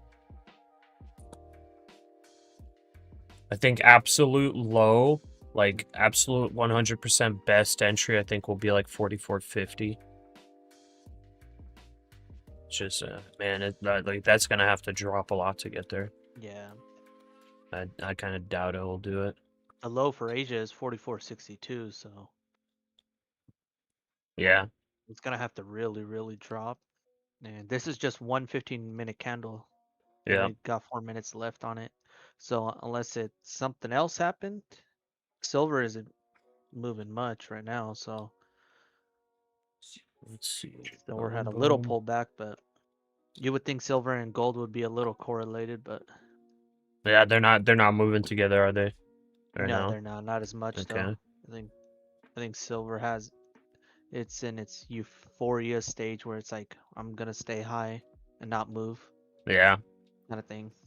Okay, I'm setting a buy order right here, and I'm actually going to risk 10 points if it gets there. I'm just setting it just in case there's a really fast wick through. Because I've seen gold do a really fast one, so I'm taking it here 10 points. That could blast me past my max loss for the day. Hopefully it doesn't, but it could. So I'm gonna wait for this. If it never hits it, I won't long it, but if it does, I want it there. So that's me taking the price that was yesterday afternoon. That was the price. Okay, it's gonna be a new 15, 30, and hour candle, a brand new. Okay. So let's see what it does with these new candles coming in. Whoops. Sorry, take notes. I'm Some people behind on started messages. with the US So you're 50 asking, forward can count, you total withdraw count, money at any time forward with count Apex, prior or there's a 506, rule for forward that? count prior Like withdrawing daily. 412. On Apex, you can only withdraw every 8 trading days, I believe, and there are payout limits. With Take Profit Trader, there are no payout limits, and you can withdraw daily. So Apex is cheaper, but it's got a little bit more rules, and it's got limits. So you just like honestly, if you end up opening up a prop firm account with any prop firm, like I'll give you my recommendations for like the situation you're in, but like you got to make sure to go in and actually learn the rules, because I don't know all the rules 100%. Okay, NASDAQ's coming up. We may get a fill here. Let's see.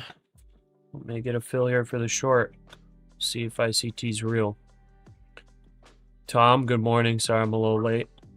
Nathan, you have one lot stop.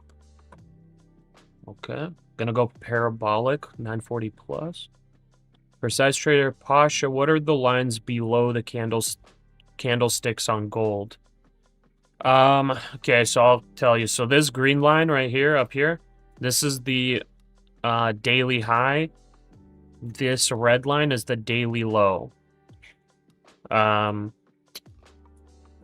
This white line right here, that's the VWAP, the volume weighted average price.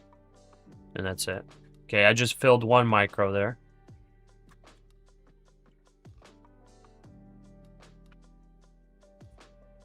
I just top tick entry'd that micro.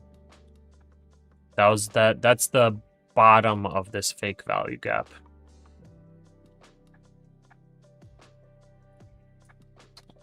Okay.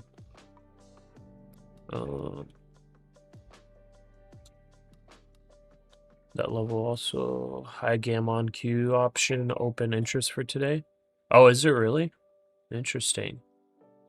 So it might be an options level resistance. Yeah, it's working.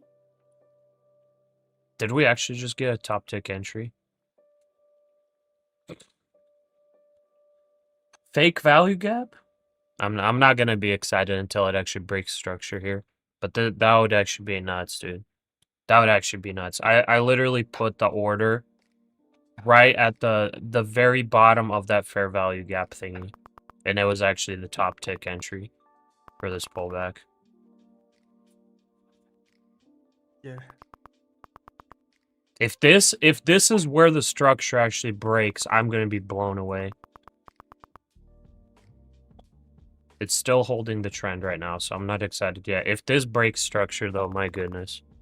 I'm hearing a bunch of sellers coming in now, too. Oh, my goodness. What the heck is ICT, man? What do you guys think of funded next? Forgot funded next. Big Hughes total recount 544, 544. Oil recount Funded next, I 409, don't know much 409. about them. Sorry, can't say. If Apex can get static end of day drawdown, I'd sign up with them. But my strat when scalping sometimes doesn't allow me to take max profit on trades. They do have a static option, I believe, Justin. Apex has a static 100k account. Henrietta says, Yeah. I heard Apex never put anyone live. Not sure. I would be surprised if they've never put anybody live, because for your very profitable traders, that would be a bad business decision to not put them live. But I mean, it could be possible, but like, prop firms usually copy trade their very profitable traders. So I wouldn't see why they wouldn't put anybody live. Yeah, I never heard of anybody that went live with Apex. Really? Really, man. I wonder if doesn't Patrick Whelan trade with Apex? Does he not have I live think he accounts? got some. No, I think not. Huh. Weird. Apex, it's like Apex is so big that.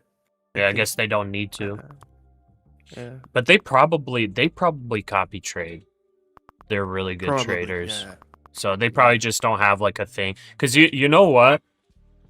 Getting somebody actually on the live account is like a paperwork nightmare. I'm sure, because they have to do like more paperwork. They have to actually like get you as a not as a custodian. I forgot what the word is. Because it's like a legal thing. Like you're legitimately logging into their account and you're making trades for them, and you're like in a legal level, like at controlling their assets. So it might honestly be they're just like, you know what, whatever, we're not gonna put anybody live because of the paperwork nightmare. Thank you. Oh, we getting some steak and eggs this morning. But about about this what? About the static drawdown on Apex, it's like if after you pass the buffer threshold, it becomes a static drawdown, you know? So, yeah, it's like the same thing, but they have like the one that's like static off the bat, I guess, for some people. Yes, but the drawdown's so yes. small. Yeah, the rules, the drawdown, like I think it's like $875. Yeah, yes, $875. So it's like it's not even worth going the static route. You might as well just go intraday. What I do, like for example, on the 150k, we have like $5,000 of drawdown.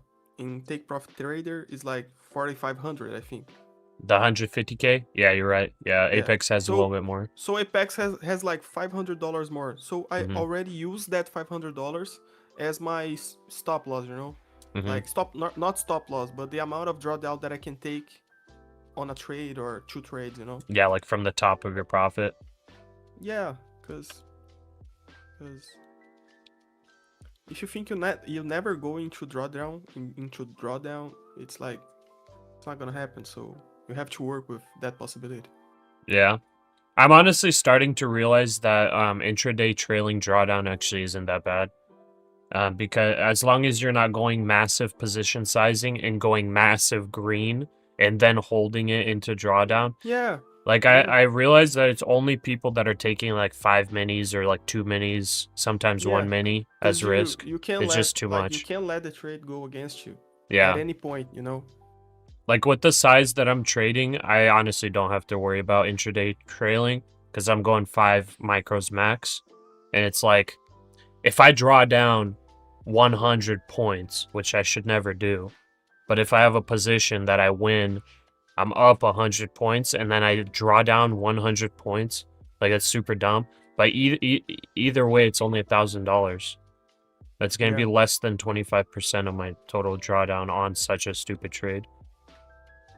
And then like once you're in your drawdown, like you're not like, that's all it is. All you got to do is get back up to your max profit, whatever it was, and then you're back at your max drawdown. And then if you make more profit, your drawdown it's honestly not that scary.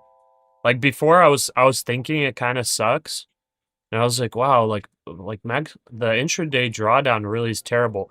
But it was terrible for me when I was actually taking big risk trades. That's when it was bad. Yeah. If I'm like going consistent grinding, it affects me like not at all. It completely doesn't affect me. All it does is just like if I have static drawdown of 4,500 versus trailing drawdown of 4,500, the only thing is I just have like a little bit less statistical edge for you know, the likelihood of blowing my account. It's just like a very tiny, like I ran the numbers for like the percentage chance I blow my accounts. I ran the numbers. It was less than 5%. It was 4.5%. So if it was fully static drawdown on this account, I would technically maybe be like 5 or 6%. Sorry, I would be like maybe a little bit less than 4% likelihood, or 3% or 2%. It'd just be a little bit less likely that I blow the account. So it wouldn't be a big change. It doesn't change that much, you know? Yeah. It only would be a very big change if I'm going big risk. Like for me, not the only, but the major upside of static drawdown is like when you have profit on the day, you can use that profit to get more profit, without risking trailing drawdown, you know. So that's for like if you're up $500 and you lose everything, you like break even on the day and you didn't lose trailing drawdown, you know.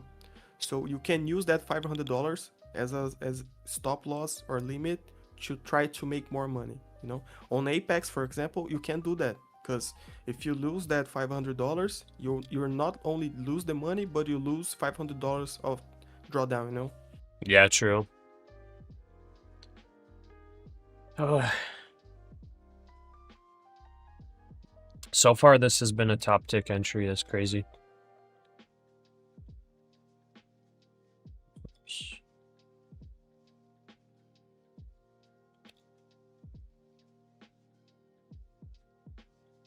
Man, it's not even like a key level or anything.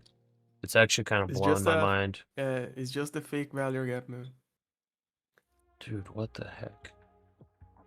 Ah, man. Bro, like, look at this. You see this? Yeah. It's like that's on nuts. the cheek, man. On the cheek. Yeah, it's like almost top tick. I don't know if there are any orders at 936, but it shows that it went to 936, but I filled at 935.50. And it's like that's already crazy. Almost 40 points trade. 40 points trade is like a very good trade. I'm confused, man. I wasn't expecting it to work. That's why I'm like, I don't get it. I wasn't expecting it to work. I was kind of memeing with this trade.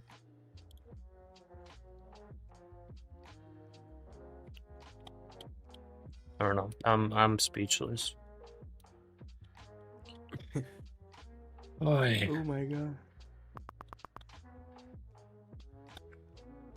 Imagine if it goes to the low of day, man.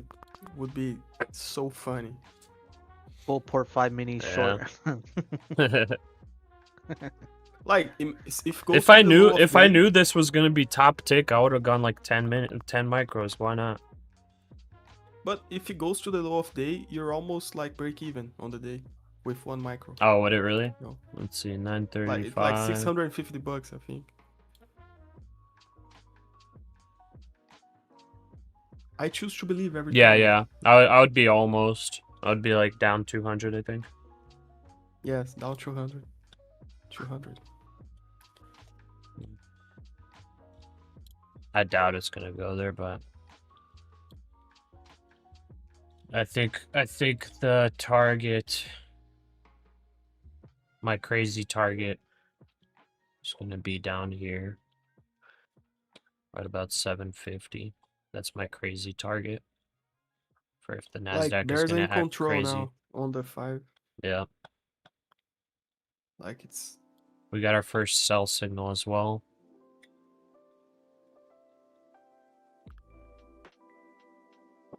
And I'm shocked.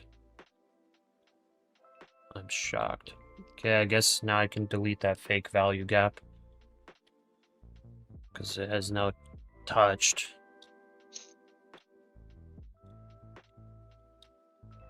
Okay, well, since we're doing ICT fake value gaps, let's find a fake value gap on the downside. I guess that we can trade to. yeah, that 5-minute push, you can't find one. Like I actually don't see one on that push. like 8:15. Because I took a until 5-minute fair value gap here. like So I need right to there, I align think. with the 5-minute fair value gap. I don't see I any took in a here. Powell will release 1 report mini on short personal at income for 890. December, Just real February quick. 20th. $100 stop loss if it does. Okay. There's one I think right there on this 5-minute push up. Like What price level? 8:15 until 8:40. 8:40 until 8:15. Or no, I don't know that I much don't. about fake value gap. Oh wait, that might actually be one, yeah. But I don't know either. The upper part I don't know, but the lower side I think that is one. Wait, is this a fake value gap? 90. Okay, right there. Wait, let me I just think price, verify and check what this fake value gap over here looked like that I took. So this fake value gap, we had this wick down and then candle like this and then wick up. So it's between these two. And it top ticked that. So fake value gap over here. like this terminology I can't understand. Like what is imbalance, you know? I don't know. Like, order flow, like that I can't understand. Dude, like I literally just as a meme took this thing that I believe did not exist and somehow it top ticked. Like it's green for me. It's like green candles going up and red candles going down and low high break. Like it's simple. I don't know this terminology. This might actually be the fair value gap right here. So you might be right. It might be like this. I think it's between this candle and this candle. Yeah, at least I think at least. Oh. And that would actually make sense because that would just be sweep here of this level because this didn't pull back far enough. And then also if we draw a trend line here, approximate. It doesn't look like it wants to drop more though from here. It's just kind of stuck at this point around the 890s. Just a little resistance. I mean, we'll see. Yeah. There's like a tiny bit of support here because there was support here. We also have like some levels in here, so it's that's all it is. Yeah, it can make a bear flag here and either fully reverse or it's gonna continue down. It's just a level that you know there are some buyers in here. Yeah, I gotta go, guys. I hope you guys have a okay. A great Have rest a great of day. Yeah. Thank you You for too, the boss. for Take the care. Have day. fun. Be safe. Appreciate you, brother. Bye bye. Yeah, good luck. Bye bye. Appreciate you all. I'm still in that mini from 890 short. Okay.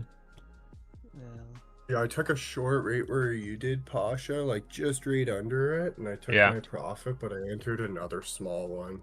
Okay. Nice. You pretty much top ticked as well. Heck yeah. Surely expecting Fed reverse repo operation data. Dude, I'm Ms. still Barkin says shocked, Fed bro. must How continue to does watch that both how sides does of this that work? mandate. Unemployment rate How does that drop is work? welcome, but it's just 1 month. What? This is Barkin speaking to How reporters. Low hiring due to uncertainty. how and does this productivity gains. actually I work? see no reason the Fed How did won't this get another actually good work? share. Overall economic demand still looks healthy. You got lucky for once and you modest actually job hit the growth top. is in line with business reports. Yeah, but I aligned it with this Also, with the Barkin fair value says gap, that dude. job growth is modest, which How is very much like in are line these with things low hiring, actually low real? firing continuing. Narrowness of Maybe. hiring is uncomfortable. Bro. I did It's like not. one of I do those not hear the miracles. It's cost like, of interest being cited hallelujah. as a major problem for businesses. It actually. In theory, We're lower, breaking down, lower looking labor good. supply and lower jobs growth is a reasonable balance. It's not clear whether the job market will break Oh man. toward more hiring, more firing. Anyways, I'm Yeah, I do taking believe there is a pretty much change in exactly 100 productivity points on and not this. just a data artifact. And demand. Dude, I mean, growth it'd be still an seems quite healthy. exact 100 Coming data points, will be and that would be reported, still not this trivial, fake but value gap the here. We'll Fed is see if still we trying to bottom catch up take with it gaps somehow too. and That would be shut down. hilarious. One of the benefits of the Fed system is having regional officials outside the bubble or Washington D.C.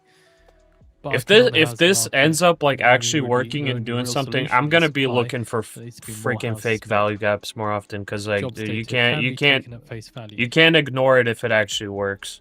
Again, jobs data can now be taken at face value. Because it's like, man, like this was very small risk to reward. I set my stop like 5 or 7 points above. Is in line with business reports. Yeah, we got 40 points on this. And we're targeting 100. Take $3.28 billion of Fed reverse recuperation. I just realized we got 40 minutes for the next 4-hour candle as well. Okay. So I'm setting my stop here as well. Due to deliver repeated comments at 1:35 p.m. Eastern Time. These are just comments coming from these comments to reporters.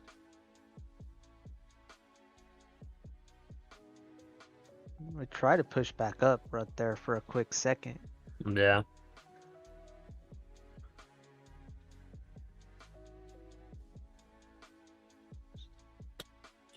Dude, what if I actually try to bottom tick the entry as well? Dude, Dude, that would be awesome. Dude, that would okay. be the best trade ever. Okay, I'm setting my stop right below this fake value gap right here. So I'm going to try to. So this fair value gap's kind of wide, but I'm gonna take it right at the tippy top, like where it could potentially just bounce. I think I need to move this up slightly. Right here. I think I'm gonna get out of this trade. It's like the 5-minute on NQ is just like squeezing hard. What do you mean squeezing? I think it's still It looks valid. bearish. Like, You think so? the Yeah, short's it's still good, like bro. curling down. Yeah. It's definitely not moving up right now, at least. I mean, if you're afraid of it, like that, by all means. Yeah. But I'm not seeing anything at all to say that this is bullish.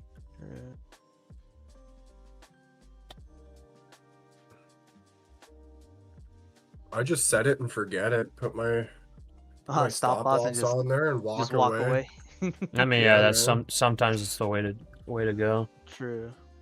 If it hits a stop loss, whatever, at least my profit's gonna make me something. Yeah, that's why I like watching like the 5 or 15 minute instead of the 1 minute, because the 1 minute can like make you feel anxious watching it. You get stressed out. Yeah. Yeah. It just does a bunch of random stuff before it makes the move. Do you ever break even? Like you're already profitable here. Would you just break even right at this point?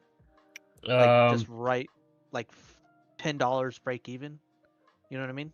Because since you already top wicked. Like in this current. Oh, you're talking about like sit here and wait for it to get me to break even. No. I'm saying like. If I were to enter short here and I would start like being worried, would I close for break even? Is that the question? No. Like you entered on the top, right? Yeah. So just put your trailing stop loss right under your entry point. That way, if it does retrace back, you still make $10-20. See what I mean? If it does retrace back violently. Yeah. I have my stop right here. Okay. Yeah, I have my stop locking in 12 points. Yeah, so I do have that. Gotcha. My bad. I thought you were asking No, like you're for good, your you're good. situation if Oh, no, if no, I no, would no. ever close for break even there. I'm just gonna micromanage this real quick, and then let's see what this 5-minute channel does, because the last 2 5-minute candles have been like small body, big wicks, green. So, oh, that was a violent. Don't get shaken out, brother. I Not know, huh? financial Like, advice though. Not financial advice. I'm taking my $20, man. That's a half a tank of gas. Never mind. Heck yeah. That's a quarter tank of gas. I'm in Cali, so my Yeah. bad. I mean, if you're scared, like do it, dude. You know what I mean? Usually I would just kind of get out, but since it's just squeezing right here in this one resistance point, Oh, by squeezing, you're talking about like it's like tight consolidation here. it's just tight. Yeah. Oh, okay, I got you. I thought you were consolidation, like whenever you said squeezing, I'm like, wait, it's not squeeze, because yeah, usually squeezing Oh, okay, means you're like hitting stop losses, and it's like there's either a squeeze to the upside or a squeeze down. That means that you Oh, okay, basically okay, you're okay. triggering a bunch of stop losses. I was like, Oh, what do you okay, I see mean what you mean. squeezing? But yeah. I No, see what you mean. it's definitely tightening up quite a bit here, so it could be violent up or down. So you're definitely right about that. Yeah, I'm gonna keep my stop all the way up here though. Even if it pops up, I'm gonna let it stop out if it wants to. I'm playing ICT, baby. Is there news coming out? I don't think No, so, right? no more news today. There's gonna be a Okay. Fed speaker, I believe, in 40 minutes. Okay. Or sorry, actually in 14 minutes. Fed Barkin. Ah, that could be it too. Fed's while Barkin's we're gonna doing speak, this. yeah. But it's probably not gonna be anything special. Oh, okay. Yeah. It's just I they're just gonna be need. speaking about stuff. Okay. Looks Um like it wants to just roll over right here, just drop. Yeah, this is 100% still looking bearish. It's still looking bearish, just messing around with this level here where you previously had buyers. That's it.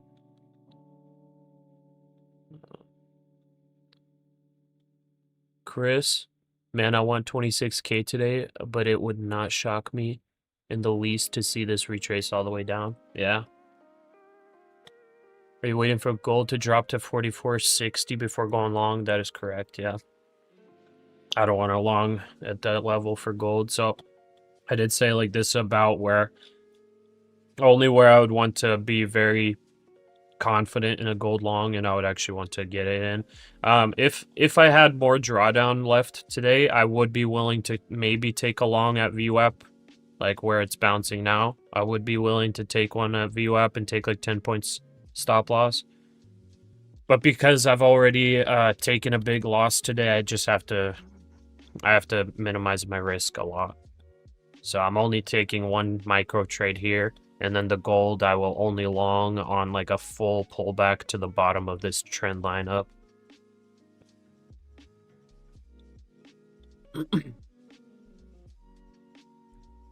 Waki, this guy's legit for giving free game to the people and trading live, which is better than any course. Who's doing that? You are. I don't know. I don't think that's me. I got lucky on this fake value gap trade. It was experience, man. You got this. yeah. I'm an ICT pro by my course. You see that top boy? Warren Buffett warned you. He called you. He gave you a little heads up. Yeah, exactly. You took the 15 MN fair value gap, the 15 MN fair value gap yesterday, 14 clock. I guess so. Did you take it, Alex? How many of the ICT nerds took this fake value gap top ticked it? If all the ICT people are playing ICT, dude, then I guess all of us just top ticked this entry. At 8:15 there is one. Well, that's where, yeah. Wait, 8:15. Why specifically 8:15? What the heck? 8:15. Oh, well, that's the bottom of it. Yeah, yeah. Okay, I see what you're talking about. Yeah, A15. Yeah, that's what I'm targeting. I'm just taking profit and opening a long at the top of this fair value gap instead of the bottom of it, because it's this whole thing right here. I'm pretty sure. I'm pretty sure that's ICT right there. I'm not an ICT nerd. I have no idea what the heck I'm talking about. But I'm pretty sure this is the fair value gap right now, the 5-minute fair value gap. So between 816 and 836. So I'm going to take profit on this short at the tippy top here. And I'm going to open a long, and I'm setting my stop right below the bottom of that one. In case ICT is real. Believe in the force, Luke. Yeah. Come on, 5-minute. Drop down. Give me that violent Trump tariff drop. Alright, I'm back. Welcome back. Oh wow, we're still chopping. Yes, Yeah, sir. just a little bit. I thought I would have came back to profit. What's going on here? Wizzy says, everyone, look for fair value gaps. It's a money printer. Source, trust me, bro. Trust me, bro. Oh, here we go. There's a good sign. There we go. Neural, you There got it this, is. Pasha. Thank you. Yes, let's go. It literally I'm- ticked Let's go. PMH to the tick. Dumping. All right. Couldn't buy above. That's okay. 120 profit.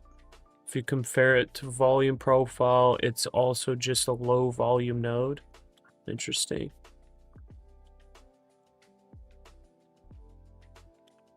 I think the edges of the gaps just represent an area where sellers and buyers made a decision and agreed to stop on a candle. Sometimes they hold, sometimes they don't, like weak pivots. Mr. Robot in all caps says, fair value gaps, not fake value gaps. With a bunch of exclamation points. I know, I'm just messing with you, Mr. Robot. I'm throwing a little shade at the ICT people. Maybe I should stop calling them fake value gaps, since I luckily was able to top tick an entry on following fair value gap stuff. Cody says, LOL, fair value gap is just a made-up term from ICT. Fair value gap are simple auction theory concepts for decades. It's nothing new. It's part of Wyckoff theory. Really? Interesting. Okay. Zero prints basically balance versus imbalance. You're funny, Pasha. Okay. So that's simple auction theory? I mean, I gotta learn this stuff then. If it actually works, I might as well try it. Because yeah, like that, like I have my strategy and everything, but when I'm like completely unsure, maybe I throw in a couple of those types of deals. New name, Pasha ICT. Yeah, true. I'm renaming the YouTube channel. Justin took a scalp short on silver. Think it's been a game changer for you as a momentum trader. Getting a strap for the ugly days. Good job, man. 400 lots at 26K. Fair value gap is a century-old concept and rebranded with a pretty bow on it. Might be able to quit your day job soon. Gotta keep grinding. Heck yeah, Justin. Gold did drop. Should have held for longer. Yeah, I was saying when they started dropping, I was saying, man, where's Pyro at? Definitely dropped quite a bit. Out. You just got stopped out of the short? Yep. Let's see the fakie here.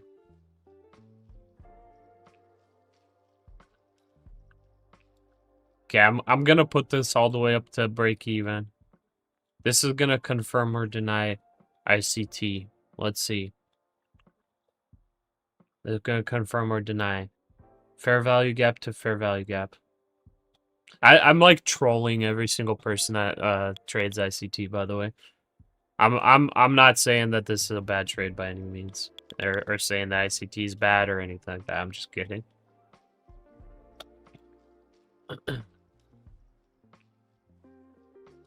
Oh wow, that's a lot of buying. A lot of squeezing and buying right there. Yeah, about a 30 point jump there. Yep. Oh wait, actually not 20 points. 20 points. Let's see. So this would be the spot where you'd want it to reject about 910. That's the bottom of this consolidation area. Let's see. It would also be a nice spot, I guess, to wick out or to stop out all the longs that set their stop near that 885 level. Did we miss a fair value gap? Is this why this is bouncing?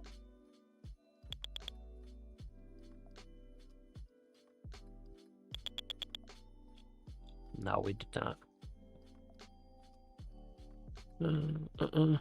Cashew, new subscriber, waiting for a pullback to get back into the short. In for the shorts, okay. So remind in about 4 minutes time, Fitzbarker Good luck, good luck. repeat comments on Outlook speech. I don't have any buy signal yet, This by is the from way, the either. speech from January 6th.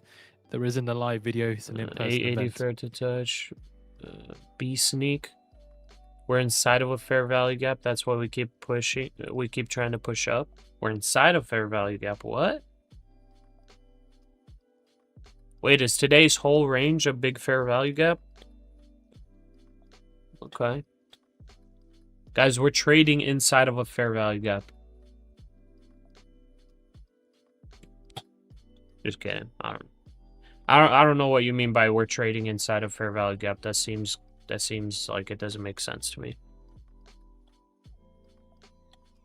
We're almost at the tippity top of the range for the last 2 months, if you really think about it. Yeah. Well, we're down. We only got like 600 points. That's almost. Sometimes all it takes is one day to push up, or like a gap when a new day starts. But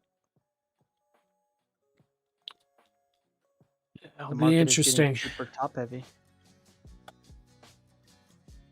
We did have that breakout and then a rejection out of this wedge. So we had the breakout, then rejection, then more rejection, and then breaking out again out of it. And like I said, my Wyckoff idea, I will only stick with as long as we don't break 26K. If we break 26K, I invalidate that whole idea. Whole idea going in the trash.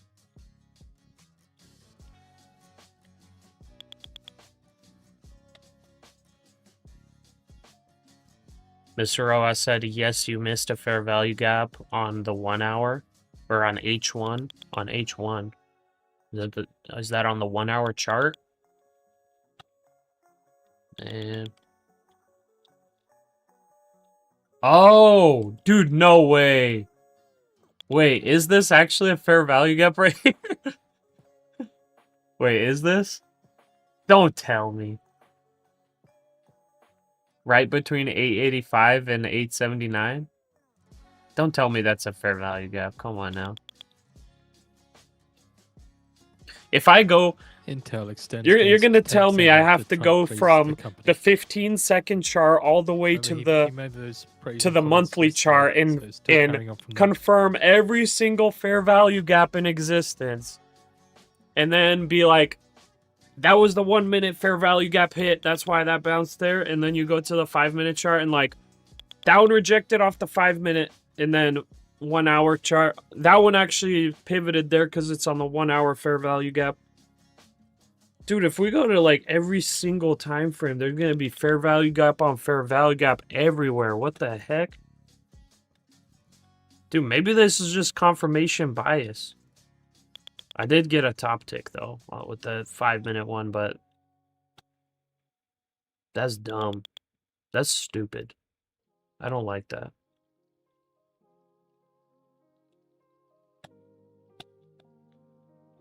I'm lucky I got out, to be honest. Well, I guess this is one way you can top tick an entry and then take it up to break even. Take the $80. Take the green. No, I don't even have 80. I have $15. Take the 15. Take the green. That's 3 gallons of Take gas. it. Take it.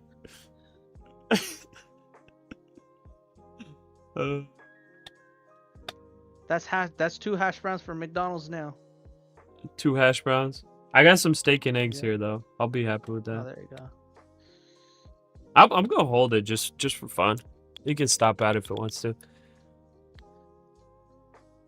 Have you ever tried Wendy's $1 biscuits with honey butter and cheese? No, never. Oh, you gotta give it a shot. They're pretty fire. If they're on promotion, yeah, they're pretty fire. Especially when they make the buns like fresh, and they put honey butter all over it. Dang, that sounds good.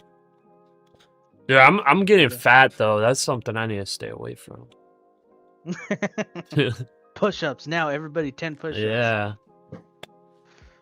Well, okay, ICT is invalidated, guys.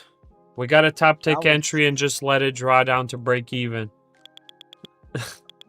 Look at the 1-minute chart on NASDAQ. It's crazy. Yeah. It is insane.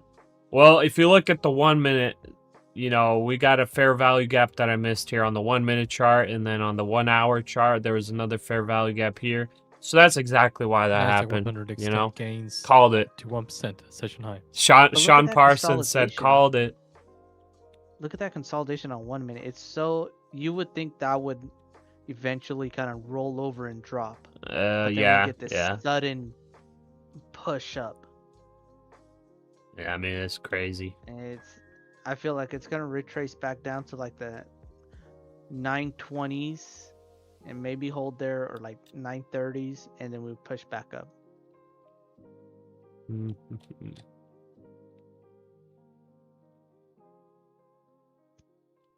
Gold pushed back up as well. Oh yeah, yeah, right off that view up, pretty much. Could have taken profit. No, I mean, I had the profit target down here. Oh, like, I gave up how much profit here? $100 of profit. I was targeting. How much was it targeting? I was targeting 200, so I didn't lock in 100, but it's fine. We're practicing. This is practice. I've already cut myself off from full position trading for the day because I already locked in big losses for the day. So, but you're right. Woulda, coulda, shoulda, woulda, all day. That's how it works. But then guess what? Imagine this comes up here, and I got my stop loss, and then it does hard rejection all the way to bottom of the... Why did I just hear clapping? What the heck was that? Anyways, if we would have seen like all of a sudden huge rejection all the way to the bottom of the day, you guys would have said, "Pasha, you're so smart. You're so smart. You just locked in 400 points, 500 points, and got break even on the day. You're such a genius. Wow, I called it. I called it." You'd have like 10 people, like 50 people in the chat all saying, "I called it. It was going to be the bottom of the day. I told you so." They told you, Pasha. Yeah. You didn't listen. They'd be like, "I told you, I called it. I said it was going to break the low today. Easy. That was the easiest short." But that didn't happen. So now we got a bunch of people saying, "I called it. There was a fair value gap right there. It bounced right to the tick. I called it. 26K, I called it. That's why I was going long right here with 50 minis." Yeah, I know. I know. Hindsight 2020. Yes, I mean, some people I've seen some people do it. I don't know if it was real trades or not, but I've seen people do it. TP Trader. I'm up 18K for the day across 6 accounts. Nice. That's a good day. That's awesome. Good job. Gotta love to see that. Yeah. Yeah. Yeah, with my position sizing today, like today would have been possible for me to hit, you know, levels like that. Just have to be on the right side of the trades. So yeah, we got a whole 200 points here, then 150 points here, and then, you know, 100 points here. Like, yeah, if you're on the right side of the trades today, you're getting points. And you would mostly have to stay bullish. Yeah, you can take some shorts, take quick profits, but today, you know, if you're on the bullish side, waiting for the bottom formations, you made it out very well. Even this squeeze upwards is a really good move. It's already 70 points. Okay, let's see if my Wyckoff idea is going to be correct. So if the Wyckoff idea is correct, we should not break this high here. I'll be right back. Okay. Okay, we're at key level here as well.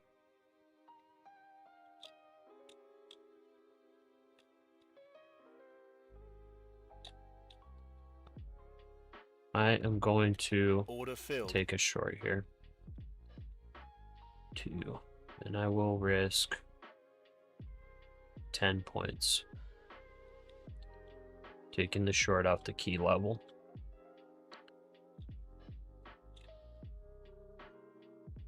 And this one, I'll actually take profit instead of just holding it forever. I'll take about 30 points. 30 points for 30 points for 14 points of risk. TP trader. Oh, you're trading 3 minis at a time? Dang, that's a lot of risk. That's a lot. 940 buy was still fine on that flip. Chris, you reset a pro account that you blew up on Monday, got it over buffer, and added 1400 to your other funded. Wow. Chris, dang, you reset a funded and got it right back up there. Man, good job. That's scary though, resetting fundeds. But well done, Chris. That gold bounce from VWAP was perfect. Yeah. Like gold hasn't seemed to really play with VWAP much, but today it was just like right on the dot off VWAP. Some nice support and bounce.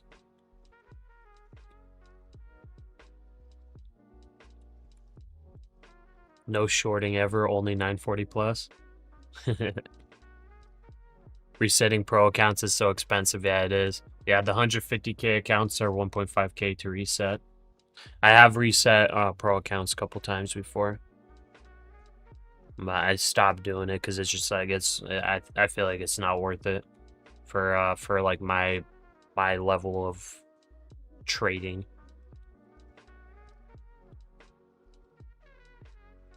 $500 investment way your way. Yeah, I mean, like, yeah, if you get to pay out after a reset, like it's definitely worth it. Like Chris, you're actually a good trader, so like for you to reset is not like the end of the world. For some other people, you know, resetting is not the best. Okay, nice rejection. I'm setting my stop to break even here. Targeting 30 points.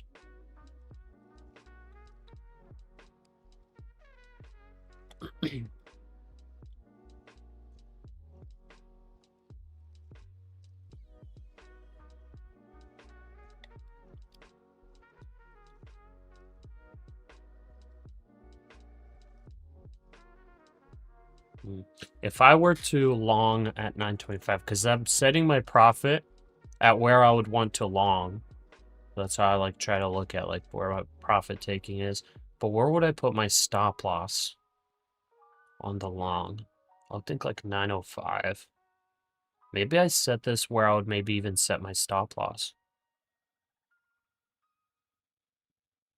So that would be about 50 points. Let's see if that hits.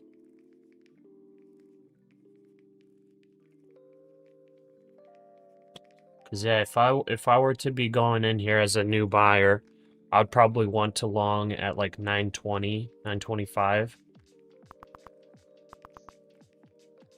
and then I would set my stop at like 905. Obviously, there'd be some stops all the way down here at like 880, but if it stays mega bullish, that would be like the stop level, 905. See if that can hit.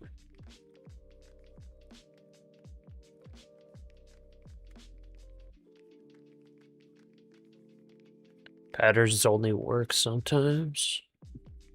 957 selling off. Oliver says he's down 80K in a week. Oh man, that's very rough, brother.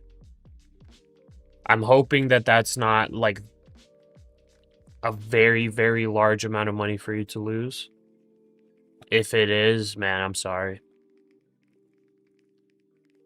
That like if you lost like a significant amount of money for yourself, it could be possibly smart to maybe take like weeks off and reassess whether or not you should trade anymore at all.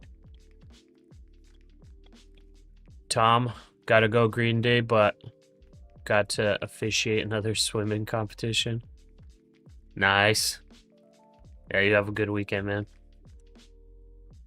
Okay.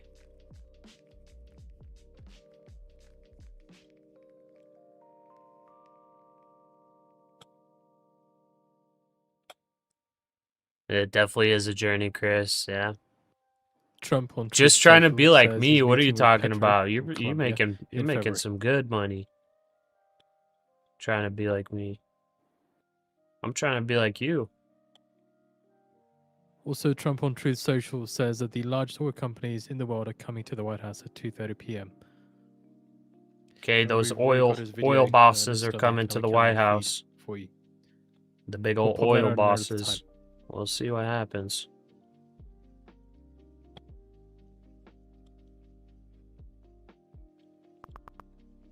Trump gonna be making friends with the oil bosses. I'm back. Welcome back. Nice. Oh, Alex, you were saying 957 next key level to short. Gotcha. Yeah, I've got a short at 954. Targeting about 50 points. 80K is someone's life savings. I mean, yeah. So Trump adds that today's oil major discussion is to be about Venezuela. 932.75 middle fair value gap on the 1 minute. Dude, I'm having trouble trusting all these different fair value gaps. There's probably like 20 fair value gaps right now on the chart from all the different time zones, or all the different yeah, time periods or whatever it's called. Don't forget 12 minutes and we got a new 4-hour candle. Yeah. Okay. Bulls are keeping control here.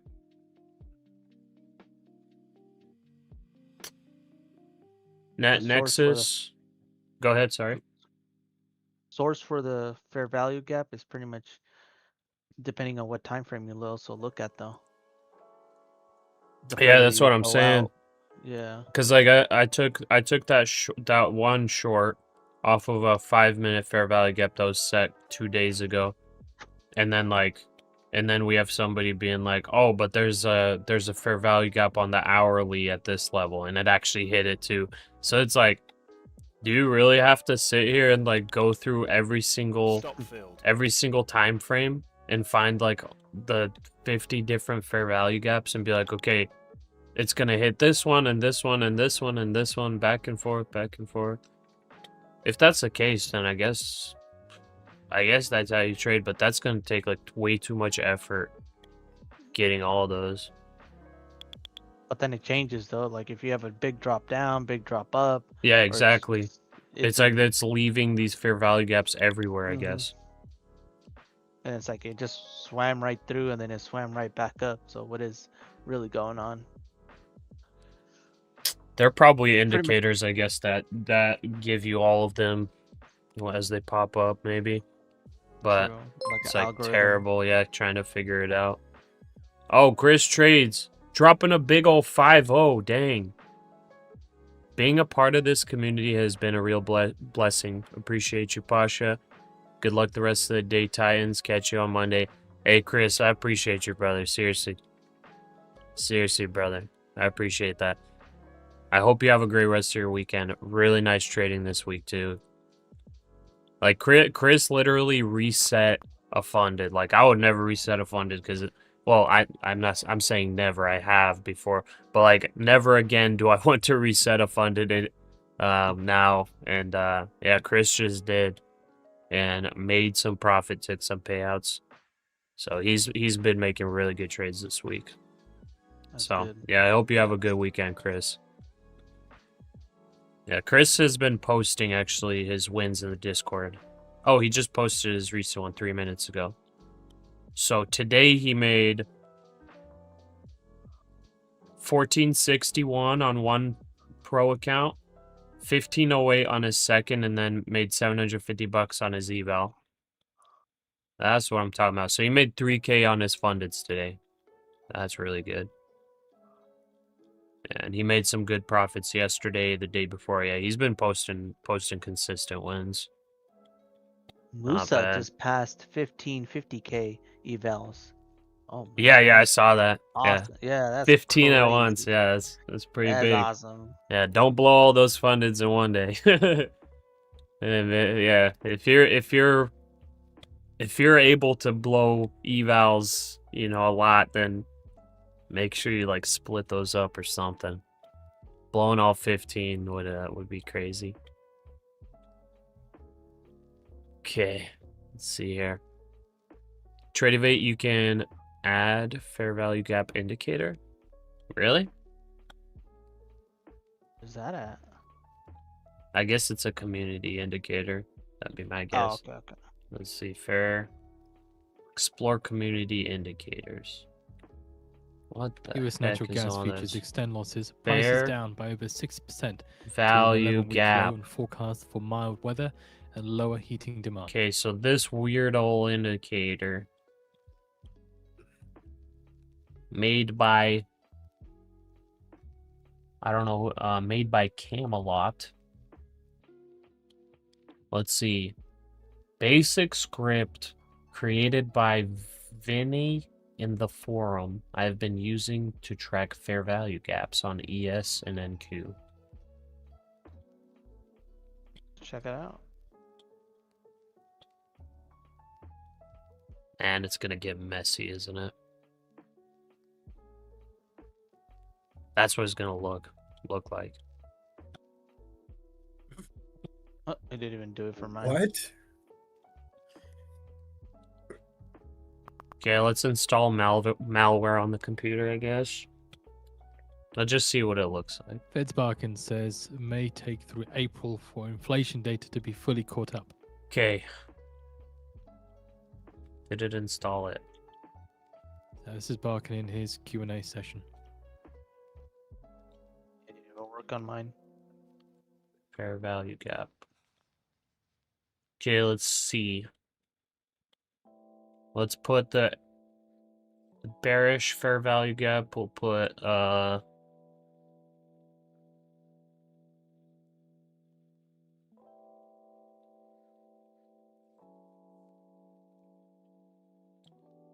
okay, we'll do it red for bearish, and then we'll go green for bullish. Inputs.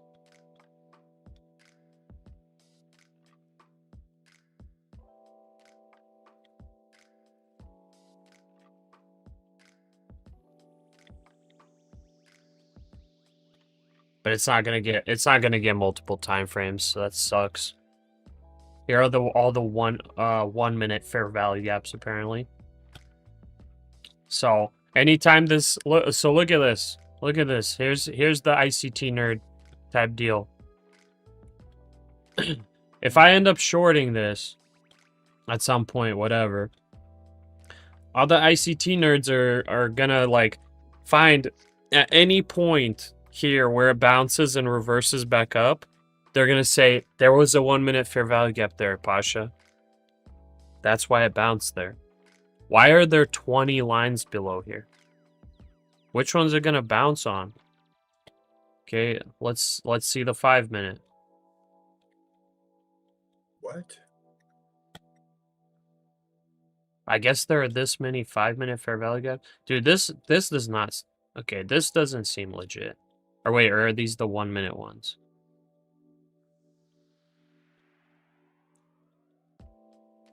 Fair.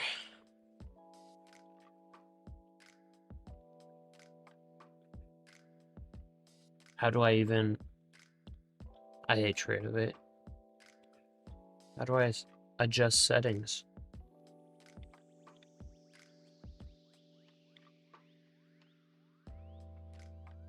Oh, these are the 5 minute fair value gaps? Wait, what?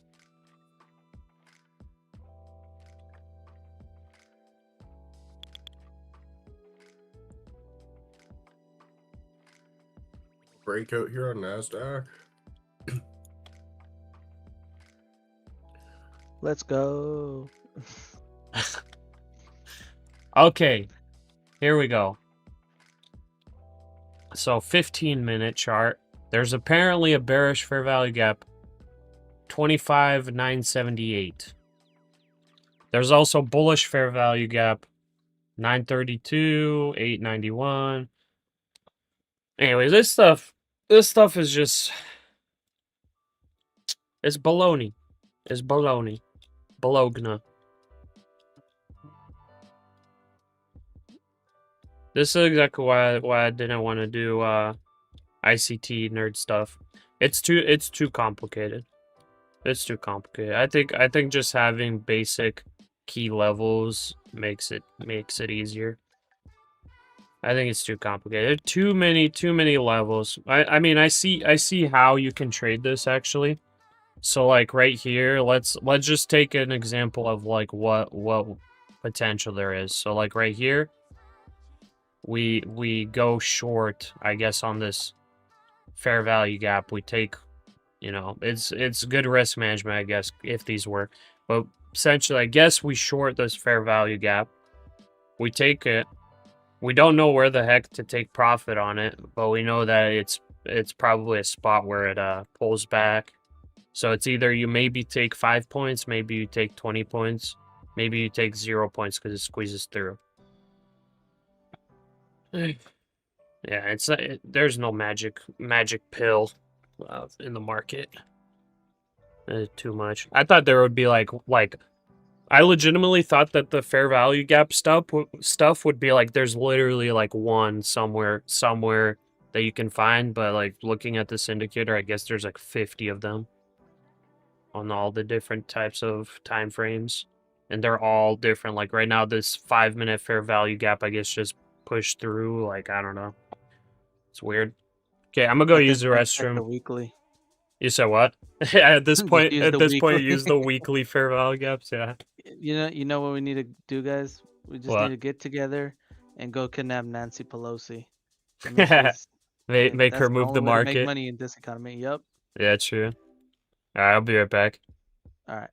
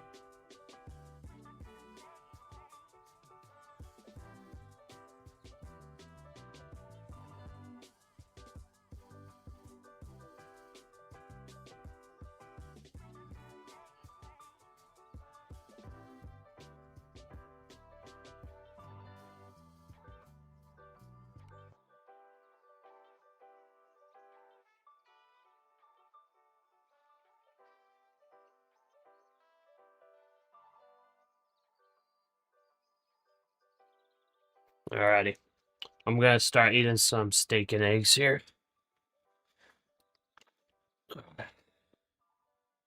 We got power hour in 1 hour.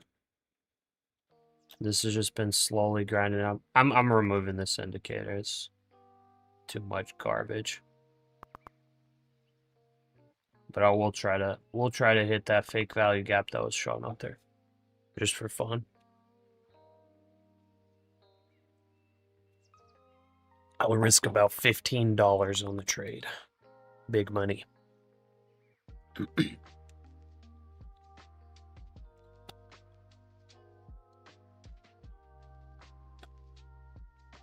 Mr. Robot Bro, we are bullish.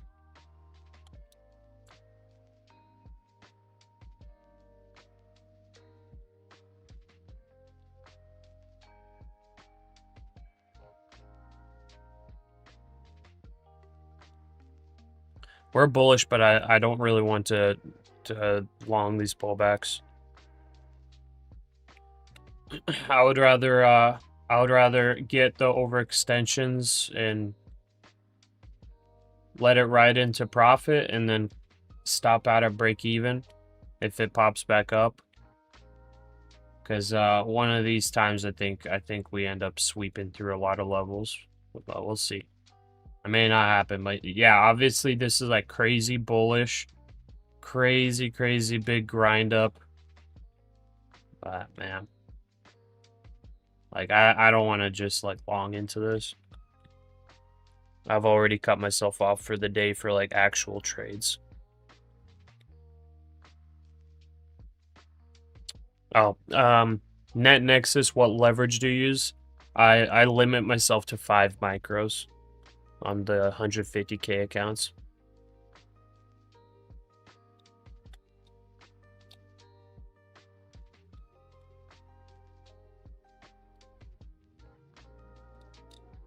Okay, I missed a lot of messages. I won't be able to catch up. Sorry, guys. Get these over here. So,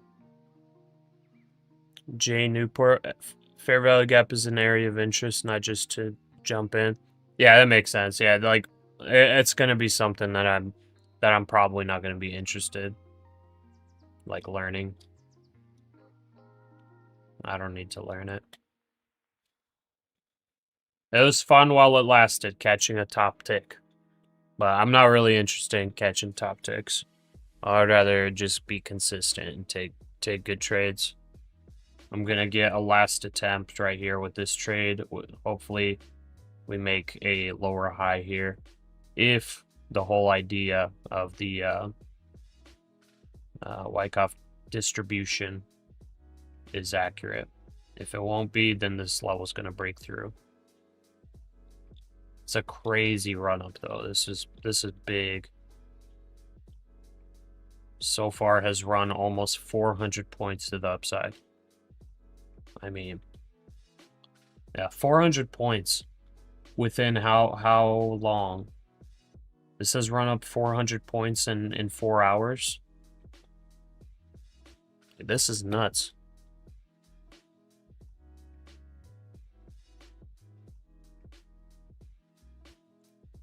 Bart says, if there are more than one on your time frame, you switch to higher time frame. Oh, okay, I guess that makes sense. Jacques. I don't remember how to pronounce your name. Wait, is it just Jacques? Jacques? If there are more than one time frame, where on a chart? It depends what are you looking.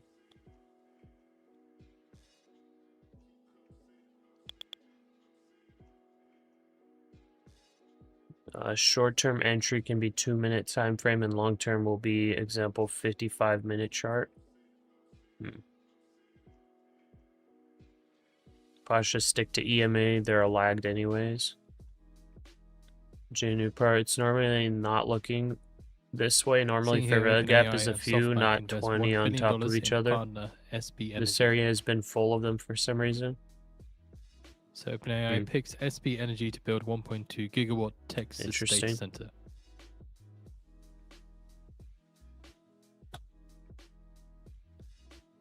Okay, I made it my steak and eggs. We'll pop over to the 5-minute on NASDAQ. Watch and see how this goes.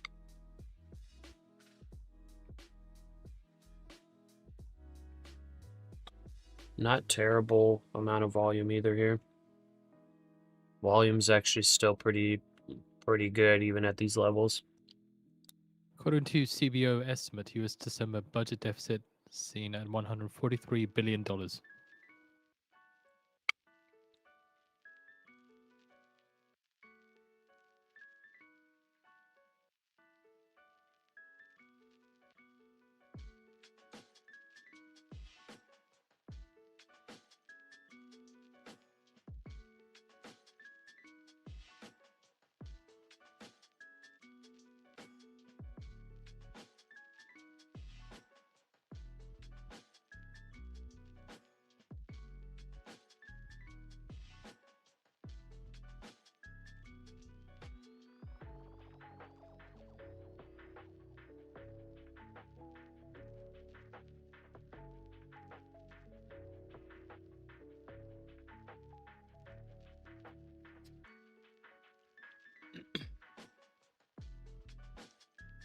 Steak and eggs, food for champions. Heck yeah. Son of Vladimir the Great. And Rogneda of Polotsk. Oh. FEGs are big order blocks. You use it to gauge if the big guys want to hold the trend. That's why you enter to resume riding the trend with confirmation, confluence, not blinded going in. Okay, that makes sense, Henrietta. That makes sense. You must like cold food, Pasha. I just like, yeah, I always forget to eat. I'll just have it on my table, forget to eat.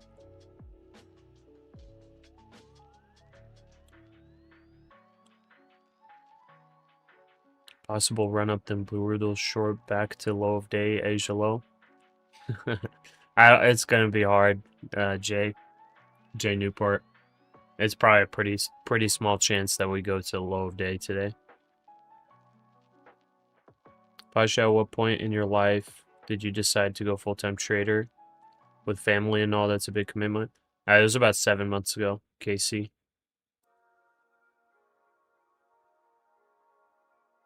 I had been setting up for it for a while, and then I did it. It's not something that you could just flat out, you know, do. Like I had been saving money for it, like everything.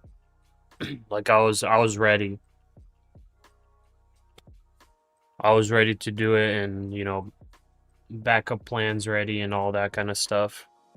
So it took me a while to prepare for it.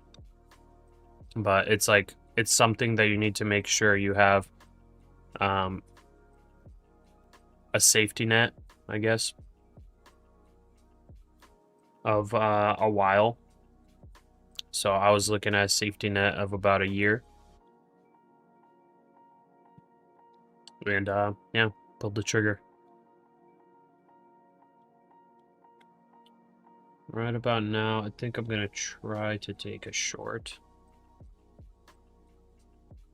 I entered a short at like 950. 950, 955.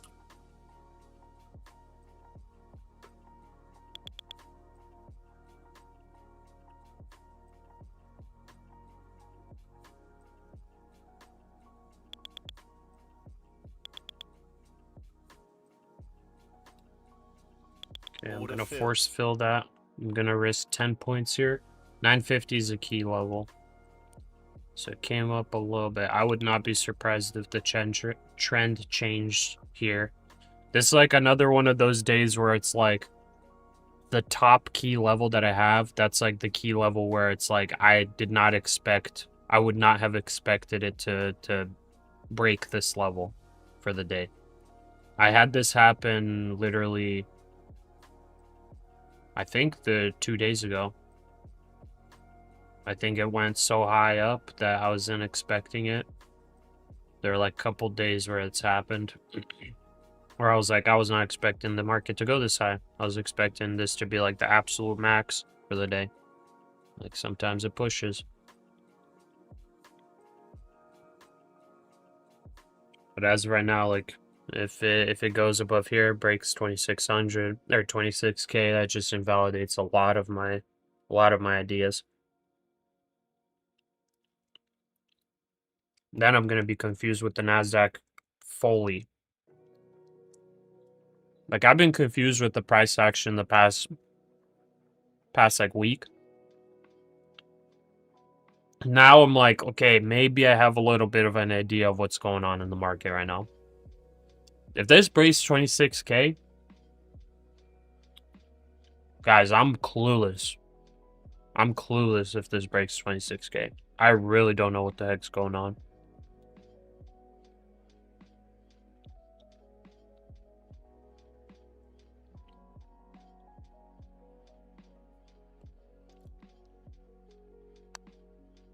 Because it would, if this breaks 26K, then it would seem that the NASDAQ is going to be pushing for an all-time high break.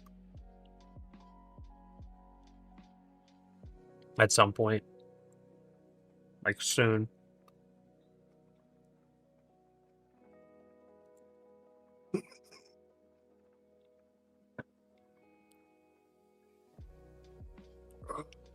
January price action has been like December, which is crazy. Yeah, I'm not loving it.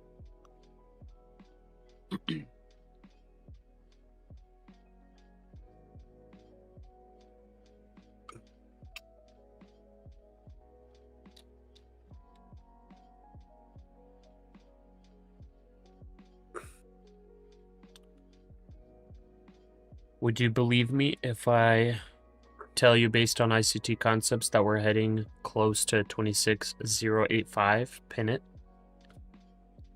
So based on ICT concepts, we're heading up here.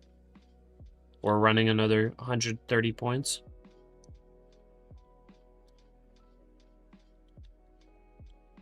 I mean, it's possible today. Definitely possible.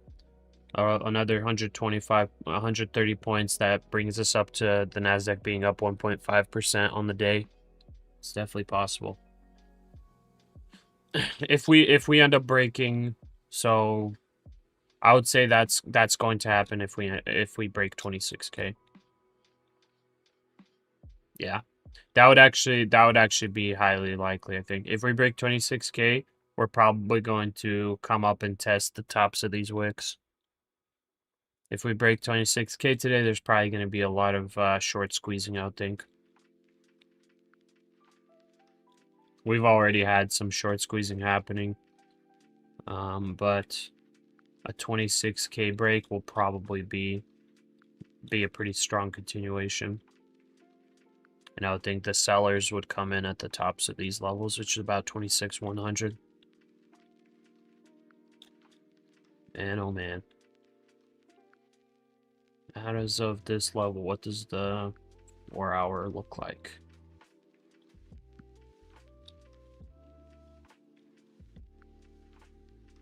Look at that 4 hour. 4 hour chart. So the next key level after 26K is 26,100, and you can see that one's a strong resistance. 26,100. We had rejection here, here, multiple times. Now we got a big old U shape in here, pushing up. Yeah. So those are the two spots, and then we're pretty much guaranteed all-time highs.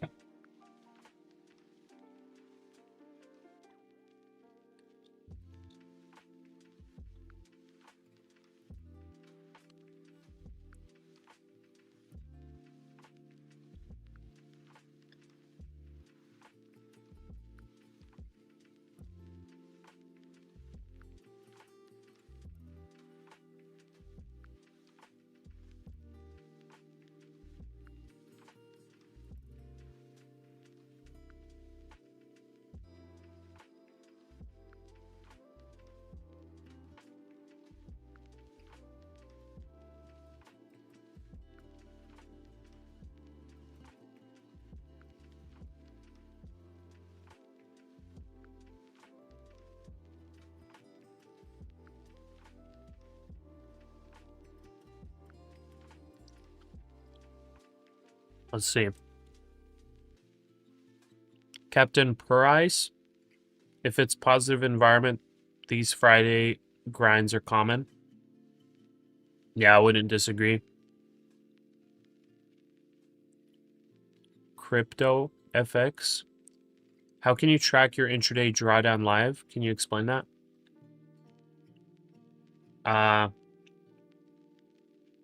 don't know what you mean by track it, but you just need to know how much drawdown you have. I'm gonna do math in your head if you're not like actively watching it.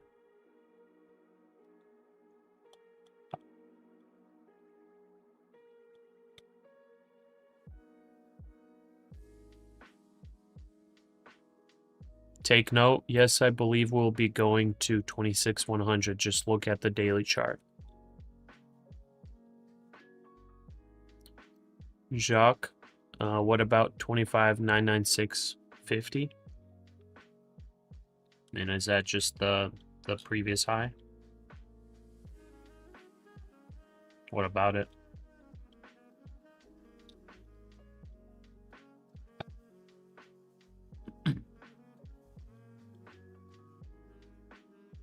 Take note, Z Marvel saying called it. Called it. If you called it, did you actually take the trade on it though?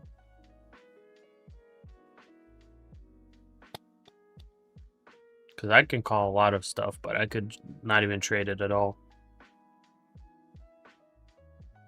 Casey, everybody's bullish now. Yeah, it's interesting. The whole stream is bullish. Everybody's saying it's going up, it's breaking, it's going high. This is like exactly what you want to see if you're expecting Wyckoff distribution. You want everybody bullish. You want everybody thinking that's going to break out.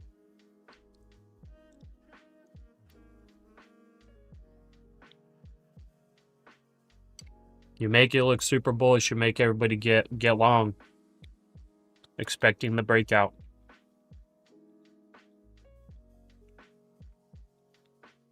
Stop filled.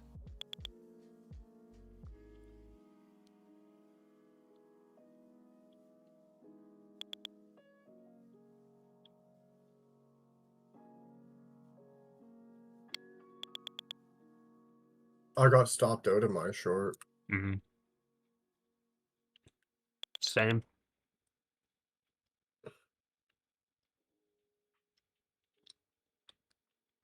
Exactly, Henrietta. No predict, react. Sertak, if everyone is bullish, then it's time to short. I mean, maybe not today, but yeah, that's usually how it goes. Just say right. You're still trading. Are you breaking one of your rules right now? No, I'm my max loss now. Like my rule is max loss of $1,000. So once I hit $700 max loss, I think it was, or 800. I said that I'm just scaling down to 1 micro. I'm now trading only 1 micro until the end of the day, so I'm not taking full position size or anything. 1 micro. I'm trying to take as best entries as possible and ride for like 50 or 100 points if it lets me. FCO, you're shorting. High quality is here saying thinking bearish. There's really 30% chance of breakout. To the ICT trader, they would have also expected 597 to happen already as well. Yeah.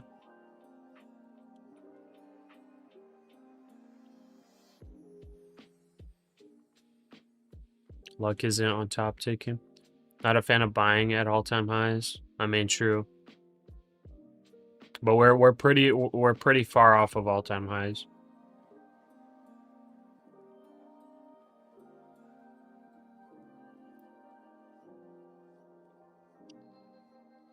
Pump and dump coming.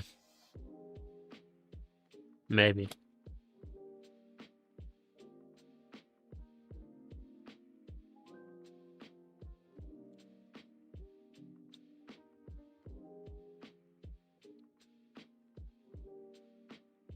Wait, to track live drawdown in Trade gear icon and select columns. Gear icon.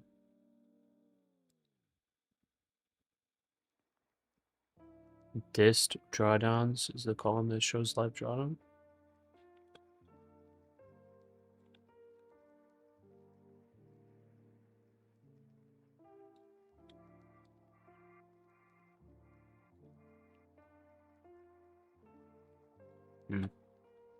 I'm not seeing any other gear icons.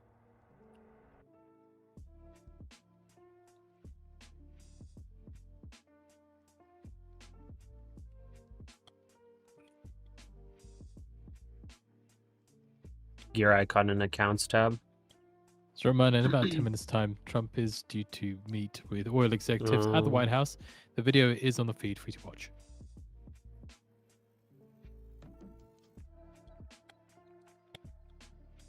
Anyways. I don't know how to do it.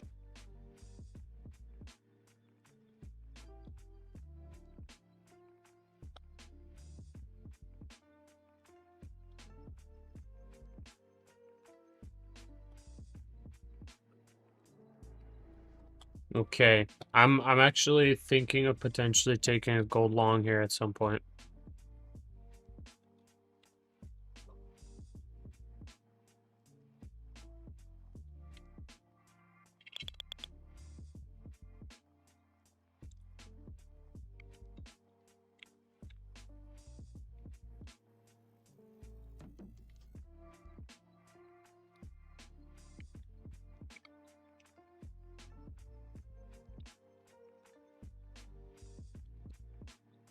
Maybe, potentially, maybe not.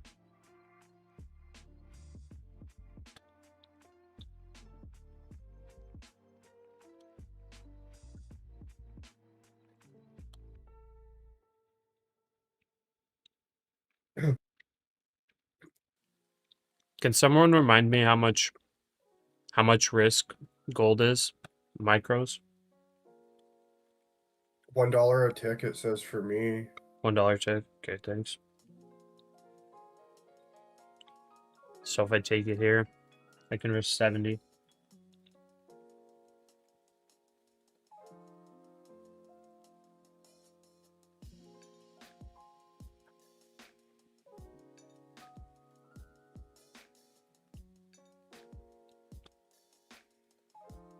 Yeah, I think I'm gonna try to take a gold long here.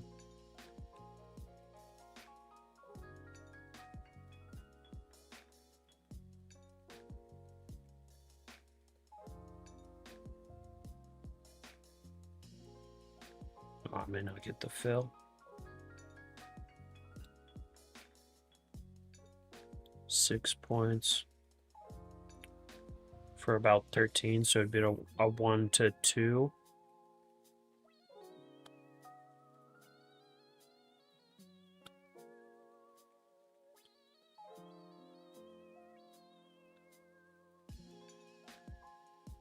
Man, oh man. I'm not catching it. Gold's running away from me.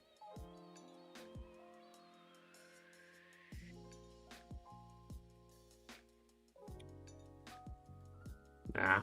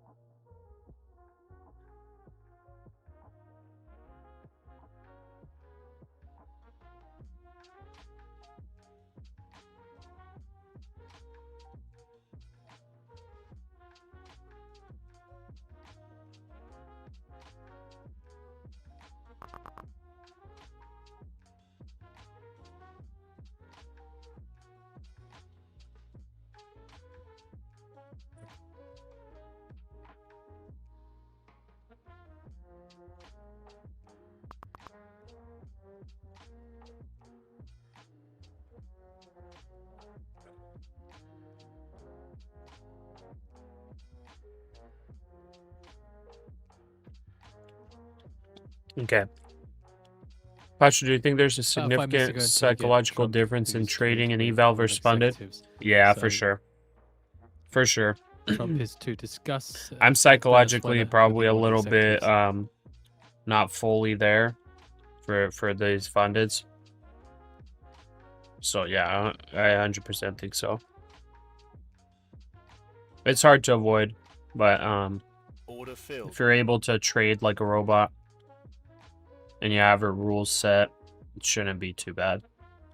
Okay, I filled the gold long here. Nice. Good luck. Thanks.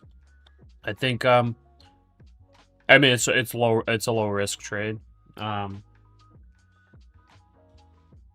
just trying to think how many points I would want to take on this if it pushes up. Because you could either go like full on play for a full breakout of that high. So I don't know if that would be a little bit too greedy. Yeah, this actually rejected perfectly off this range.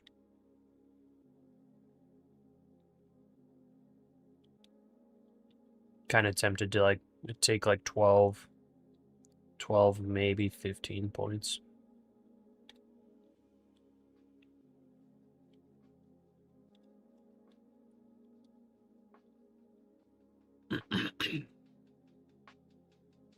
Or sorry, not even that much.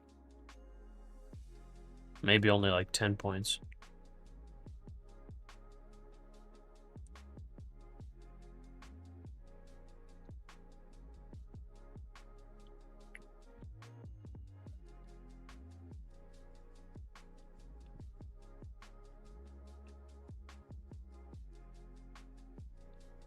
Okay, yeah, I'm gonna take 10 points. I'm risking about 6.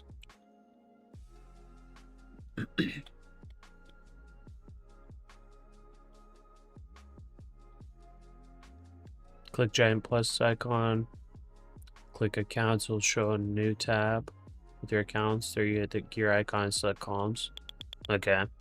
Yeah, I mean I track my trailing drawdown well, so I don't really need to set it up on there. Jacques, Pasha, why are you not using Ninja or Quant Tower? I just don't use them. I don't know.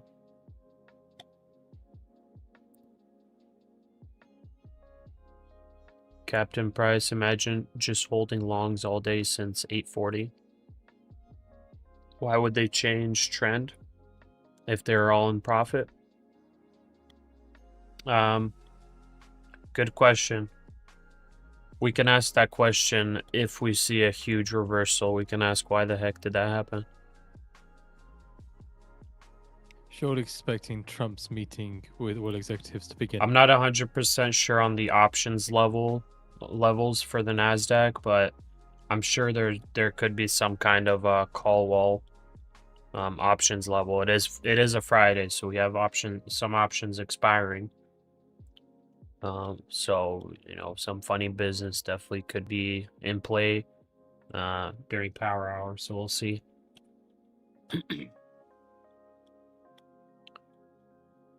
Kelvin, are you in the KGB? No, of course not. Extremists always when you're longing. I put stop loss on previous day low. Look how would it works today. You pewted.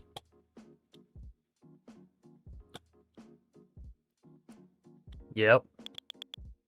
Trump meeting with oil, gas CEOs in a couple of minutes. Yeah, we'll see if market moves because of that. Symmetrical triangle breakout on the daily NQ. Yeah, for sure. The NQ has broken out. Yeah.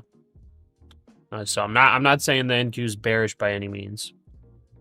This is all very bullish. Jacques Small short on gold. No, I actually just long gold.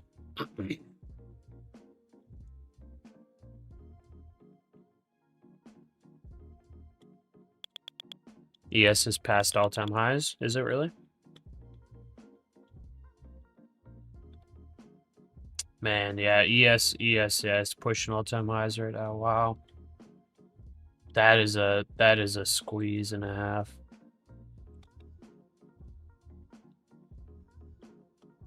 NASDAQ's probably gonna break higher here if it NYMEX WTI crude joins the futures settling S&P. at $59.12 a barrel, up What a crazy day $1.36 or today. 2.35%. Natural gas February futures settle at around Crazy. $3.16. Gasoline settling at around $1.78 a gallon, and diesel settling at around $2.13 a gallon. KCS, Pasha. What books do you read or audiobooks you listen to in your free time? Stock or life related? I don't really have any right now that I'm listening to. Right now I've been pretty busy with all kinds of like school, this stuff, family, church, all that stuff. I've been kind of busy, so I haven't been reading any books recently. I got some on my I've got some on my what do you call it, in my library, on my Kindle library that I want to read.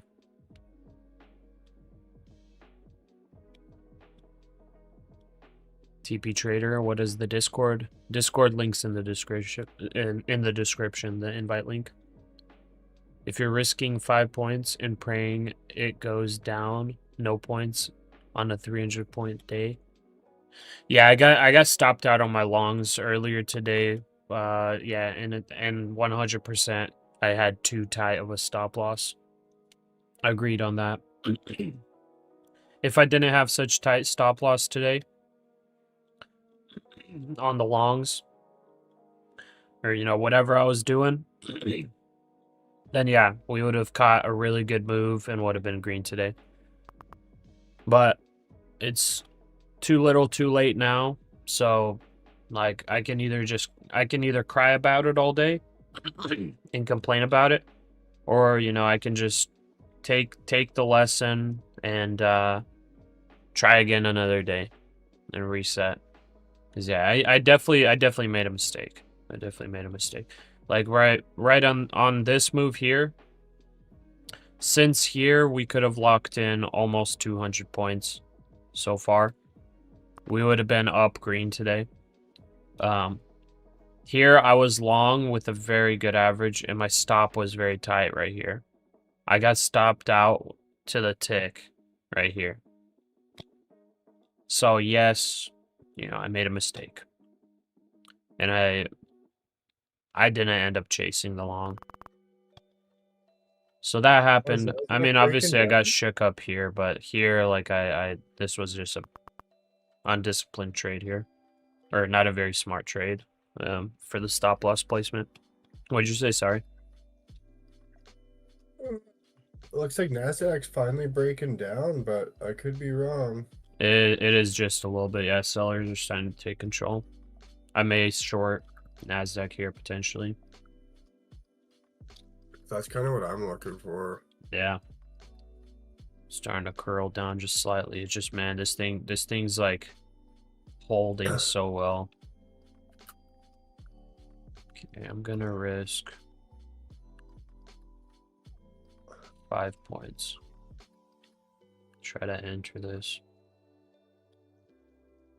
Order filled. I'm going to get 25 points on this.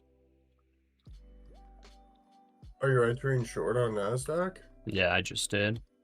It's the moving averages are now in the bearish side. Now I'm still long gold.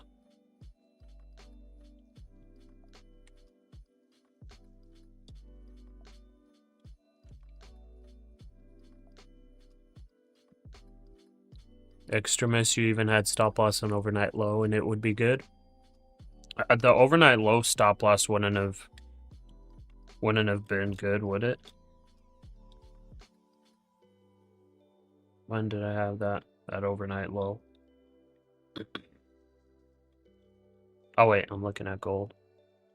I had a stop on overnight low, did I?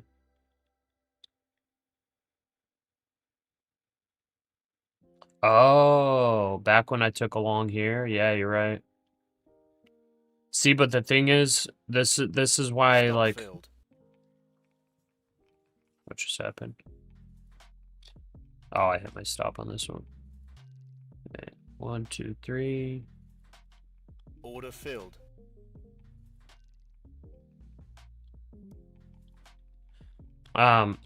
So unfortunately over here, I lost way too much money here. I shouldn't have traded.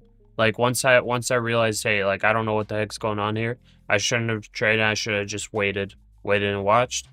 By the time I was done here, I was down $700.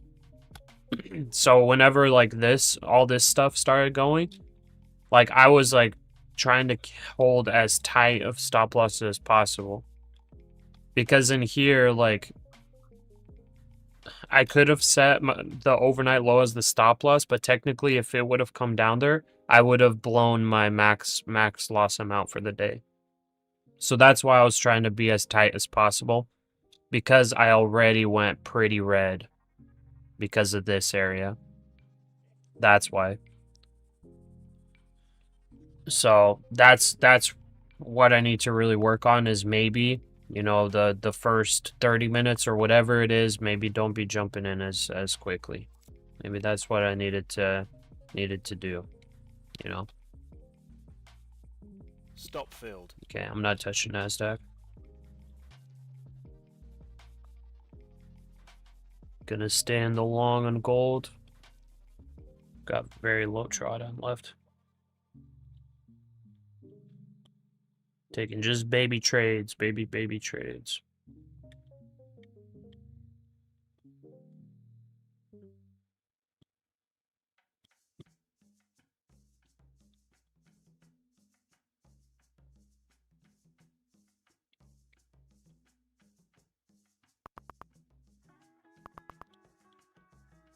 Yeah, if you can't understand the day, especially with tilt, it'll catch you. Yep.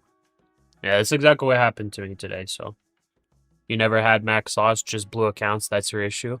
Oh, yeah, gotcha.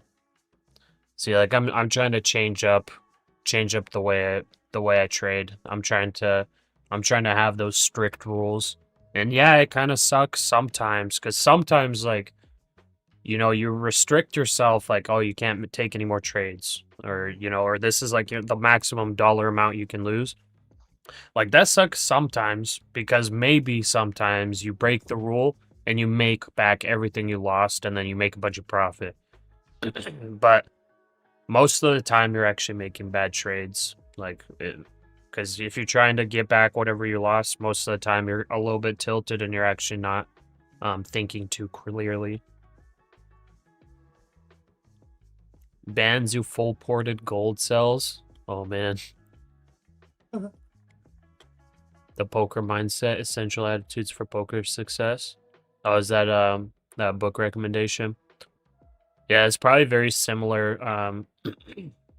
Very similar outlook probably for day trading, I would guess. You can see it move 100 points once your account already blown, worst case. You want to buy more evals right away? Yeah, I know.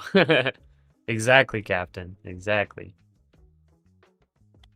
It's like, oh no, I missed the move. Like, that could have been the move. I would have made $500 million. Wow. Wow, if only I did that. Man, I need to reset my fundeds ASAP, because I'm missing out on this move. This move's about to go to the moon. I'm about to miss out on it. I gotta reset for $7,500 just real quick. It's gonna be easy, quick hit. That's exactly what you want to avoid. Andy, do you feel you will be revenge trading if you join on the long and NQ, or is it just pride and principle? No, I feel like I'll be revenge trading, yeah.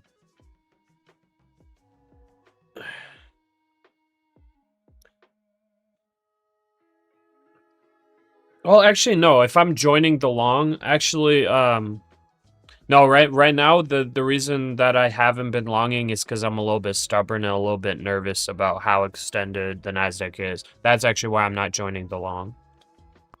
That's why. I'm instead, like, kind of trying to catch the top for a big move down. which may never come. It could just continue grinding up. It could continue completely grinding up, but at some point there is like a call level, some kind of options resistance level, and I don't know what that is. It's probably, I would think it's probably 26K. That's probably a very strong one, but I would think that there's one below this. I would think based on how we've been moving, it's probably like 25,900.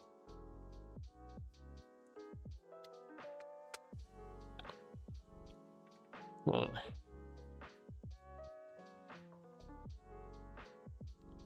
let's see. I'm gonna look it up real quick.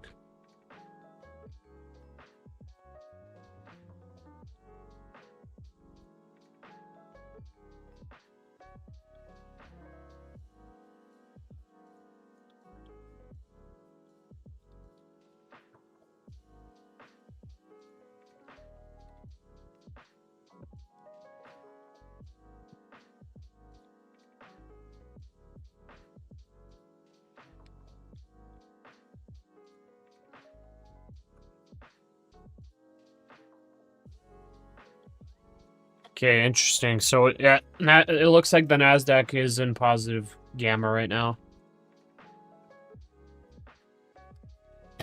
So it's in positive gamma. I would be, dang. For it to actually get back to normal, it would have to drop like 200 points.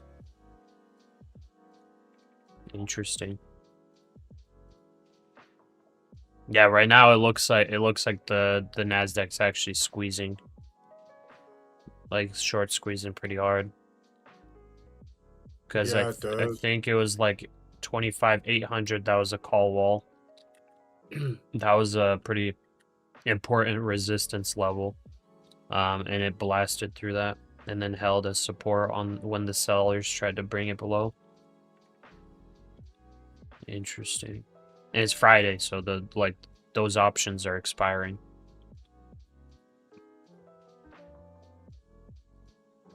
Wow. It could be possible those call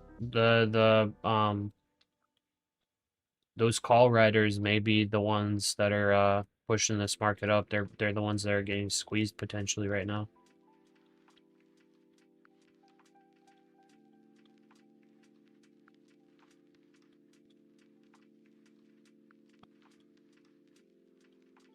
Yeah, either all of them get squeezed out here, or they successfully drop it like 200 points and close it there today.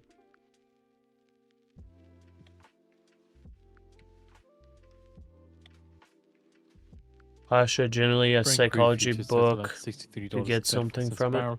Gotcha. $1.35 or 2.18%. Jamie vote SPX is 7K call wall and NQ is 26K call wall, if you recall correctly. Geeks of Finance had it on their video a couple days ago. Well, I know that those ones are probably like call walls, but I'm wonder what the big call walls are below that, like in today's range. I think 25,800 is probably one of them, like a pretty strong one. And you can kind of maybe, I mean, maybe it's 25,850 or something. But like if you look at the past, couple of days, or I guess, yeah, past couple of days, it's kind of like an area of interest. That's kind of the middle of the range this week.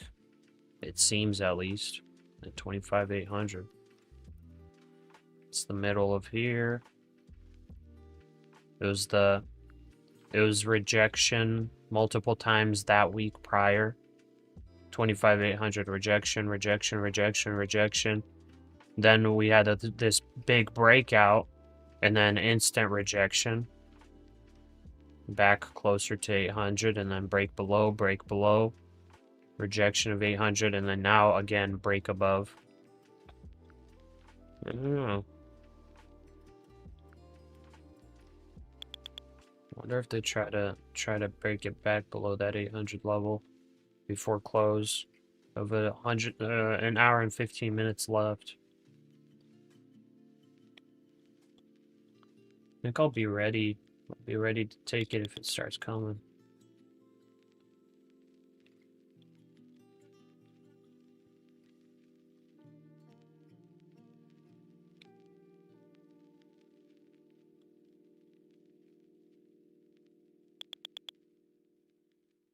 Probably gonna get stopped out of my short here. On NASDAQ one? What size Yeah. did you take? Just 2 micros. Okay. So just small. I'm just trying to scalp a little bit back from my loss this morning. Yeah. So gold's making like this big old triangle thingy. You can see here. Gold can break out here, it's gonna be nice. But if it fails down, then that's whatever.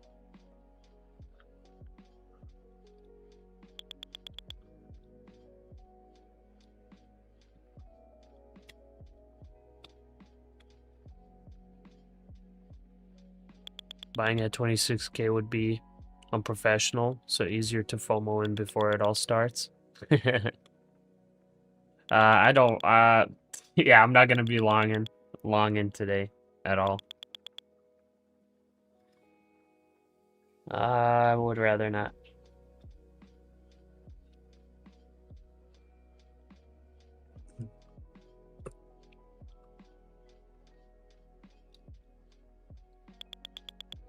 What option's best to buy when shorting NQ? Probably futures. But if you're trying to short NQ, you could do NDX options. Those ones get preferable tax treatment. But on this channel, we're only trading prop firms. Or almost always. Thought that was it for today, but might be expiring on the 16th. Okay. Omar, you have passed enough evals, now switching to PA's mode. Nice. What lessons can I apply? I want a very simple process to make 50 to 100 a day only and lose 200 max a day. What would you suggest? I mean, that sounds good, but I wouldn't put your max loss in a day to be double your daily target, especially if your daily target is something that you would use as a potential cutoff or something. But I would maybe like do 1-to-1. You know, if you want to make 50 or 100, let's just say you want to make $100 a day, then I would make your max loss in a day $100. And then what would be even better is making your max loss half of your daily profit target. So you could put $100 a day as your target, and then $50 is your max loss. And then if you're profitable 50% of the days, you're going to be profitable overall. But that kind of size is going to be very difficult to play, even with just one micro, because 25 points of drawdown, for example, would be your max loss. 50 points would be decent. But if you're making 200 max loss, I mean, it's fine, but it's like, are you going to be able to get like a 70% win rate to be able to make that profitable strategy? If you can, then you know, then do it.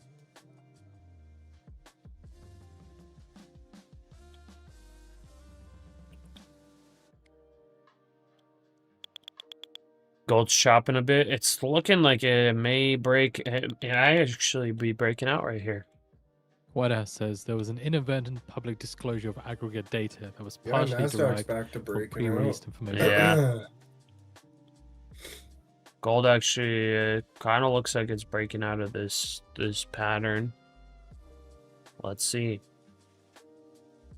If it breaks this high right here, then I would confirm the breakout. And White House official says White House is reviewing protocols regarding economic data releases. And then as far as NASDAQ, I'm still watching. As long as it stays below 26K / below this high here, I'm still looking for shorts.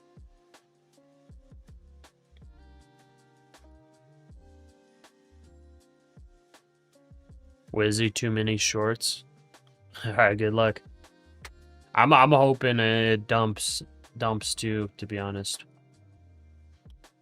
Because then at least I would have a couple of my potential theory hypotheses still in play. If this breaks 26K, I'm just going to be too confused. Pasha, remember I said yesterday I will full port 3 Apex 300K evals with 35 NQ minis? Entered at 8:30, 57 seconds, result. Glitchy Tradevate won't close at the spike. Closed 10 to 15 seconds later. One made 14K, second one 12K, third one made 8K. What? What? Dang. Wait, so you need 20K profit to pass and you had 26K profit in each. That's how sluggish Tradevate was when everyone's putting in trades at the same time. My goodness. That's crazy. Yeah, that's nuts. That is pretty nuts. Man. So you basically still need to grind up some profit to pass it then, huh? Go for another full port. You got it. Oh man. Jamivo, do you think we pull back next week? I mean, I'll just have to wait and see. I want to see a pullback next week, but I don't know if it happens. On Sunday, whenever overnight trading opens, I think I'll be paying attention to take some overnight trades. Okay, and the live video has begun.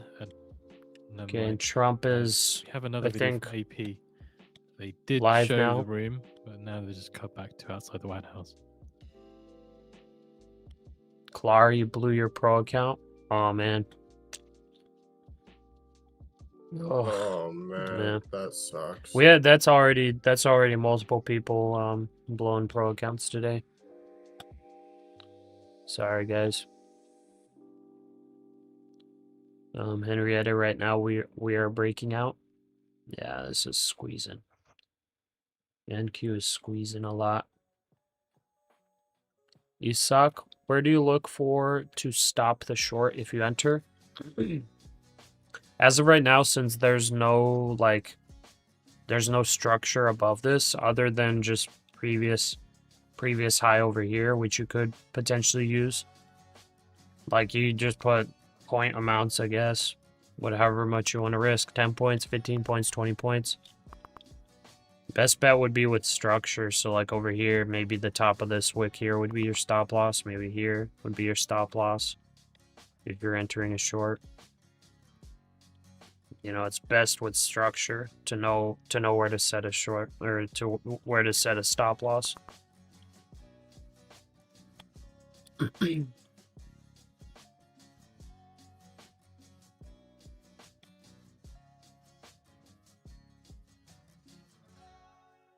Don't go to the casino today. Say, but this NQ level might be a good short on next week's opening. Yeah. I mean, if we stay here, yeah, possibly. That's like I said, I'm going to be watching how the Sunday New York market how Sunday futures open.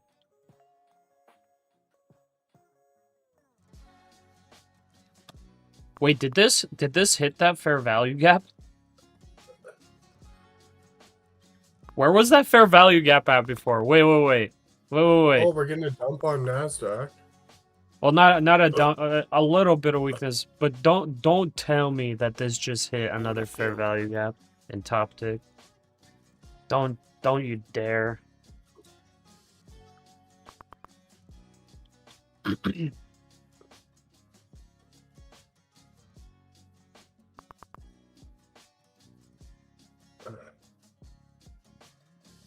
Okay, moving averages losing just slightly. Just slightly again. Could just continue squeezing, so let's see. Let's see if it can actually start dumping here.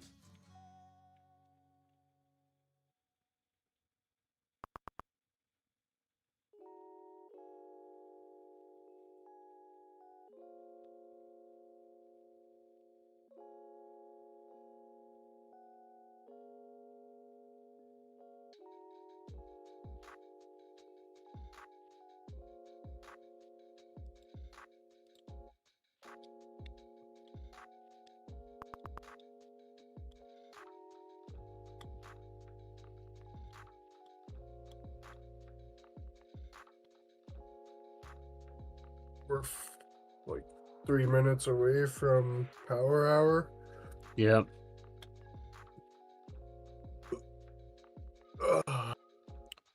Dude, honestly. I'm moving down here. I'm going to try to target 150 points if we actually catch a short. But what the heck was the fair value gap at the top? I could have sworn whenever I had that indicator up, it showed a fair value gap over here somewhere. Wonder if it actually hit it.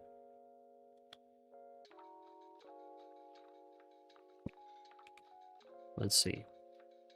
Fair value gap. Show me.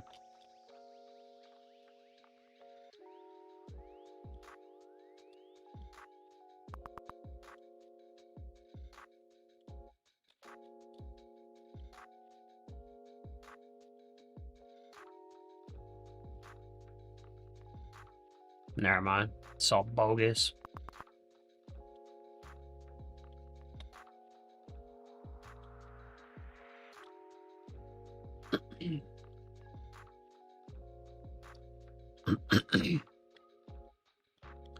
Okay, seller's in control here.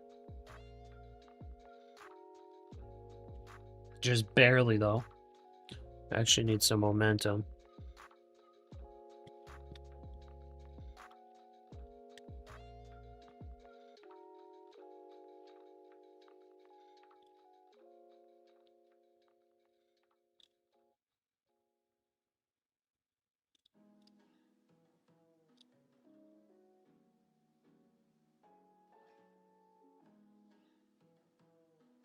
Ooh, that's actually some big volume on this Commenting on most Truth Social recent here. candle.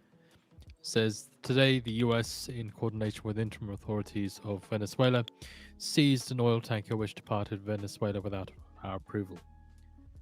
This tanker is now on its way back to Venezuela, and the oil will be sold through the Great Energy Deal, which we have created for such sales. Wait, this looks like some big selling here.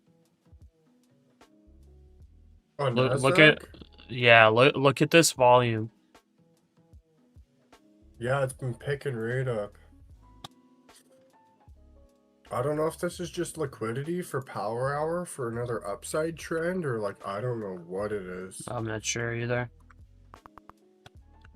But we got tweezer top here. Spike in volume. So volume doubled right there. More than doubled. Right on this tweezer top. Let's see if this is going to be a full reversal.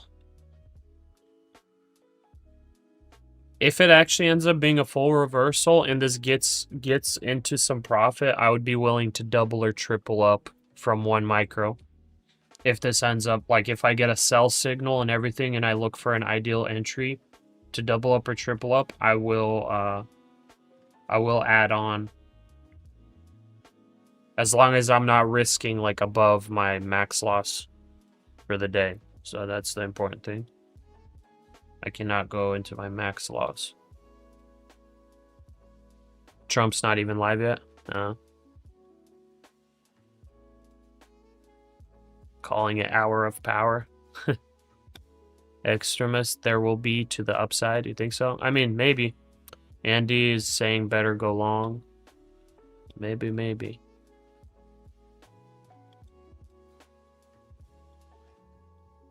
Let's go sour hour. Yeah, we want the sour hour. The sour hour is what will actually get us a bunch of points here in the final hour. It's not going to be going long. Like it could stay bullish and like longs may be the only play here, but like, are you going to get 200 points to the upside? No. But if we can get a sour hour though, we could get a couple hundred points to the downside. Sweep some levels.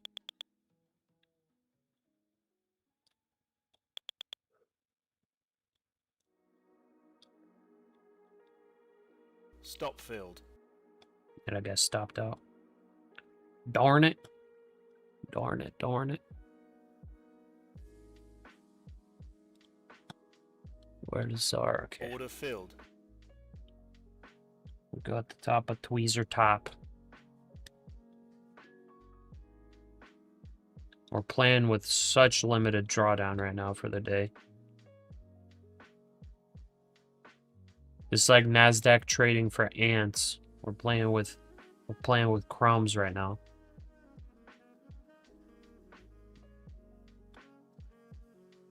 White House official. The White House is reviewing protocols regarding economic data releases. Yeah, it's probably not really big news.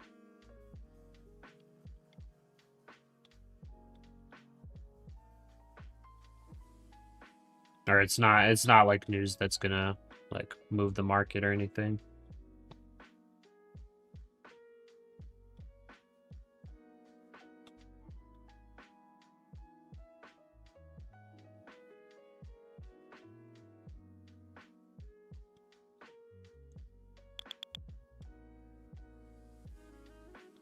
Okay. Bulls took control right away. Right away. It's interesting. It's an interesting tweezer top with increased volume. And then drop.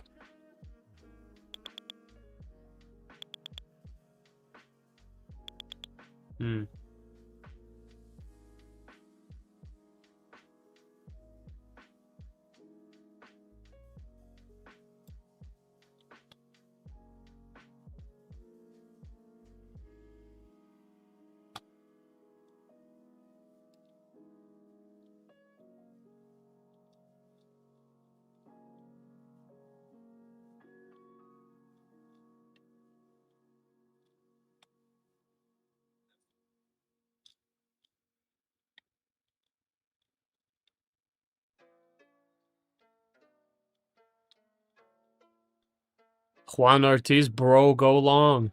I think it'll go big. Following big trend long.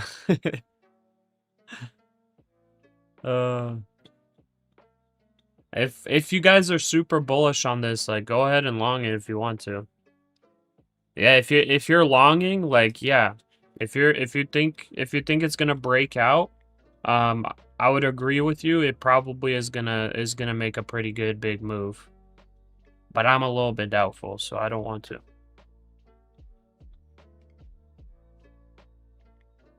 But yes, if it does, don't like not go long just because I'm not going long.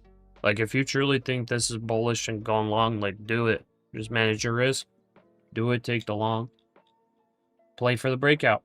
Play for that 26K breakout.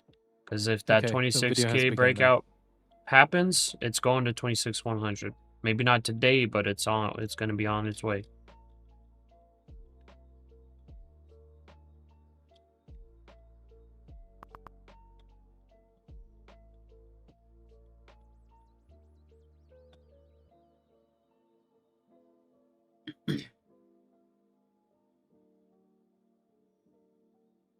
Gold literally just sitting. Yeah, gold, what I'm looking at, gold actually technically broke out of this trend. It broke out of this downtrend right here. So selling kind of slowed down on gold. I think gold's going to break out here. I think it already technically broke out here. It's just waiting. Well with the people of Venezuela. So Now, I've Trump got a speaking tight at the stop event. here on gold. So as of right now, I got 4 points of risk and trying to take 10 points of profit.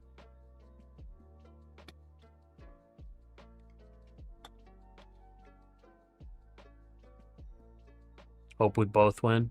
Been following all week. Really like the streams. Appreciate it, Juan.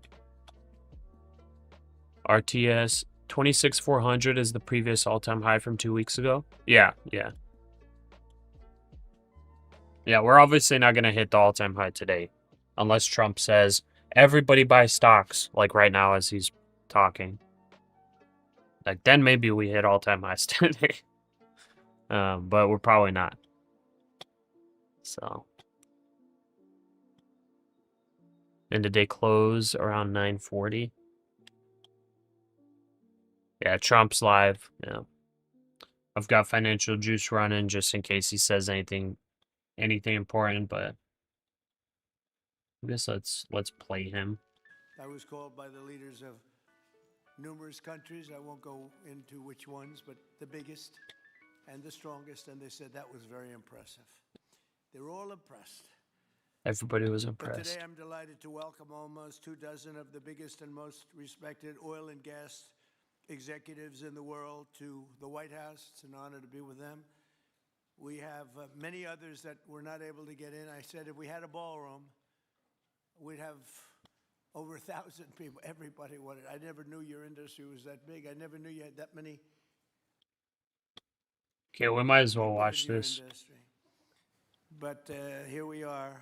And if you, in fact, if you look, come to think of it, well, I got to look at this myself.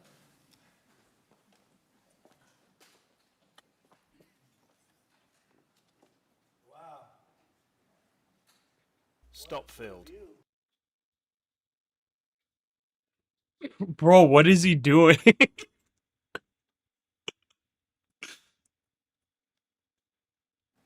But I figure we might as well do it. If the fake Trump news says were we'll like discuss how U.S. companies can rebuild in Venezuela. They keep muting. Oh, I keep muting his mic. Whoops. I don't think there'll be anything like it in the world, actually. I think it'll be the best. We went from, this is, as you know, our biggest room, which would seat 100 for dinner, maybe, if you're lucky, if you're nice and tight. And the ballroom will seat many. And it'll also take care of the inauguration with bulletproof glass, drone-proof ceilings, and everything else, unfortunately, that today you need. So we're going to discuss how these great American companies can help. Trump says 30 million barrels of oil was given to the U.S. yesterday by Venezuela. Of barrels of oil production to benefit the United States, the people of Venezuela, and the entire world. And yesterday, the number is 30 Adding $4 million billion barrels. worth of Venezuelan oil is on its way to us. Is that a correct number? 30 million barrels. You hear that, Peter? Of oil was given to us by Venezuela. That's a lot of oil. It's about $4 billion worth, and it's on its way to the United States right now. And we want to thank Venezuela for that. And we're working very well with them, obviously. U.S. Commerce Department, according to a filing, drops plan to impose restrictions on Chinese-made drones. So that's money that goes to the United States. Some will go to Venezuela, and some will go to the oil companies, but not that, because that's already been extracted. So when you're not getting any of that, but when you start extracting, you'll get. But it's tremendous reserves, among the biggest in the world. Some people say it is the biggest in the world. And we're going to be working with Venezuela. We're going to be making the decision as to which oil companies are going to go in, that we're going to allow to go in. We're going to cut a deal with the companies. We'll probably do that today or very shortly Trump says we'll cut a deal on Venezuela today or shortly after. And we're dealing with the country, so we're empowered to make that deal. And you'll have total safety, total security. One of the reasons you couldn't go in is you had no guarantees, you had no security, but now you have total security. It's a whole different Venezuela, and Venezuela is going to be very successful. And the people of the United States are going to be big beneficiaries because we're going to be extracting, numbers of, in terms of oil, like few people have ever seen, actually. So Trump also adds that you're oil dealing companies with will us deal with the directly, US you're not dealing directly, with not Venezuela at Venezuela. all. We don't want you to deal with Venezuela. Let me thank Vice President J.D. Vance, who's doing a fantastic job. Secretary of State Marco Rubio, likewise a fantastic job. I have good people. I like them better than my first group. But we had a great, despite that, we had a great first term. We had some great people there too, by the way. But we had a great first term. We had the greatest economy in the history of our country in the first term, but this is blowing it away. And you Gold's haven't seen breaking out anything yet. slowly here. Everyone's been shocked by the So I'm in a numbers, long on that one. 5.4% GDP. Looks like it wants to go. And that's despite the fact that we were badly hurt by the Democrat shutdown, of which they'd like to see if they could shut it down again. Secretary of the Interior Doug Burgum, who's fantastic. Secretary of Energy Chris Wright, recommended by Doug as being the greatest oil man anywhere in the world, because I wanted Doug for that job, energy, and Doug said, no, sir, there's a man named Chris Wright. I said, who the hell is Chris Wright? He said he's the most talented oil man anywhere in the world. I doubt you can get him, because typically oil men make a lot of money, and women. They make a lot of money, but Chris came. You took one of the greatest salary cuts probably in history, Chris, right? But he's a fantastic person, loves our country, and many other important members of this team.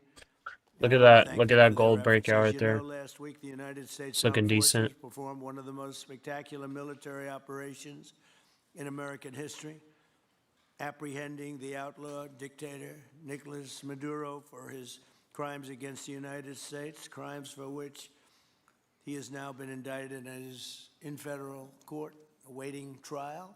Trump says we'll closely He integrate killed many Venezuela people, US economies. millions of people, actually, and allowed jails, prisons, mental institutions, insane asylums, drug dealers, drug addicts to pour into our country totally unchecked because of sleepy Joe Biden's policy of open borders, the stupidest thing I've ever seen. We're getting them all out. The departure of Maduro makes it possible an incredible future for both nations, Venezuela and the United States, in which we will more closely integrate the economies of two major energy powers in the Western Hemisphere. Energy coming out of Venezuela was very small. One of the things the United States gets out of this will be even lower energy prices. We have people now getting gasoline for $1.99, $1.96, $1.95, $1.92 yesterday, somebody. And it used to be $3.50, $4, $5 a gallon. Think of that, $1.99. Decades ago, the United States built Venezuela's oil industry at tremendous expense with American skill, technology, boom. know-how, and Gold. dollars. But those Continuing. assets were stolen Nice from push. us, and we had presidents did nothing about it. And I This don't know if I president should is take much more different than 10 your other points. presidents. They did nothing about it. They stole it. Some of the people in this room were a little bit younger when that happened, but not that much younger. No, I'll take 10 Wasn't points. that long ago, but they stole our assets like we Trump were of babies. Venezuela says we're taking And the back what United was taken States from did us. absolutely nothing about it. So now we're doing everything about it. Now we're doing 500% about it, but it's a long time after the act took place. So they stole from us, and it was taken by socialists and communists at the time, and Venezuela was going bad, really bad. And as much oil as they have, they're producing almost nothing, which is just a system. So we're really, if you look at it, we're taking back what was taken from us. They took our oil industry. We built that entire oil industry. Honestly, Started a I long could time trail ago. gold They here took it, and they and try to play for the they breakout. were very ungracious to this country, but now I set it at break even now for gold. I could actually try to play it for the full breakout. Venezuela's rotting energy infrastructure and eventually increase oil production to levels never ever seen before. When you add Venezuela and the United States together, we have 55% of the oil in the world. The United Trump States says is giant number oil one. We companies have will them spend $100 drilling. billion of I'll their play money. for the Baby breakout. Drill I'm was actually my going to try to target campaign, and Doug and Chris, 20 points I think approximately. we're Or setting sorry, records on drilling 38 right now, points. taking oil without Because gold is Venezuela. moving right now. That's This is how we're looking getting the good. oil prices down. That can The trail. plan is for them to spend, meaning our giant Venezuela oil has companies agreed- will be spending at has least agreed with us to $100 refine billion up to of their money, 50 not the million barrels of government's oil. money. They don't need government money. But they Order need government filled. protection and need government security that when they spend all this money, it's going to be there so they get their money back and make a very nice return. The plan is for them to spend at least $100 billion to rebuild the capacity and the infrastructure necessary. Venezuela has also agreed that the United States will immediately begin refining and selling up to 50 million barrels of Venezuelan crude oil, which will continue indefinitely. We're all set to do it. We have the refining capacity. It was actually based very much on the Venezuelan oil, which is a heavy oil, very good oil, great oil. It's fantastic for certain things like asphalt roads, the best there is in the world for asphalt roads and other things. All of the companies here today are going to be treasured partners in bringing the nation of Venezuela back to life, restoring its economy, and generating great wealth for their companies and for their people, and also great wealth for the American people, and tremendous wealth for the companies that are going in. The companies that are going in, and if you don't want to go in, just let me know, because I got 25 people that aren't here today that are willing to take your place. So I just want to thank, these are people that I either know or I know of by reading lots of business magazines and journals and papers. These are the greatest oil people anywhere in the world. Harold Hamm, I see, is here. Harold, you know, there's a story about Harold Hamm that he could look at a piece of land, put a straw into the land, and oil pours out. Is that true about you? Whereas some of you guys have to invest hundreds of millions of dollars to find that oil. So we Trump can't says let that we will have story be another true, meeting but in they say Venezuela on Harold oil puts a next straw week. into the land, and oil comes gushing out. So you're not a big R&D person, are you, huh? He's called instinct for oil. Now, he's got other problems, but we won't talk about those problems. But he's been a great supporter of mine for a long time, haven't you, Harold? So congratulations. But we have, and I think Harold would agree, we have the greatest oil men and women anywhere in the world sitting in this room right now. And we have a lot of people that will be back to see us sometime next week. We're going to have another meeting for another group. But we're going to do this very quickly. We can have this done almost immediately. So I'd like to thank you all for being here. I'd like to invite Vice President Vance to say a few words, followed by Secretaries Rubio, Burgum, and Wright. And then we'll have a few words from representatives that are here and to discuss their ideas, a couple of them. We have Chevron, which has been, where's Chevron? Where are you? Far right. No, I thought you'd have a better location. You were the only one that was there for all that. I used to call you and say, what the hell is going on with Venezuela? He stuck it out. I don't know if you made money or not, but you stuck it out. I got to give you a lot of credit for that. Mark Nelson, thank you very much. Exxon CEO Darren Woods. Darren, thank you very much. How's Exxon doing? Okay? All right, they'll do a lot better now, won't they, huh? Exxon's been amazing. It's been an amazing company. And ConocoPhillips CEO Ryan Lance, thank you very much. So you guys could say something, and then we'll take some questions from the press. And if anybody else would like to speak, we'll have you speak. We have all the time in the world. This is a big subject. This is massive wealth, and more importantly than massive wealth, it leads to lower taxes and a lot of jobs for Americans and for Venezuelans, but for Americans in this case. And I just, again, appreciate you all being here. US stocks extend gains, NASDAQ up words, 1%. Thank you. Thank you, Mr. President, and thanks to everybody for being here. You know, as a Marine Corps veteran for my entire lifetime, presidents, and let's be honest, they were Democrats and Republicans, would send the American military to far-off places. They would get us involved in these endless quagmires. They would lose hundreds or thousands of American lives, and the American people would get nothing out of these misadventures.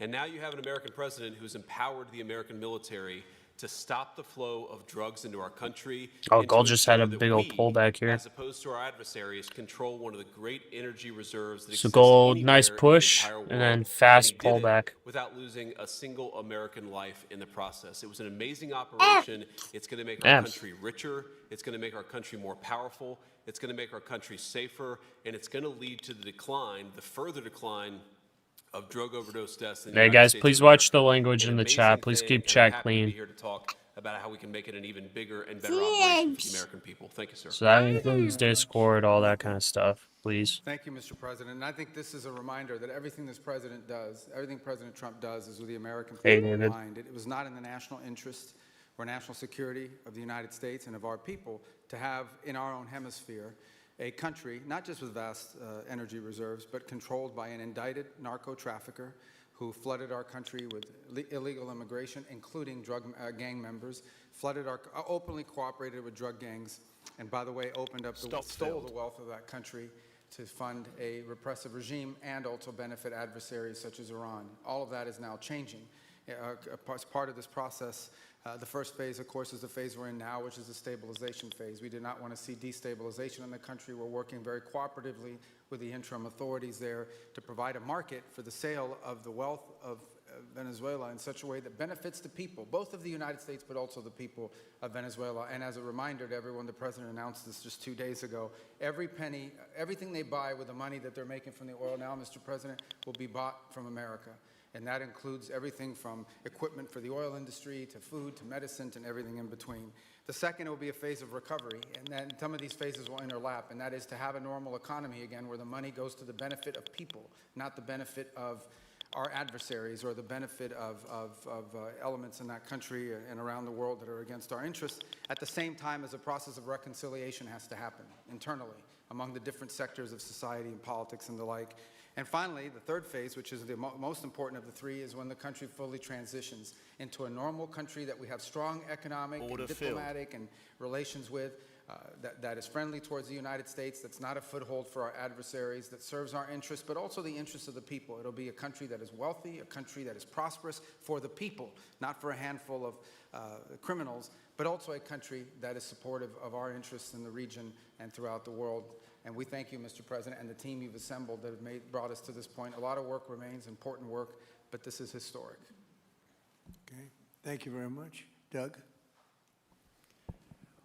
Well, Mr. President, I want to thank you for your leadership, not just as president, but as commander-in-chief. The boldness, the execution, the breathtakingly precise work that you've delivered both in Iran back in June and here has changed the field for the whole world. And you always ran about the idea of peace and prosperity. And in Venezuela, as you know, this was a playground for every bad actor in the world. We had Russians, Iran, terror groups, all of them profiting from this criminal organization that was pretending to run the country. That makes America safer. You've secured the border, we're stopping the flow of drugs, and now with the normalization of relationships on an economic basis, it's going to mean tremendously for the prosperity of the American people. So I just want to say again, congratulations to you and to the entire leadership team. How's your gold trade playing out? On the scale of things Gold's up 60 bucks, 70 bucks right now. So the pullback happened. It looks like it's continuing right now. We'll see if it can hold. I'm going to try to play the gold breakout. Chris and I want to say thank you to all of you. It's your technology, your innovation that has put America in the place where today we are the Gold and most NASDAQ country in the have world. traded That inverse position is what's allowed us to take the action that we're a taking. couple times here, if you can see on the chart. None of that would happen. They've traded inverse a little bit. Right now, gold started. Well, they've traded together, but inverse on a couple times. Gold is now starting to come up, breaking out. We'll see if NASDAQ at some point here rejects. I mean, I've hit a bunch of like 10-point stop losses trying to short the NASDAQ. Thank you, Mr. President. So I'm not too smart. Yeah, what we've seen in the last week is leadership matters and credibility matters. Venezuelan oil has been sanctioned for many years, and the oil just flew, those sanctions were not enforced. That oil just floated out, trafficked by bad actors of the world. The resources weren't gone to a central place. The corruption and decline of Venezuela has been a crisis for the people of Venezuela, and as Secretary Rubio said, massive spillover effects in the United States, in crime, in drugs, in kidnappings, and in taking a huge resource base and making it not exploited, not developed. The whole world is a poorer, less opportunity-rich place because of that. When you have materials underground, they've been underground for 1 million years. That does not make them a resource. That does not make them valuable for your country, your people, or the world. They only become a resource with technology, with capital, with rule of law, and a system of governance that encourages the harvesting of those resources to make the better world. And we see here the dramatic contrast between the United States, which may have less oil underground than Venezuela. We have 20 times the production of Venezuela, 20 times the impact of human betterment, massively better quality of living here in the United States. That was at risk under the last administration. We've seen a lot of attacks on the energy that makes the world go round. President Trump's election has removed those risks, has embraced reality about how the world is energized, and we are at record production of oil in the United States, record production in natural gas in the United States. We've seen a meaningful decline in gasoline prices, diesel prices, travel prices because of jet fuel. And now President Trump is taking the genius of a different way to try to solve a 25-year festering problem in Venezuela, that all the traditional things have not worked. But ordering both a tremendous military operation to remove the heads of a criminal organization masquerading as a government, and then to use the power of our military, not to fire bullets, but to stop the flow of Venezuelan oil to the world, immediately gave us leverage over the interim authorities in Venezuela and has allowed us to be in this position today where the actions of this government can massively improve Venezuela for the better, and the bigger impact is to massively improve the quality of life, affordability, safety, and security of the United States. Very proud to be here. And we'll turn it over to Mark Nelson, who's the vice chairman of Chevron. Chevron has been in Venezuela for over 100 years, continuously. Mike Wirth, the CEO, had a knee replacement recently. He's not here. Mark is a tremendous leader in our industry, and I'll turn it over to him. Thank you, Secretary Wright. Again, I'll send Mike Wirth's regrets. He really wanted to be here, Mr. President. Great guy. On his behalf, I have 3 very quick thank yous and an assurance I'd like to provide you all. The first thank you, Mr. President, is to you. It's thank you for convening this gathering. It's thank you for your leadership, and thank you for continuing to keep American energy domination in the forefront. So thank you for that. Thank you very much. The second thank you actually is to the cabinet. So Secretary Rubio, Secretary Burgum, Secretary Wright, your ability and commitment to continue to engage with the parties around the table to keep the world working is greatly appreciated. So thank you for that. And the final thank you actually would go to our Venezuelan employees of Chevron. They have been working tirelessly to operate safely, protect the environment in country, and their dedication and skill will help us in this next chapter. And finally, I'll close with the assurance.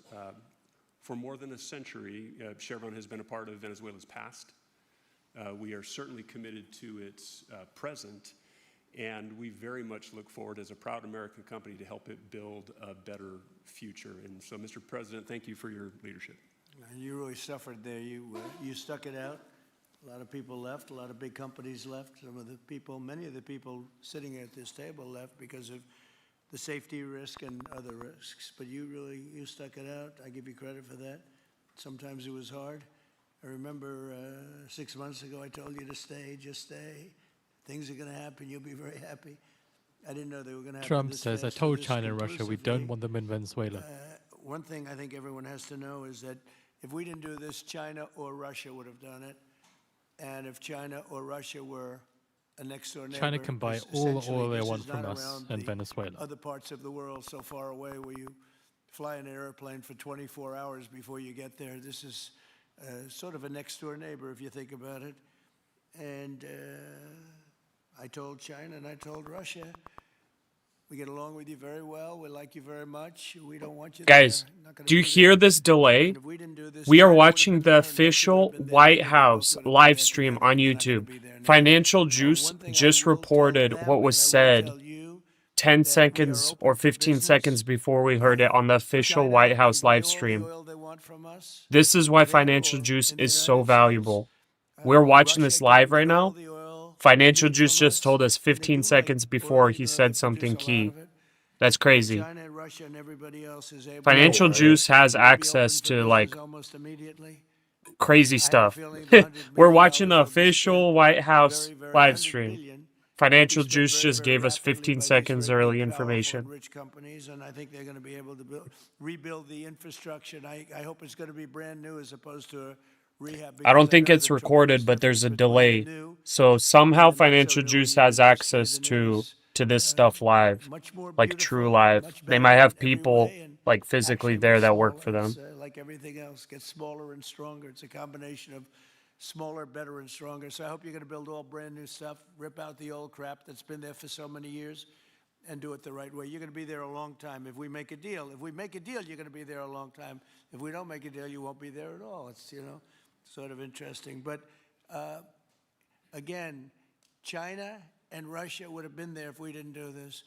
And the other thing people ask about the second wave, I don't think it's going to be necessary. We have an armada, a giant armada like nobody's ever seen in that part of the world. And it's stationed off the coast.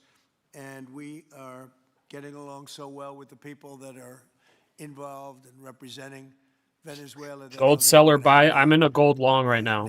I don't think it's going to be necessary. I think gold is looking bullish. It's creating potentially a bull flag. It's not very pretty, but so powerful and so good if and so you strong.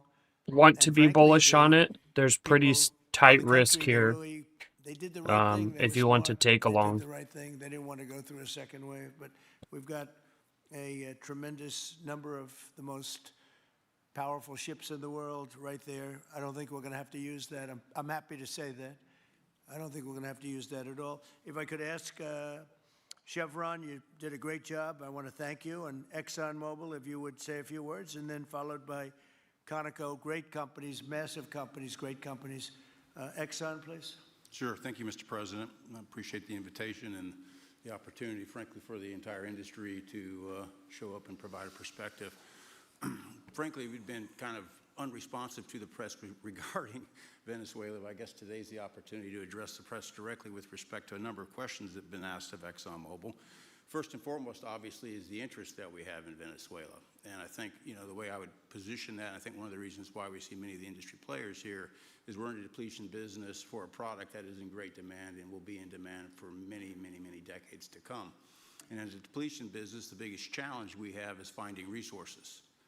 There's an opportunity in Venezuela with all the resources there is we don't have that challenge of finding, we have the challenge of developing those resources. So I think it's in the best interest Exxon of, executive says challenge in these Venezuela is companies and developing the frankly, society resources. as a whole for the industry to be interested in understanding what the opportunity here represents. I'll just share a philosophy that ExxonMobil has when we enter countries, because we do business all around the world in a number of different regimes. We take a very long-term perspective. The investments that we make span decades and decades, so we do not go into any opportunity with a short-term mindset. And there's a value proposition that we have to meet. It has to be a win-win-win proposition. Obviously, it has to be a win for the company and our shareholders. Sellers are currently in control of the NASDAQ right now. If it stays below 970, sellers are in control. I'm currently in a short. I was thankfully able to catch the top here, but it could easily bounce back up.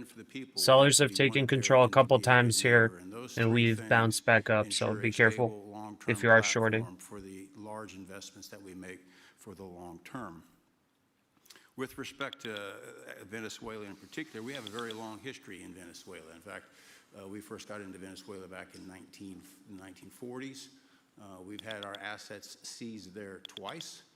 And so you can imagine to re-enter a third time would require some pretty significant changes from what we've historically seen here and what is currently the state. If we look at the legal and commercial constructs and frameworks in place today in Venezuela, today it's uninvestable.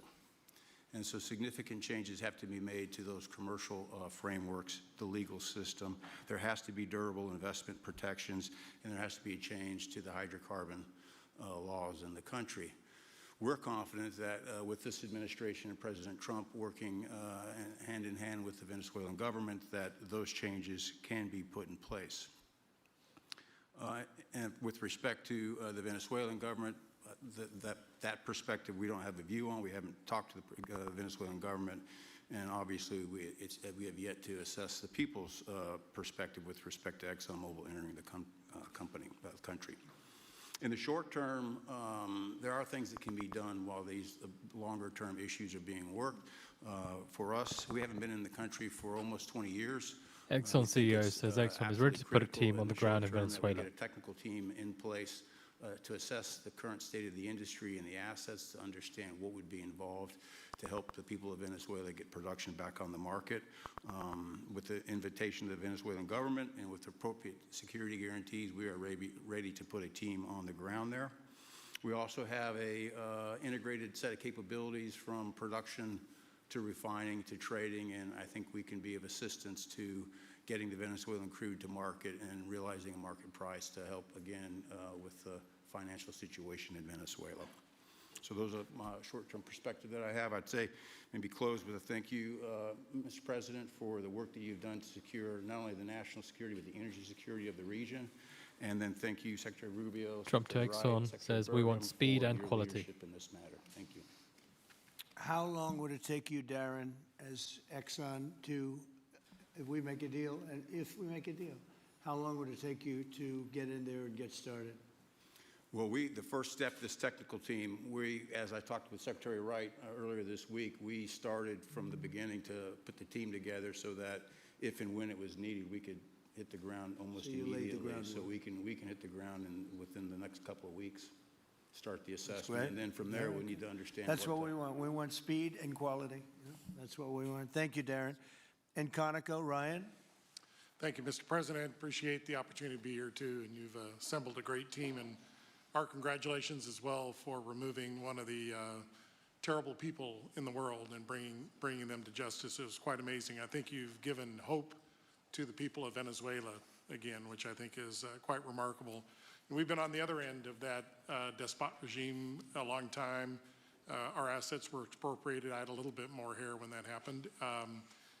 And, you know, I think we're the largest non-sovereign credit holder in Venezuela today.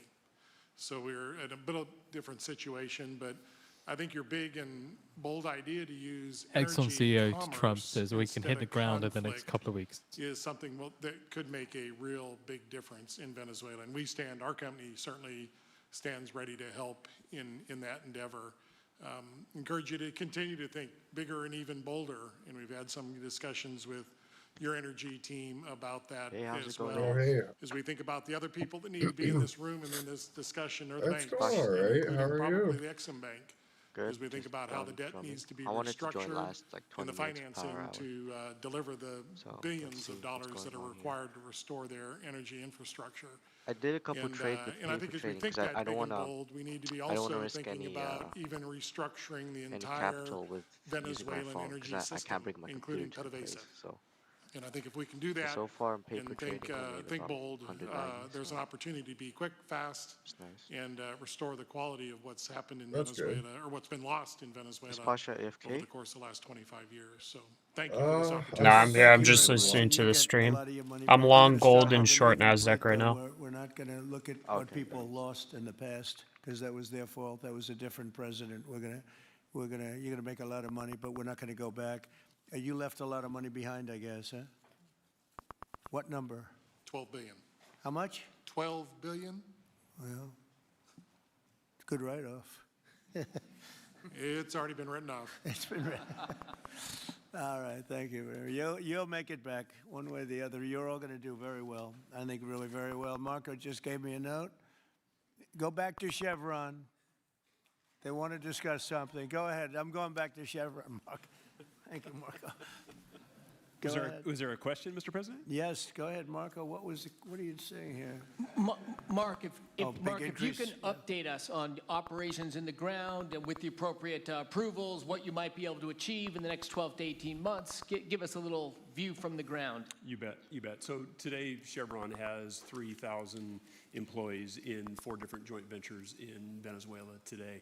And over the past 5 to 7 years, they've taken production from about 40,000 barrels a day to 240,000 barrels a day, essentially getting those facilities and that equipment up to standards that would be something that people in the room would be more accustomed to. Given the work we've done with Secretary Wright and Secretary Burgum and even Secretary Bessent, I think we have a path forward here very shortly to be able to increase our liftings from those joint ventures 100%. What the heck is this? We're also able to increase our production. Wait, Leo, is this about 50% just in the next is 18 this to the 24 secret months. right here? 2x?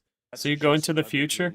what's on the ground. So Ah. Yeah, I was Secretary like, what? Rubio's Interesting. comments about phase 1. This is taking the momentum of I was improvements probably we've buffered. already That's made why I was able to speed there up. locally and building on those and creating more momentum for the people of Venezuela.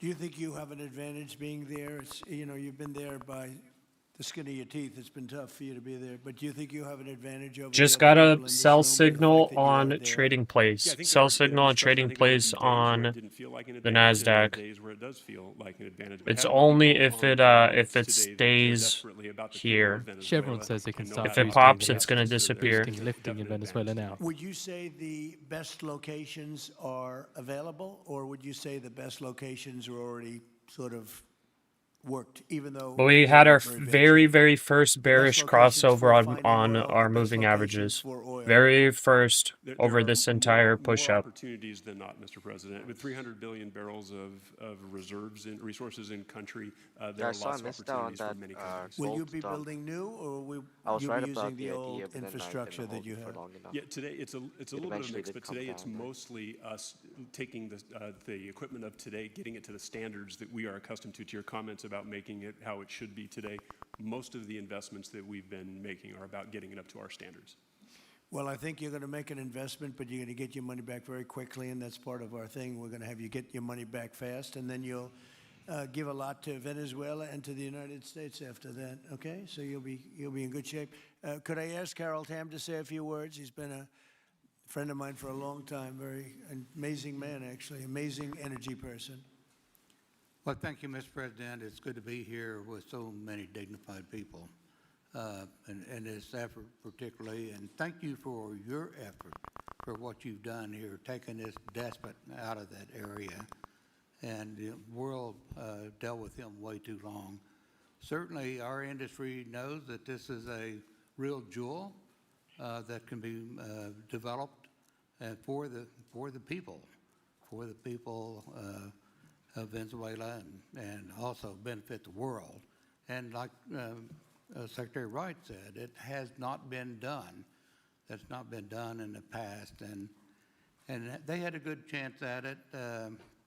Brought someone in that totally took it down, as everybody knows here, and that was Chavez. And we know what happened to him finally. But, that ruined the industry in Venezuela.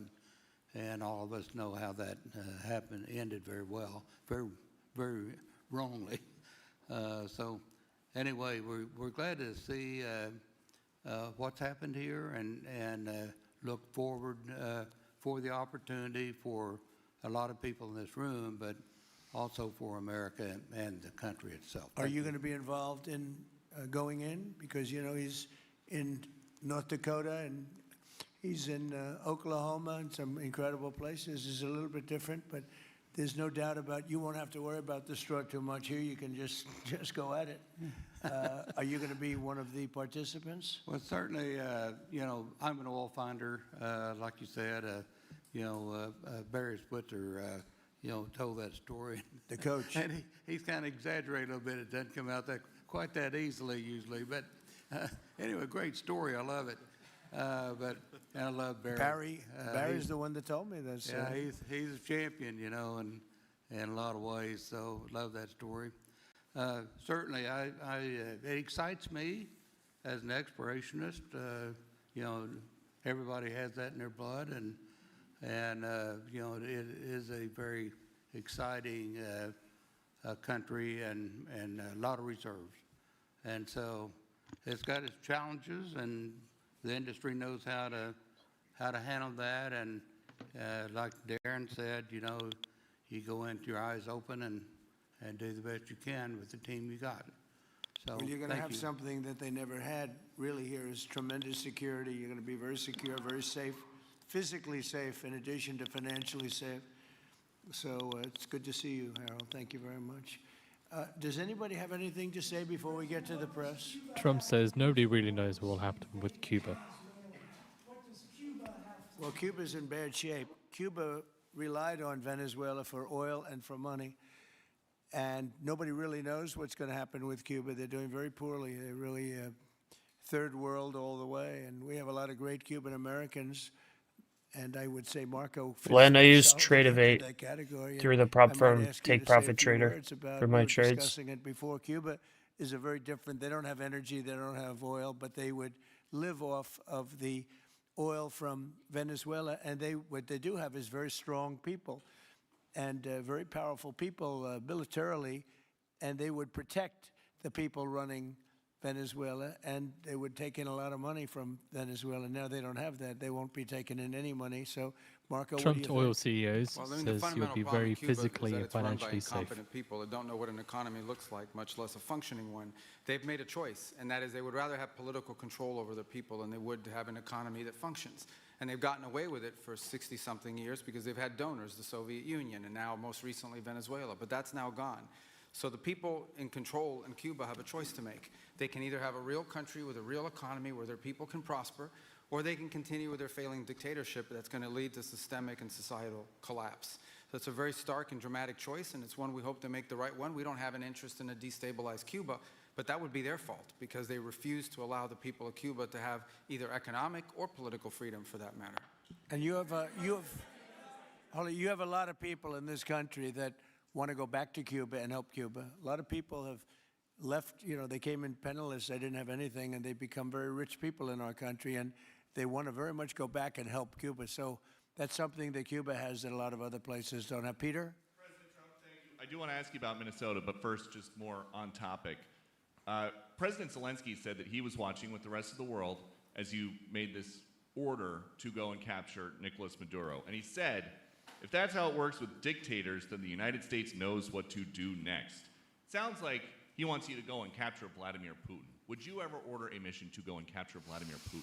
Well, I don't think it's going to be necessary. I think we're going to have I've always had a great relationship with him. I'm very disappointed. I settled 8 wars. I thought this would be in the middle of the pack or maybe one of the easier ones.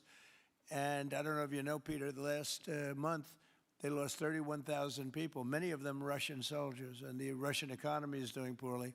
I think we're going to end up getting it settled. I wish we could have done it quicker because a lot of people are dying, and mostly soldiers. You know, they get hit in Kiev and they get hit a little bit here and there, and people are dying there too. But largely, it's the soldier population. When you have 30,000, 31,000 soldiers dying in a period of a month, 27,000 the month before, 26,000 the month before that. That's bad stuff. So, as you know, President Biden gave $350 billion to Ukraine to fight, and we would never get that I appreciate back, that, although Elias. we did make Welcome. a rare earth deal to get it back, so we will be getting it back, but shouldn't have done that. It was a bad thing to do. I will say that right One minute now, to go now to because the I was market able and to closing get balance NATO data. to up GDP from 2% to 5%, NATO's got a lot of money, and they're paying for everything. We're not losing any money. We're making a lot of money, I guess, if you think of it, because we're selling them military equipment. They're probably There we go. giving They're it to still Ukraine, talking. Market but and we're close selling coming in. them I'm to not going to NATO watch this military whole live equipment. stream. Going We're to have getting it full open price and until all the of that, market but closes that's not today. a big deal to me. What is a big deal is stopping a war where 30,000 people are being killed every single month. On Minnesota, the vice president yesterday suggested that Renee Good, who was killed by this ICE Seen officer, was Phillips part of a broad shares down left-wing 1%, network. falling to What has session your low team during told Trump you meeting. about this broad left-wing network? Who is in Yeah. charge of it? Who's part of it? What's it called? Well, I haven't seen the vice president's statement, but he's generally very accurate. I hate to say, look, I watched that yesterday, and there are a lot of different forms to it.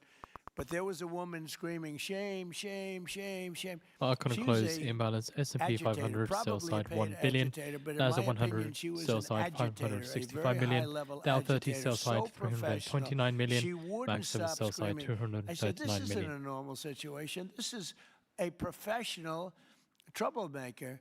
Because you heard it and I had it. Now, I will say this. The news sort of turned her down, turned her off, because you're trying to watch. She was so loud and so crazy and just not normal. When somebody sees something like that, they don't go screaming and the same words. So, Into oil. I'm I playing guess the you could short say because professional, but I didn't I'm think she did thinking a we very get a good job. sell off in these You last have 10 minutes. agitators, I and we could be will wrong, always be but I'm protecting targeting ICE, like and we're always way gonna at be protecting the our border 800 patrol and level, our law enforcement. but I'll take what I can get. I've got stops set in profit. In your conversations I'm with long these gold oil right now. executives today, The did stop loss you is set in provide any profit for gold. security guarantees so NASDAQ, that we they pretty can much do their caught the work very top safely here, in and I've Venezuela? got a stop in And profit on the separately, Mr. NASDAQ in case it President, They will have bounces. those guarantees, yes. I'm playing and for separately, Mr. a President, I'm liquidation curious in terms of the future below of that Venezuela. Do you box. see I'm trying to Venezuela target the now led by 800s. Delcy Rodriguez as an ally of the U.S.? Is that the way that you view that country Well, right right now they seem to be an ally, and I think it'll continue to be an ally. And we don't want to have Russia there. We don't want to have China there. And by the way, we don't want Russia or China going to Greenland. Which, if we don't take Greenland, you're going to have Russia or China as your next door neighbor. That's not going to happen.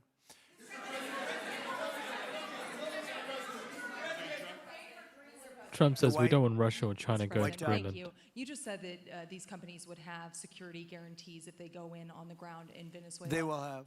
And what is your plan there actually for these companies and those Americans who are going to be on the ground working for these companies? Well, there are going to be Americans. I assume they're going to be using I a didn't lot use of ICT Americans, to but they're short. gonna I be using just a lot of looked at the people from previous high Venezuela and other places, I and would took a imagine. short Iran is a big approximately trouble. at the Mostly they'll be resistance using level. That's all. Venezuelan workers. They have a lot of great workers. They have a very high unemployment rate, and they have workers that are very familiar with taking oil out of the ground. Yeah. How long do you think the Ayatollah will be in power after what we've seen play out on the ground there? When is the U.S. going to get involved now that reports of protesters being killed on the ground? So Iran's in big trouble. It looks to me that the people are taking over certain cities that nobody thought were really possible just a few weeks ago. We're watching the situation very carefully. I've made the statement very strongly that if they start killing people like they have in the past, We got about we will 7 get minutes till the involved. We'll market be hitting them closes. very hard That's where when it hurts. I'll be closing That everything doesn't out. mean boots on the ground, but it means hitting them very, very hard where it hurts. So we don't want that to happen. There have been cases like this where President Obama totally backed down. But this is something Trump says that doesn't mean pretty boots on the incredible ground. that's happening in Iran. It's an amazing thing to watch. They've done a bad job. They've treated their people very badly, and now they're being paid back. So let's see what happens. We're watching it. We're watching it very closely. Go ahead, please. Yes, go ahead. Thank you so much, Mr. President. Do you have any comments in reaction to the recent attacks by the Syrian government alignment groups against US-backed Kurdish forces in Aleppo, Syria, which killed dozens of civilians and displacing many families? Does your administration bring peace between the Kurds and the Syrian government? I want to see peace, yes, I do. The Kurds and the Syrian government, we get along with both, as you know very well. They have been natural enemies over the years, but we get along both, and we want to see Syria succeed. And so far, I think they are succeeding, but this is just breaking out, and we want to see that stopped. Go ahead, please. Colombia, Gustavo Petro, in a few weeks. Do you hope this meeting with Gustavo Petro marks a new chapter, a new beginning in the benefit of the Yes, U.S. and Colombia relations? What country? Colombia, with the president of Colombia, Gustavo Yes, Petro, your I had meeting. a very good talk with him yesterday, and he's been very hostile to us and to the nation and to me, called me a dictator. And we're getting some volume here on NASDAQ. Called Biden. Yeah, these last 5 minutes can get pretty nasty. But I'm targeting he a lot of downside. Yesterday through people, and he wants to meet, and that's fine with me. I've made up with people also, you know. So we're gonna have a meeting with him. We had a very good conversation. The people of Colombia are incredible people. Marco would know that better than anybody because he's married to a woman from Colombia, And I don't mean Columbia University. That would be, I'm not sure. I think I like Columbia, the country, better, if you want to know the truth. The people are, hold it. The people are great people. I look forward to meeting with them. Going to meet in the very near future. ABZ, I trade 5 and 15 minute usually time frames. Yeah, well, I'm going to meet a lot of people, and we're going to meet. We meet a lot of people. When you end 8 wars, you get to know a lot of people, and I think it's very important. As an example, we have over $18 trillion. Think of that, $18 trillion coming into our country. A lot of that's coming in from foreign countries like Saudi Arabia and Qatar and UAE and others. And I get to meet a lot of people, but I will be meeting with various representatives. What do you guys think? Should we stick through for the whole time while this stream is going? Or should we just close out right at the market close out? Because if something crazy happens during this meeting, it will move markets in after hours. But, I'm a representative of the country. What do you guys think? And she's coming in sometime next week, I think Tuesday or Wednesday. And we'll see how that is. But no, we're dealing with the people from Venezuela. We're dealing with them very well. I think they've been very smart in the way they've dealt with us, frankly, because that whole place could have been obliterated with one more strike, and we didn't want to do that. I'm talking about if I should hold this position into after hours until this meeting ends. Trump says Machado may be involved with some aspect of running Venezuela. Well, I have to speak to her. I'm going to have to speak to her. She might be involved in some aspect of it. I will have to speak to her. I think it's very nice that she wants to come in, and that's what I understand the reason is, because Norway is very embarrassed by what took place. I mean, they're getting decimated. Look, man, you really top ticked that short. Like That's Trump crazy. Don't like Trump. I settled 8 wars. Yeah, it was like right about where that resistance level was on the previous high. 31 years, 28 years, 25 years. Congrats, man. Like some just getting ready to start, like India and Pakistan. Right over here. Where already 8 jets were shot out of the air. Real show and I got it done in rapid order without nuclear weapons. Just like approximate. I can't think of anybody in history that should get the Nobel Prize more than me, and I don't want to. But I'm trying to target all the way down here if we can get it. He had no idea why. He still. It's probably almost impossible. But something crazy has to happen. Gold, I'm trying to play for a breakout. Gold after hours trading is going to continue moving just like gold moves. This one's not going to be affected by the close really for how it trades. So I'm willing to hold through. While the meeting's happening right now. He's been trying to stop them for 10 years. He wasn't able to do it. He couldn't believe it. So in theory, you should get the Nobel Prize for every war you stopped. Every one of them. Gonna set my stop to the bottom. I don't care about that. What I care about is saving right lives. here, I've actually. saved tens of millions of lives. The profit Prime there. Minister of Pakistan came here, and he made a very public statement. The NASDAQ he said that President Trump saved stop loss right here is 10 fine. million lives having to do with Pakistan and India, and that was going to be raging. So, but I'm honored that she's coming here. I look forward to meeting her, yes. Go ahead. The state officials there have said that the FBI is not sharing evidence with them. Typically, they would conduct a joint investigation, as you know. Do you believe that the FBI should be sharing evidence with state officials in Minnesota? Well, normally I would, but they're crooked officials. I mean, Minneapolis and Minnesota, what a beautiful place, but it's being destroyed. It's got an incompetent governor, fool. I mean, he's a stupid person. And I'm not able to close half the position. I'm in at 1 micro on gold, 1 micro on NASDAQ, so I can only close a lot of people, but largely people from Somalia. They buy their vote. They vote in a group. They buy their vote. They sell more Mercedes-Benzes in that area than almost. Can you imagine? You come over with no money, and then shortly thereafter you're driving a Mercedes-Benz. The whole thing is ridiculous. So they're very corrupt people. It's a very corrupt state. I feel that I won Minnesota. I think I won it all 3 times. Nobody's won it since Richard Nixon won it many years ago. I won it all 3 times, in my opinion. And it's a corrupt state, a corrupt voting state. And the Republicans ought to get smart and demand on voter ID. They ought to demand maybe same-day voting, and all of the other things that you have to have a safe election. But I Okay, here won we go. Minnesota Final 3 minute times, and I of didn't New York get credit session. for it.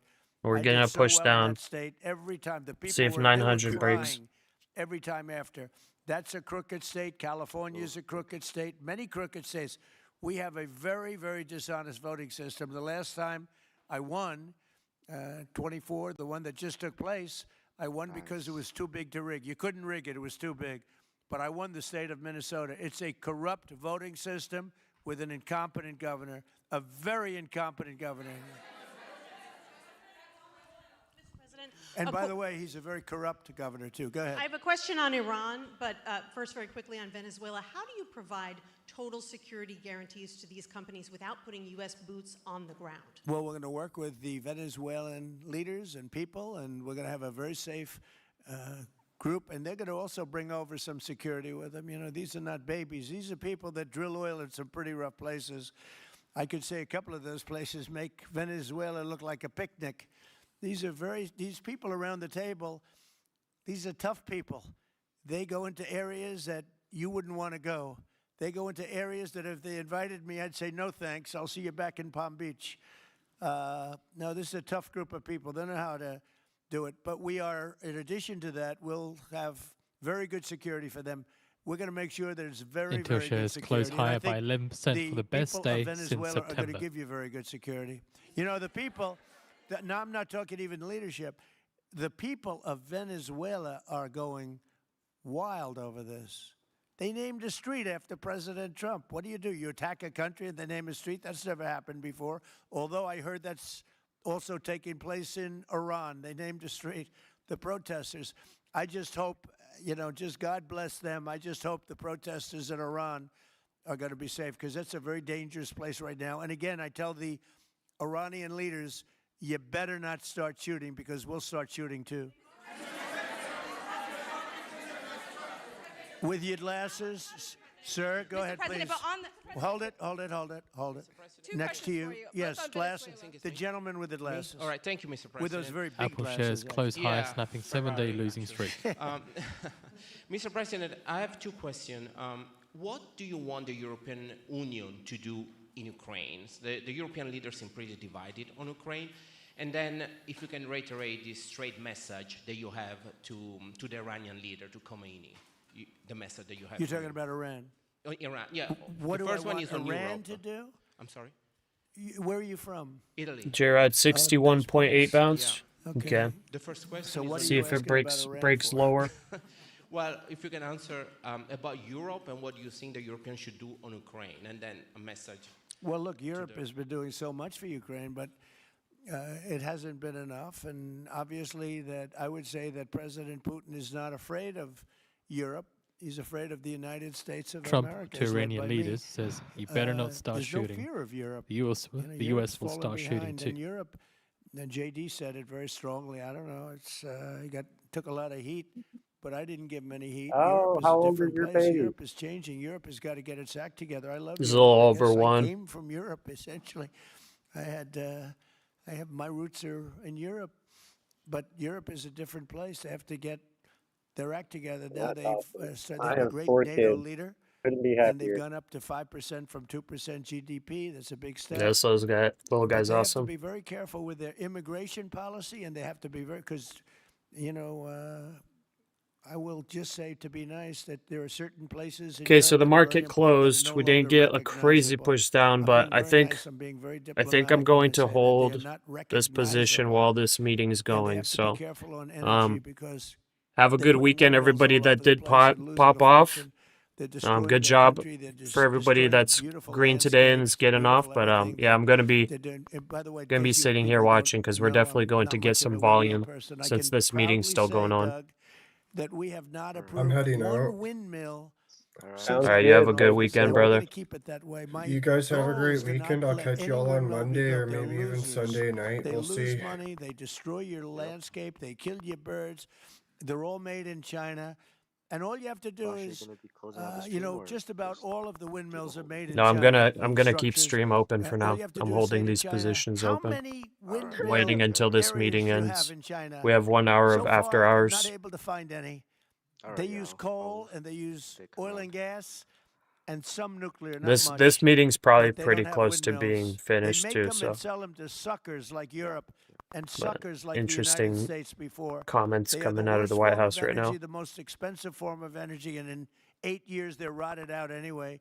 Go take a look at Palm Springs, California, and take a look at what that looks like. It looks like a junkyard of steel. So we don't approve, and I've told my people, we will not approve windmills. Maybe we get forced to do something because some stupid person in the Biden administration agreed to do something years ago. We will not approve any windmills in this country. On Venezuela, is it ultimately more important to you to establish stability there or democracy there? Well, you're talking about maybe the same thing. I mean, you're talking about stability or democracy. I don't know. To me, it's almost the same thing. We want stability, but we do want democracy. Ultimately, it'll be democracy. Peter? I do have a policy question, President Trump, but I'm having a hard time seeing here. I see the American flag lapel pin. What is the other lapel pin on Somebody your jacket? gave me this. You know what that is? That's called a happy Trump. And considering the fact that I'm never happy, Trump says we're not talking about money I'm for never Greenland yet. satisfied. I will never be satisfied until We will do something make on Greenland, America whether great they again, like but it or we're getting not. pretty close, I'll tell you what. This is called a happy Trump. Somebody Happy gave it Trump. to me. I put it on. Thank you, thank you. And the policy question. How much money are you thinking of giving people in Greenland to get them on board with a possible U.S. I'm not takeover? talking about money for Greenland yet. I might talk about that. But right now, we are going to do something on Greenland, whether they like it or not, because if we don't do it, Russia or China will take over Greenland, and we're not going to have Russia or China as a neighbor. Okay?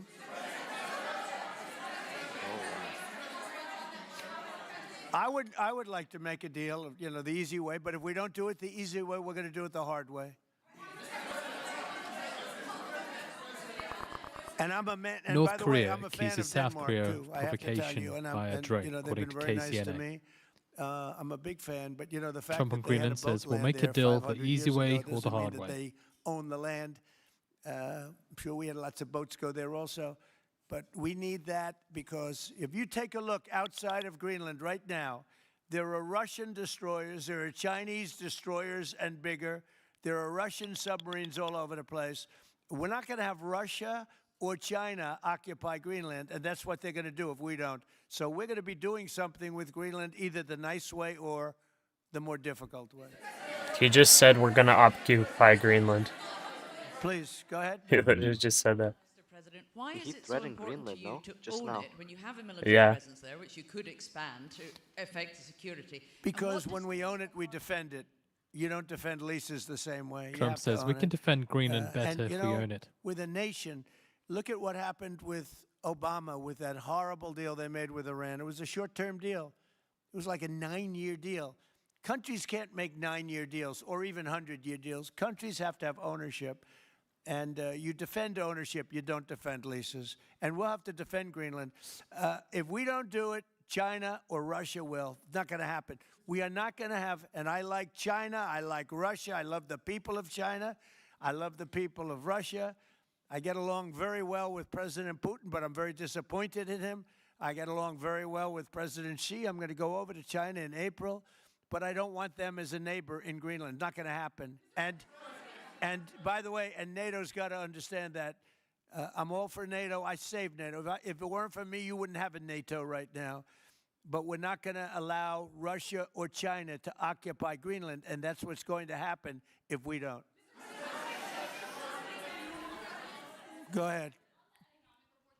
Mr. President, one, can you respond to that? And two, It was an amazing report. The most amazing thing is government jobs Wow, he are way really is down, pushing Greenland. and yet the unemployment or the employment numbers are very good. We've gotten Trump rid of says jobs tremendous report numbers today was of an amazing report. federal government jobs. Nobody's ever seen anything like it. And yet the employment numbers are very good. They're really getting better. But now we have all those people to work in the private sector for a lot more money. I think that's one of the very big things. The other thing is at 5.4%. And remember, this is after we Trump had says on a January shutdown. 30th And that we may have shutdown another had an shutdown. impact We'll because see. the concept of the shutdown, even though it's before, people knew we were going to be shutting down. A lot of bad things happened.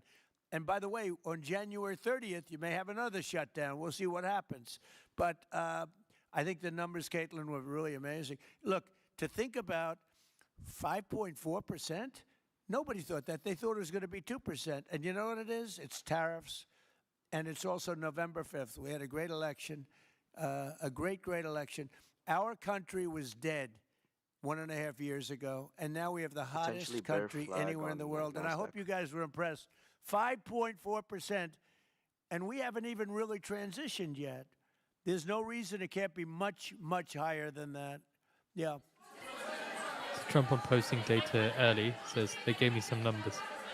First off, can you respond to the manufacturing Let's numbers? give CNN a chance. You know, they've been fighting so hard to get back into the mainstream. Mr. President, you posted some numbers actually on Truth Social last night. People saying you posted Saying the job when they data give me early, numbers, when you're I not supposed post. to obviously share it till the next morning. Did you do that on purpose? No, I don't know. If they posted them, I said post them whenever you get a chance. I don't know. They gave me some numbers. When people give me things, I post them. But the numbers are amazing. Yeah, please. How does the administration plan to distribute the money from the Venezuela oil sales? Is it obviously you say it's going to go into these controlled accounts. Yeah. Would it go back to Venezuela in a Yeah. direct payment? Is it going through these goods? How do you plan to do that? Well, And we then I have want a to make second sure question. that Venezuela can survive. You know, Venezuela needs money, and we're going to make sure that they get money, and we're going to get money, and the oil companies are going to make something for the work they do, and they're going to get back their money. We're devising a formula, but it won't be so much of a formula. It's going to be what they need. We're going to take care of what they need. There'll be plenty left over. We're going to have a lot of money left over. And the money left over is going to the United States of America, and the oil companies are going to be very happy. Yeah, please. Thank you, Mr. Would the administration offer a backstop to these oil companies for like financial guarantees, some sort of backstop, if the country did destabilize again? That's a very interesting question. Using the word backstop, I haven't heard that word in a long time. That was at the Wharton School of Finance I last heard. That's a good term. We ought to use it more often. I hope I don't have to give a backstop. I'm just, look, these are very smart people, the smartest people that are not only in oil and business. These are the biggest companies in the world sitting around this table. They know the risks. I mean, there are risks. We're going to help them out. We're going to make it real easy. They're going to be there for a long time. We're going to be there together for a long, long time. And they're going to be taking the oil, and they're going to be bringing oil prices down. They're going to make a lot of money. They're going to get their money back. They're going to be safe. The people of Venezuela are going to be big beneficiaries, and the United Sellers States of America haven't given up here. for what See if we we've get done. a lower leg. Slowly trending you know, down. One other thing I might say, it's also very big for national security because, again, just like Greenland, we can't have China or Russia occupy Greenland. We can't have China or Russia occupy Venezuela. And if we didn't do what we did, China or Russia would have been in Venezuela. I think I can measure. Where's Mr. Chevron? So let me ask you, they would have been there if we didn't do this. Do you agree with that? They certainly have a lot of economic interests in country. There's absolutely no argument about that. They were trying to be there. I mean, you know, we had a Russia, I guess sort of I call it a semi-Russian ship yesterday that we took over, and Russia decided not to defend that ship against us. It's a big movement. The ship was loaded up with oil, and we took the oil, and it came out of that port. But Russia would be there or China would be there, and we want them to be there for a Trailing different my reason. stop here a We little want them. bit. Do you Setting people my agree? stop at In particular, 946. China, they need a lot of oil. Russia doesn't trailing need here. so much, but Russia was there anyway. Gold continuing to But push. I assume you agree that China would like to be doing a lot of Trump's business there by to China's buying President oil, and I Xi want to just says tell we're President open Xi for and business in President the US Putin, and Venezuela. but more so in this case, President Xi, because they do need a lot of oil, and we are open for business in the United States, and we are open for business in Venezuela, right?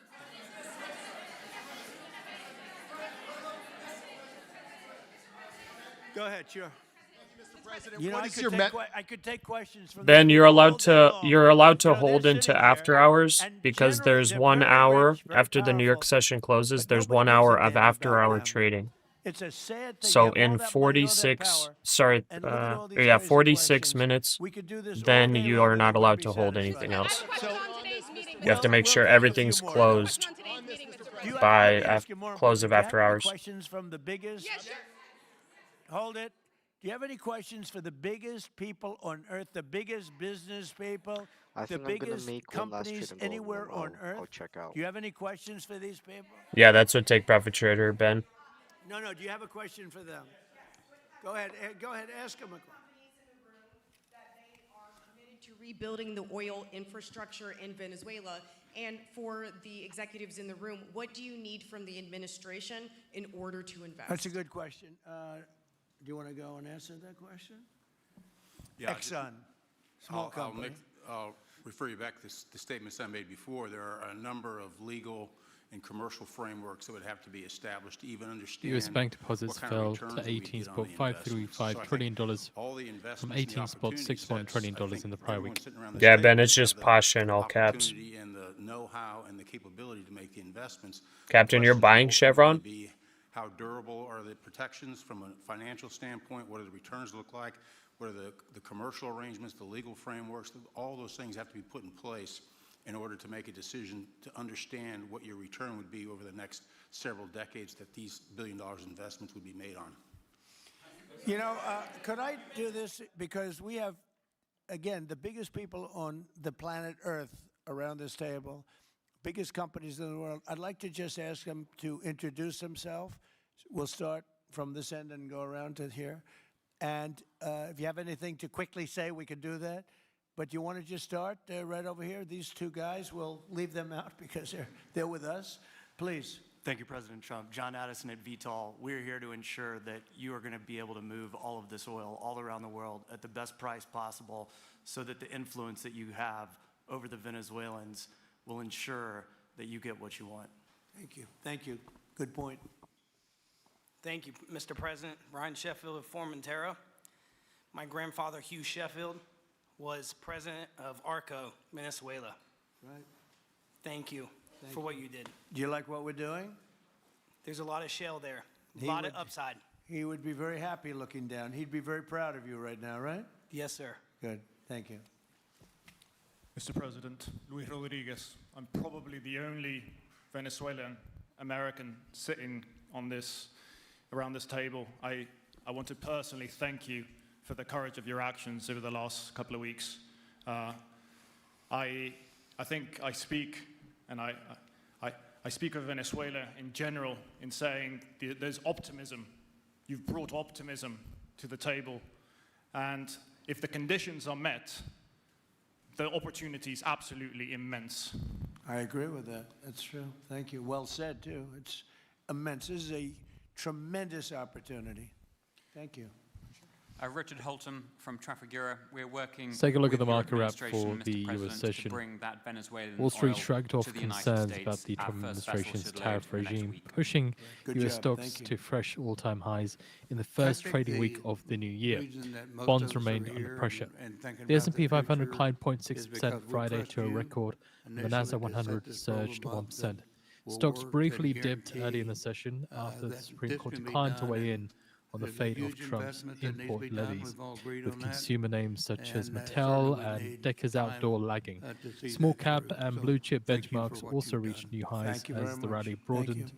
beyond big Mr. tech. President, I'm Wayne Friday's Reed, CEO jobs of data Valero Energy, and we're one of reinforced those expectations companies that the Fed will keep refineries rates in on the hold US are in the uniquely near configured term. to run The Venezuelan yield on oil, and two-year we're treasuries rose more than about 4 happy basis as points this to opportunity expands for us to 3.53%, further invest in as our swap traders refineries to continue to price in roughly half And you're very percentage much point of set Fed up rate for the cuts heavy in oil, this year, right? Yes, with the sir. January That's move great. largely That's ruled great. out. We're In ready commodities, for it. oil posted its longest Yeah, I streak do of serial weekly trader. gains since June, Thank you, Mr. President. after Iran Thank you for stepped up having a us here. crackdown on And thank protests you nationwide, for, and Trump opening the threatened door repercussions to if a demonstrators better were targeted. Venezuela. We are a Spanish company, but we are fully committed to invest here in the States. We have invested over the last 15 years $21 billion in the American oil and gas industry, in Pennsylvania, in the Gulf of America, in Texas, and in Alaska, with the discovery of Pica that is going to have the first oil this quarter and is going to change, is going to reverse the declining history of that great state of Alaska. We are in Venezuela, Mr. President, with our partners of Eni. We produce the gas that guarantees the stability of a half of the grid power in Venezuela. So we are committed with this stability, and on top of that, we are on the ground, we have people, we have facilities, We have technical capabilities, and I take your point, Mr. President. We are ready to invest more in Venezuela. Today, we are producing 45,000 barrels a day gross of oil, and we are ready to multiply by 3. Can you hold this and swap figure in free coming 2-3 accounts? years, I'm not sure. investing hard in the country, I'm sorry. following your recommendation, if you allow us, of course, and in the framework, commercial and legal Trafigura framework CEO that speaking at the could White House allow meeting this growth. says So thank first you, Mr. Venezuela President. oil Thank you. ships Great job will be you've ready done. to Thank load you. next week. Mr. President, thank you for having me. Matt Sheehy, I'm with Tallgrass Energy.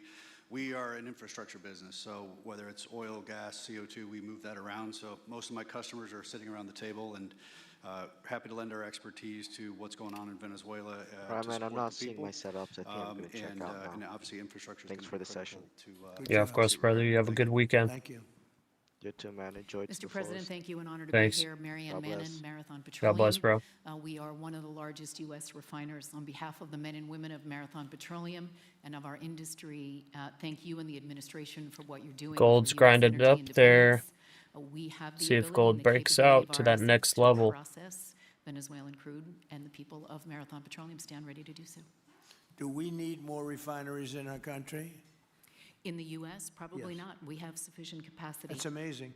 A lot of it was approved during my first term. We were getting you approvals that nobody could have gotten in Louisiana and other places, and they got built.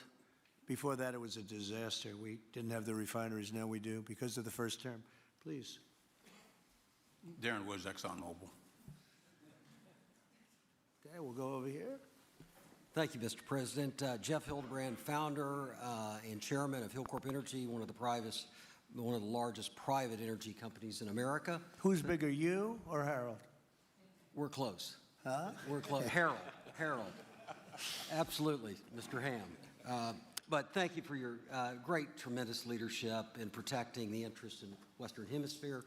The message that you have sent to China and our enemies to stay out of our backyard is absolutely fantastic. So thank you. Thank you very much. And finally, Hillcorp is fully committed and ready to go to rebuilding the infrastructure in Venezuela. You'll go there? You'll be going? Yes. Good. That's good. You'll be very happy. Thank you very much. Thank you, Mr. President. Jeff Miller, CEO Halliburton Company. We are the largest American oilfield services company. We're the second largest in the world. Been in business over 100 years. Started operations in Venezuela in 1938. Long time in Venezuela. I personally lived there for 4 years. And Bear flag on the NASDAQ is still in play, and gold looking like it wants to break out here. Express gratitude more so for the opportunity to return to Venezuela under the stability that I know that this team and your team are able to deliver. And so When did you leave? Huh? When did you leave Venezuela? As a company, we left under the sanctions in 2019. So we had intended to stay, and then when the sanctions went into place, we were required to leave. But very much interested in returning. Have 600 Venezuelans with Halliburton today, all around the world. Look forward to putting them back to work. Great job. Great Thank job. you. You'll be back. Please. Mr. President, I'm Alex Cranberg. My company, Aspect Energy, is one of the leading American international wildcatters. We've found significant fields in Central Are and you a South. wildcatter? I'm a wildcatter. That's pretty cool. Semi-funded futures doesn't allow trading now. Interesting. And you've been Yeah, with Take Profit Trader, you can trade all the way to the end. You just have to make sure you close out before the market closes. We're a leading oil producer in Hungary. But probably the most pertinent example is what a wildcatter does is take on risk and try to reduce it, and then other people come in and put more capital in later, so we're kind of kickstarters in the oil industry. We went into Kurdistan very early on, back when people told us it wasn't safe and we shouldn't do it. We found a big field there, and it ultimately has got to be developed along with one of my colleagues here to be one of the big leading fields in Kurdistan. We think that Venezuela has a tremendous amount of opportunity. I've actually never tested what happens if you keep it open. I don't know if TPT closes it for you, but all I know is if you have an open order, you blow your accounts. So I'd rather not check, but the rule is you have to have everything closed before the market closes, and then reinvest and have the before after hours confidence in closes. what you're doing by putting the United States in control of the cash flow coming out of the country. It gives companies like ours the confidence to say we can kickstart. My target is production in the and then 800s reinvest and reinvest. on the In NASDAQ if Hungary, it does we've sell off. invested $1 billion in changing the But trajectory of something Hungary has to oil happen production. at this meeting for We're that only to able happen, do I that think, now. Not because we could write $1 billion check, we're a smaller company, but because we reinvest all the cash flow back into new production. Good. Mark Good Nelson, job. Mark Nelson with Chevron again. Thank you, Mr. President. I'm Claudio Scalzi, and ICO, Italy. We started working in Venezuela in 1980. We have a lot of oil, but now just the gas is flowing because it's not under sanction. And as my colleague from Repsol said, we cover more than about 50%. So it sounds like BLT had electricity in the country. So that is tested it essential to previously avoid any on if you kind of keep it open. social problem. So yeah, we just gotta make sure that we close. Hopefully my internet just doesn't go out barrels of reserves. So a huge amount right before the in market Belt, closes. in central Venezuela, we have now in the country 500 people, most Venezuelan, and we are ready to invest. Clearly, we are ready to invest. We thank you for the big efforts and the efficiency of your action, and we are here. And we are here to work together with the U.S. We are also a big investor in the U.S. So I know that. we thank you again, and we are there. And we are also ready to join with American companies in our assets to develop and go faster with good investors and good know-how from the U.S. company. Yeah. Thank you. You've done a great job. Thank you very much. Mr. President, Ross Perot, good to see you again. I'm chairman of Hillwood and HKN Energy, been in the energy business 45 years, and we have been working with your team quite a bit. We have been in Kurdistan now for 19 years, along with Alex, and built a very good business. But now with your team, we're looking in Syria, we're now in Libya, and so we are very excited to look at Venezuela with you and your group, and look forward to continuing to build this great industry. Thank you very much. Thank you. Mr. President, thank you for having us here today. Wael Salwan from Shell. Of course, we have a huge presence here in the U.S., in the Gulf, as well as in Pennsylvania with a petrochemical facility, which I think we had the opportunity to host you at, as well as being one of the largest LNG off-takers of American LNG. We have been in Venezuela for a very long time. We actually drilled in 1914 the first well that discovered oil in Venezuela, and on the back of which the entire energy industry was established in Venezuela. When we left in the 1970s because of nationalization, we had 1 million barrels per day of production. But we have kept boots on the ground in Venezuela all this time, and we now have a few $1 billion worth of opportunities to invest in, subject to OFAC approval. So we are ready to go and looking forward to the investments in support of the Venezuelan people. That's great. Thank you very much. Thank you, Mr. President. Ben Marshall, the America's CEO for Vitol. Alongside Chef Aguirre, we're very thankful to have worked with the government and the Venezuelans to be able to bring the crude oil to market at a market price as quickly as we can to help stabilize the country. Thank you. Thank you. Ryan Lance, ConocoPhillips. I'll defer to my colleagues. Thank you, Mr. President. Olivier Lepoche, CEO of SLB, or formerly known as Schlumberger, the largest global oilfield services. Okay. We have been in Venezuela. There's probably not going to be anything that happens. I mean, I could be wrong. Whatever. So they're going to have their meeting. You know, whatever happens, happens. I think I'm going to close out here. I could potentially wait for gold to break this level, but you know what? We almost top ticked on this short up here. We got an okay entry here on gold before it broke out here. So I think we're pretty much good. And we can close out. Oh, okay. We'll grind it back a couple $100 here toward the end of the day. And as you can tell, we're still red. 2 red days in a row. And you know what? Like I was saying before, if we want to trade long periods of time, if we want to do this full time, we got to be ready to lose 2 days in a row, lose 3 days in a row, 4 days, even 5 days. Because you know what? That's what's gonna happen.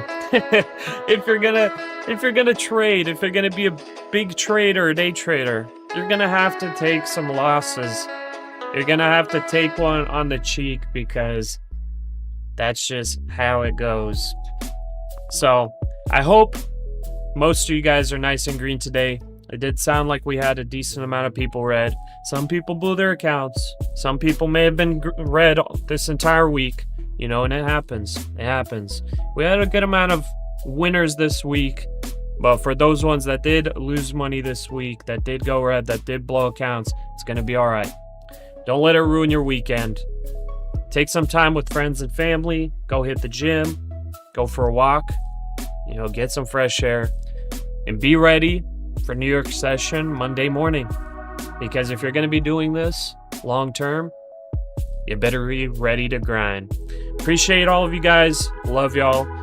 God bless you guys. Seriously, don't idolize this whole thing that we're doing. This is fun. This is entertaining at times. Sometimes it can be harsh, but don't make it an idol, because there are a lot of things a lot more important than this, making money and all of that. So make sure you take care of that this weekend.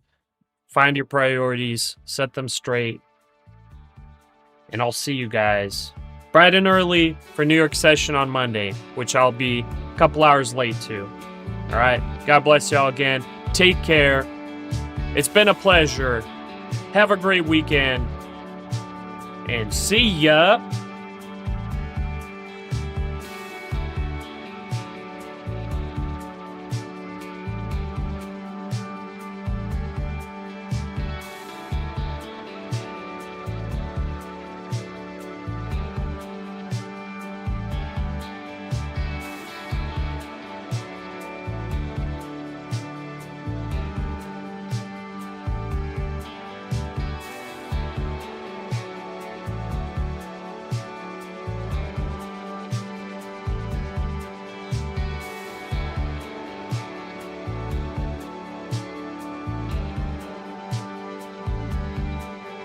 Trump remarks at a meeting with all executives.